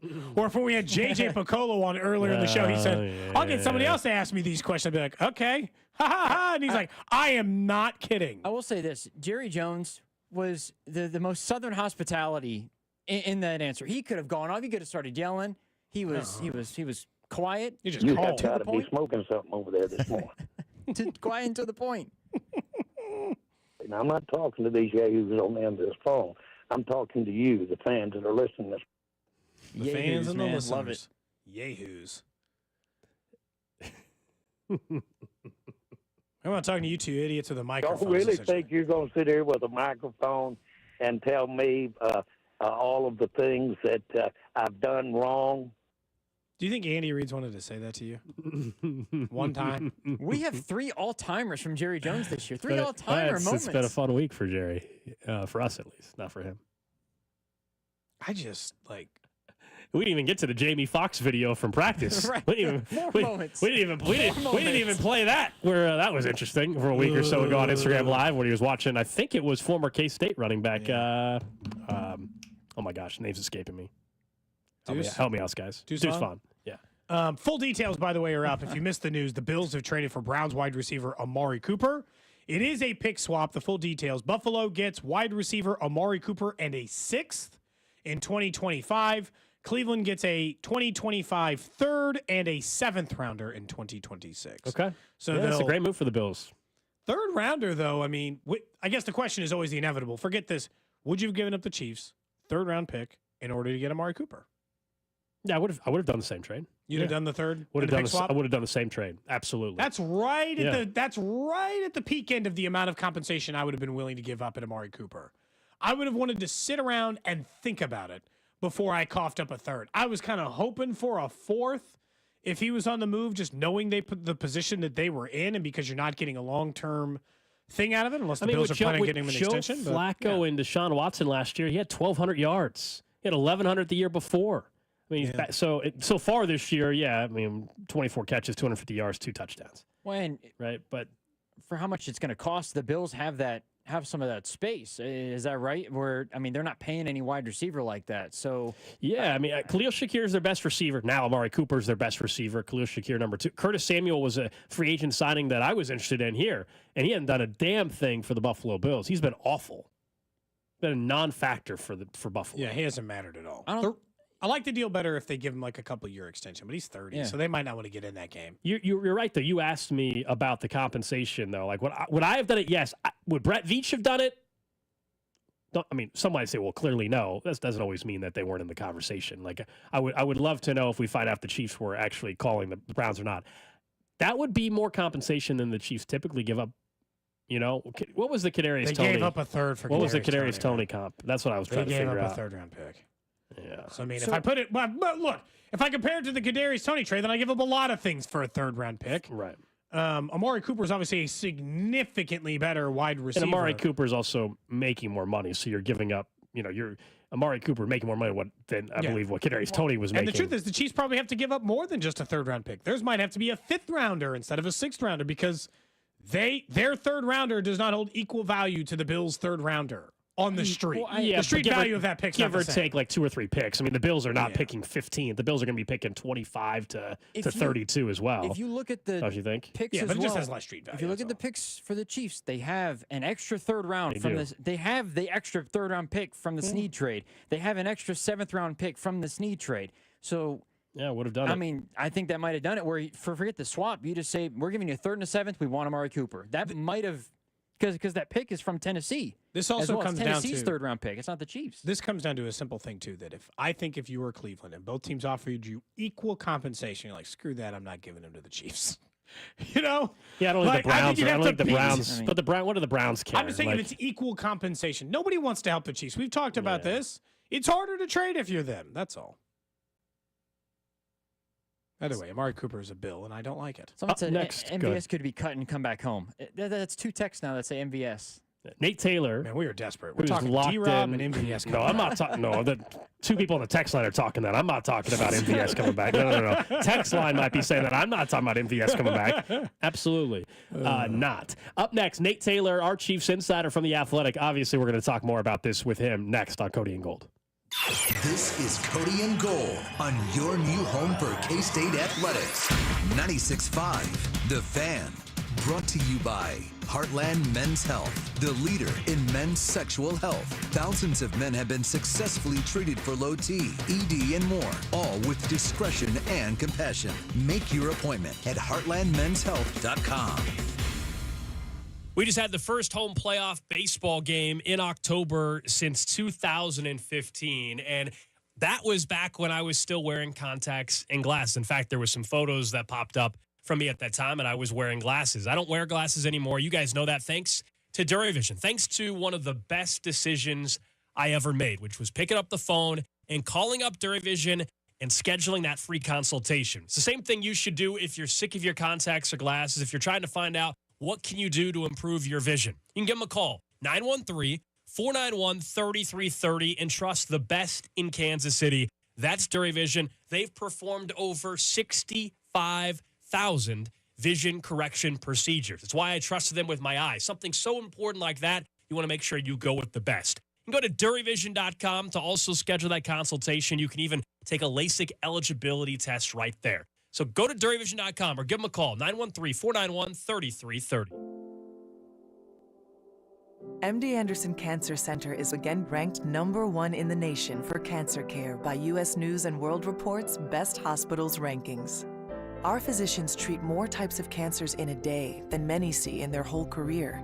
This unmatched depth of expertise, combined with our groundbreaking discoveries, gives our patients access to the most innovative treatment options.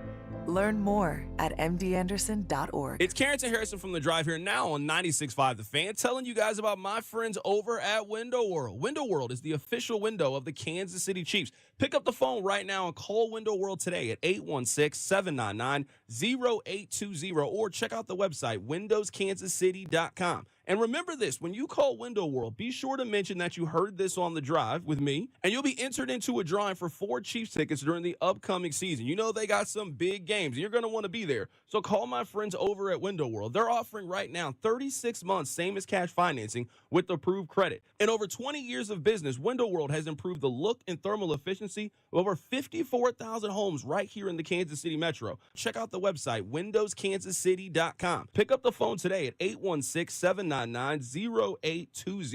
for a free home estimate. Call to be entered into a drawing for 4 Chiefs tickets. Remember, Window World, simply the best for less. And the official window of your Kansas City Chiefs. Hey, Kansas City, this is Jeff Briggs with Victory Chrysler Dodge Jeep Ram, home of the Victory Effect, our pledge to drive down vehicle pricing for the city we love. I have some fantastic news to share with you all as we usher in the Ram Power Days for the month of October. MSRPs have dropped, rebates have increased, and the Federal Reserve has finally lowered interest rates. So along with that, Chrysler has just announced incentivized rates across our entire product lineup.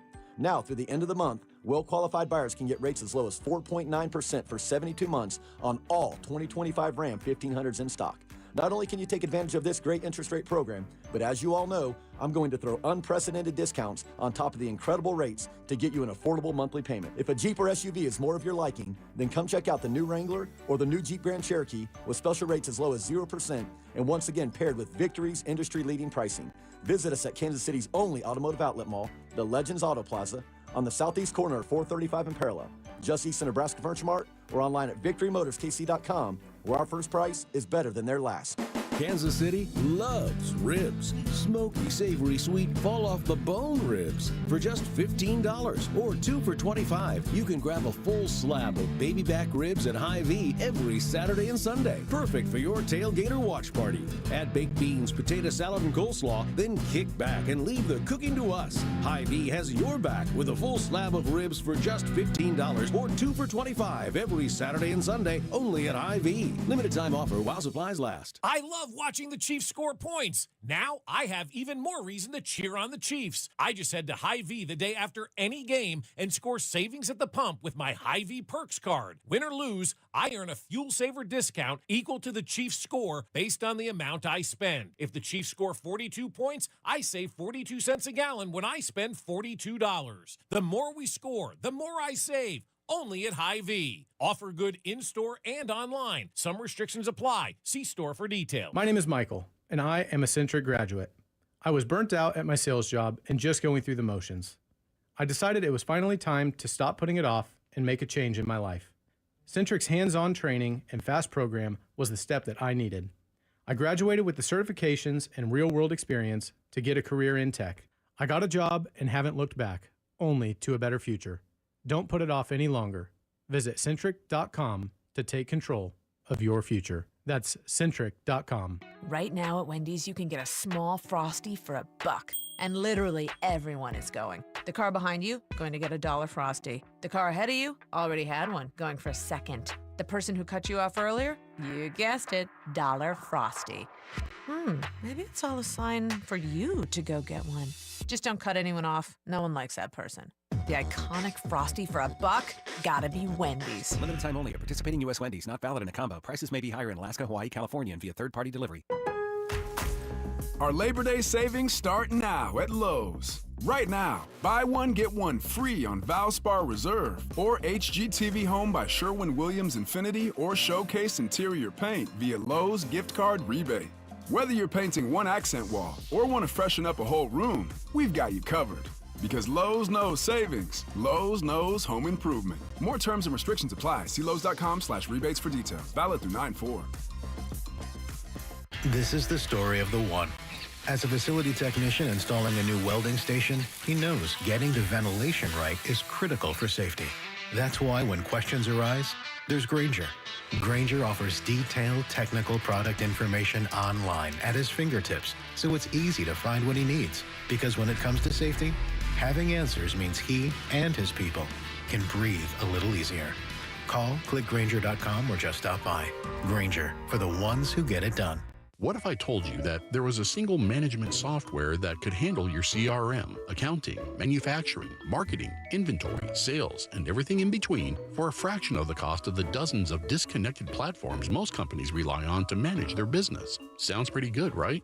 Well, that's Odoo. Odoo is the end-all be-all for any business of any size, and it's ready to help your company reach the next level and beyond. Learn more at odoo.com. That's ODOO.com. Did you know your skin is the largest organ of your body? Huh? That's why you should shower with Old Spice Super Hydration Body Wash instead of plain old bar soap. Love your skin by super hydrating it with vitamin B3 and glorious notes of vanilla and shea. Did you know that my super hydrated skin is the second largest organ of my body? The first is my heart. Old Spice. Men have skin too. Old Spice Super Hydration Body Wash. 24/7 renewing moisture. With daily use. You're listening to 96.5 The Fan from the Mission Plumbing, Heating, and Cooling Studios. All right, back here on Cody and Gold. Alex Gold, Cody Tapp, Drew Nixon with you on 96.5 The Fan, reacting to the breaking news if you're just joining us. A couple big trades in the NFL today. The most recent, Amari Cooper out of Cleveland. He has a real quarterback that's not a creep throwing him the football now. He's in Buffalo. It hurts because, boy, that's a major upgrade. I have decided, by the way, as it relates to Deshaun Watson before Nate Taylor plugs in his headphones and we talk about it, I've actually changed my tune. I actually think Cleveland should start Deshaun Watson the rest of the season. Would you like to know why? Yeah. I believe he deserves to be publicly shamed. I think he for has the been. rest of the season. He's got to wear that for the rest of the season. I want every week they talk about how bad Deshaun Watson is at his job for the horrible things he did in his personal life. I'm glad. I hope he starts all season to be publicly shamed for the things he's done. Oh, my God. So a third-round pick and a pick swap for Buffalo. Earlier in the day, we know Devontae Adams traded for a third-round pick. Yes. Conditional, I guess it is. Yes. I said that wrong. So I guess the Cooper one's not conditional. It The is, Devontae yeah, Adams correct. is an actual Yes. conditional pick. Nate Taylor. Yes. From The Athletic, Hello. our Chiefs insider. Let's get right into it, and we can get to some other stuff. Your reaction to both trades, in particular, the Cooper one for me stings because he was at the top of my wish list for Kansas City, and I don't think the compensation is all that crazy. We know financially is only $800,000. What's your reaction, and did you hear that the Chiefs were maybe in on Cooper? No. Okay. Nope. Zilch, Interesting. Nada. Why not? Hadn't heard it. You know, I'm sorry, ladies and gentlemen. They just weren't, you know. Now, I would say there are other options still available. Okay, Deontay Johnson. Okay, now, this is DeMarcus Robinson. It's going to be D-Rob. Just accept fate, I guess. Nate runs forward. Go ahead. Yes. Real quick, how did you describe Deshaun Watson again? So I can keep it in my memory. He has for a the rest real of time. quarterback that's also not a creep. Not anymore. creep. Now in Buffalo. Wow, not a creep. I mean, before I plugged in my headphones, ladies and gentlemen, I bursted into tear laughter because that is an amazing way to describe Deshaun Watson. Not a creep. He is a creep. Hey man, is the quarterback a creep? Can he get me the football on time? Great. When can I pack my bags? Now? Great. I think what I hate about it from the Chiefs' perspective is last night I watched the Bills, and they didn't look like great, but like you can see, you're like, I watched last night. They have a problem. Yeah, Yes. I watched last night. I'm like, damn, dude, Josh Allen does some crazy stuff. I mean, dog. Considering who he doesn't have. Like, I get blown away by Josh Allen. Yes. Even though he's throwing to nobody. So I'm like, damn it, they got somebody? That sucks. Right. Now, what's my here's my full reaction. I don't believe the Chiefs are in on Amari Cooper.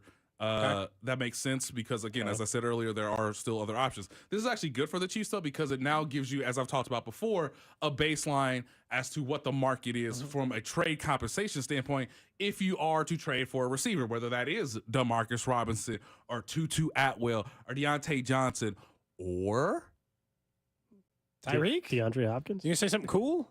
Darius Slayton? Oh, okay. He's looked good the last 2 weeks when Neighbors has been out. I don't know if that's just a product of that, but he's been impressive. I just want to keep reminding people that Darius Slayton exists, and I think you should look at him. I think you should watch his tape and, see what happens. Now, of course, you need both parties to agree to this. Of course, the Chiefs and the Giants have already executed a trade before with Kadarius Toney. Slayton is not Tony, okay? Not from a dynamic standpoint and from a mercurial standpoint, but he is a functional, really good NFL receiver who is working right now under Mike Kafka, who could, say a nice word or two to Andy Reid and Matt And Nagy. also at least maybe some similar verbiage. Correct. What about the other name that suddenly is available because of the Devontae Adams trade? Mike Williams, former Charger, coming off an ACL injury. No, I agree. Stop it. I agree. I said someone earlier was trying to get MVS here. Don't listen to that, I said he would be below at least D-Rob EVS on can my run list. straight and knows the offense. I mean, that's fair. And if you just what's the word? Hypnotize him to believe it's January. Then look, it'll be a great trade. Yeah. But nah, stop it. I mean, when Aaron Rodgers throws you under the bus, you're done. The career's over. It's a wrap. I said it in the offseason. I was like, who are you competing against? New York? Like, they being the Chargers, released Williams because he was hurt, because he's always hurt. Sorry, it's just the injury history. And by the way, you can't pass a physical. But suddenly he's going to pass yours? Yeah. Okay, which means obviously he wants to get back on the field, which obviously means you're going sooner rather than later, which can lead to what? More injuries, more inconsistent play, and your quarterback saying, get him out of here. And where is Devontae? Immediately upon, he stepped off the podium last night, guys, and they were trading for Devontae Adams after he just said, get this guy off my team. Crazy work by Aaron Rodgers. But he has Nate, he said he told me last week he has no say in any decision making with that franchise. So This man said, I love Robert Saleh. I said, get this man off my screen, Pat McAfee. Actually, keep him going because it's great. It's good content. It's amazing content. It is entertaining. But get him on. Come on. We know you're lying. We know it, okay? You shoved this man in front of all of us and then said, no, I actually love Robert. Sure, my guy. Their season's cooked. It's cooked. It's absolutely cooked, guys. I'm telling you, their defense is not as good as you think it is. Offensive line's bad. And man, did you see some of the hits he took last night? He looked miserable. Dog, he's 40, and it hurts. I ain't like waking up. I'm 40. I'm not getting hit. So congratulations, honestly, to the Las Vegas Raiders. You won this trade on site immediately. Like, there's no way I believe Davante Adams is going to make that big of a difference because, to what we talked about earlier, he's 40. He's getting hit constantly. And I don't think the Jets defense is as good as people want it to be. Like, again, with nobodies, Josh Allen beat them. It's really early in the trade market. It's 3 weeks till today. Yes. But already names are getting moved. Yep. So the market has started earlier than it typically does. Do you think it just pauses for the next week and a half, 2 weeks? Or do the small names start going to? Because some of these teams, that's a the great Giants question. are only a game and a half back in the division. Right. They probably want to drag their feet just in case Dallas keeps slipping, whatever. Mm-hmm. Some of these teams are going to want to play the game a little bit, but I'm just Right. curious if this ignites the market for the teams that are looking to trade. I don't know. That's a great question. I don't know if it necessarily ignites it, but it does keep the conversations going. And generally, you would want to make the trade if you're trying to be early. You'd make the trade either today or tomorrow, right? Because then you get the guy in the building. You can at least go through the install for this week. I'm not saying Davante Adams is going to play on – when is their bye week? They had their bye week already? It's this week. Okay. So that, again, easy. I think, right? No, the Jets play Steelers Sunday night. Oh, no, Jets do play the Steelers. They do play. Sorry. So, okay, we can get him a base package of plays. We can install the offense. Obviously, him and Aaron will go back and forth through signals. So, like, he can play a rotational role, right? Series. And so you can do that with anybody that you trade for at the receiver position is, hey, here are the base plays. Here's our terminology, our verbiage. You get a couple practices in. Hey, let's get you out there for 15 snaps, and then we'll increase the workload as the season goes along. So you'd either make the trade today or tomorrow. I don't, like, for the Chiefs' sake, I think they want to see their offense for another game or two against the 49ers. Now, again, if someone says, hey, we'll give, and based on Amari Cooper, Davante Adams, man, we take a fourth right now for Deontay Johnson. Hey, maybe you don't hang up the phone. Maybe you figure it out now, sooner rather than later. But I think most teams will play off of this. It'll help the conversations, or it'll, temper it to some degree. You get another game or two in, and then because of the deadline, the interest will obviously, ignite again. But I don't, unless you're a seller, unless you're the Carolina Panthers, and you can say, based on that deal with the Cleveland Browns, we now know what we can sort of get or what our framework is, then outside of that, I do think it's probably going to be later towards the trade deadline than the action sort of carrying us through the week. Do you think that this defense is better than last year's? It's playing better than this defense was playing in Week 5 last year. That's inarguable. Is it a better defense than last year's defense? I have crunched some numbers, fellas. Oh, it's a moderate sample size. Okay. So let's keep that in mind, ladies and gentlemen. It's a moderate sample size. You do play the 49ers, a quality team with a good quarterback, good head coach, good scheme, good weapons. Yep. And so we will obviously revisit this next week. But through 5 games, this is a better defense. Yeah. This is a better defense, kids. Couple reasons why. They don't miss tackles. As I've put in The Athletic, when a team has chosen to give the ball to the running back, the guy who's supposed to break tackles, get extra yards, keep you ahead in the chains, the Chiefs have only missed 14 tackles all year against running backs. That's really low. That's low for a 5-game sample. Everybody's been healthy, which is a big key. Charles Omenihu could come back in the next month. And if he is anywhere to his level at some point from last season, then all of a sudden the pass rush gets better. Chris Jones doesn't have the same sack numbers, I believe, through 5 games. I can watch it. My eyes will tell me the story there. He is dominating people, right? And he didn't miss the first game of the season like last year. I think if you want to argue that they're not as good as last year, your 2 factors, I believe, are not having L'Jarius Sneed, okay? Because we kind of knew by this time last year, man, they just still great against number 1 wide receiver. Yeah, they just snuffed like Justin Jefferson, right? Like, that's crazy. All right. Tyreek Hill was coming along the way later in the season in Germany, but they were already starting to demonstrate that, like, your number 1 receiver is not going to do anything against us last year. And obviously that's L'Jarius Sneed. And then I think the second thing is, too, there's some slight slippage with Justin Reed in terms of production, in terms of coverage ability against tight ends.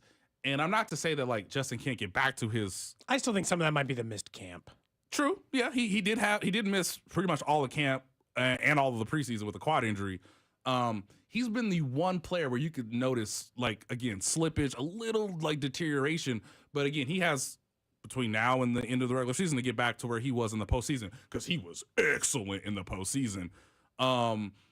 Those are the only two things I could say, like, maybe, but all these guys are in the third year of the system, everybody that's starting, of that 2022 draft class: Karlaftis, McDuffie, Chenal, Brian Cook.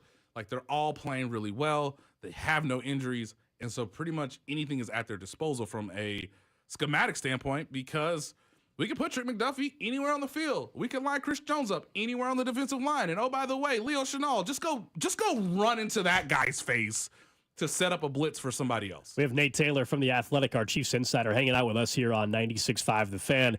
You mentioned Charles Omenihu. We know how dominant he was when he was healthy last year. Of course, he's coming back from an ACL injury. At one point in time, I think preseason, everybody thought the Raiders game in a couple weeks was the target, but the practice window hasn't even been opened up yet. What are you hearing? Is this going to be just a real cautious approach because of how long of a season they know they have? It's about the playoffs. Could this be closer to Thanksgiving? Yes. Well, I don't know if it'll be closer to Thanksgiving, but I think to your point, Alex, like, yes, they will probably be cautious about this just because of his injury and the fact that they're winning right now, and the most important games are coming up later in the season. So, if we're looking a month out, that puts you right after the game against the Denver Broncos on November 11th, which puts you right in the range for perhaps against Josh Allen having a rotational pass rusher, maybe a third down guy in Charles Omenihu, just to get his feet wet, get him back into the mix against the Buffalo Bills on November 17th. So, I don't think he's going to play against the Raiders. I do think, for someone who has had their window open up, and Andy Reid didn't say it yesterday, but he kind of said it. I think Clyde Edwards-Helaire will be available in uniform against the San Francisco 49ers. Are they going to have 4 active running backs? Well, what do you do with Carson Steele? That's what I'm saying, yeah. Now, their roster is a little bit, fluid, because they didn't bring up any receivers off their practice squad. So if they keep 5 receivers and maybe you have 3 tight ends, then, of course, you could have 4 running backs. Depending on, again, who's active, who's not active. But at least I think Clyde will be available. Okay. At least that's the way it's trending at this moment. So, yeah, let's, if you don't want to put him against the Bills because you might want to save that card for perhaps a potential postseason game, then okay. Charles Omenihu, I have a great opponent for you on November 24th.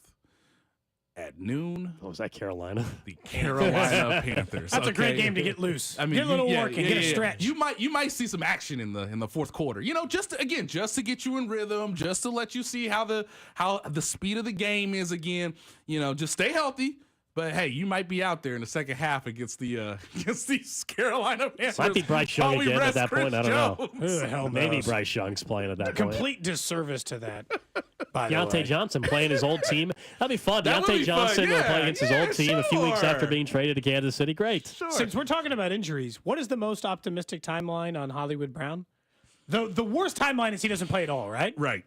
I think that's still on the table, that there's a chance he wouldn't even be available for this team at all. Correct. What's the most optimistic timeline? I understand it has to be 100% healed. Yes. And confident of no re-injury before they put him on the field. Is there even a chance he'll play? Yeah, and the ability of practice. And, Andy Reid's a traditional coach. You're not going to just step on the field after no practice for 3 months. Correct. So I want to say either December 21st against the Houston Texans at home. Okay. Yeah, best case scenario. Yeah. Or if you just want to be extra precautious because of the injury and, again, getting acclimated back to football, all right, maybe against the Steelers on Christmas Day in Pittsburgh, or... That feels like a terrible place to come back from an injury. It does, but, that might be the last chance you get to catch a pass from Mahomes where the season isn't literally on the line because, based on the way they're playing right now, they're against their record. Obviously, the Bills game will have some importance. The Texans game will have some importance. Of course. But Patrick Mahomes might not play on Week 18, January 5th, against the Broncos in Denver. He just might not play that game because your playoff seed may already be determined.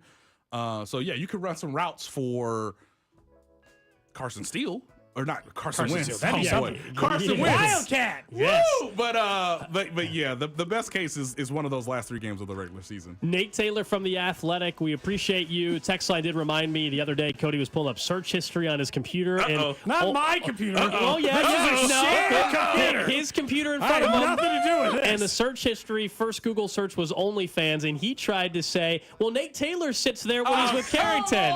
He said that. He said that, Nate. Come on. This is being mischaracterized. That is Oh, a I think Dusty that's what Likens happened. production, right? Your text line, thank you for the reminder on that. Nate, good to see you, man. And we'll talk to you later. Cody and Gold back tomorrow 10 to 2. The Drive is up next.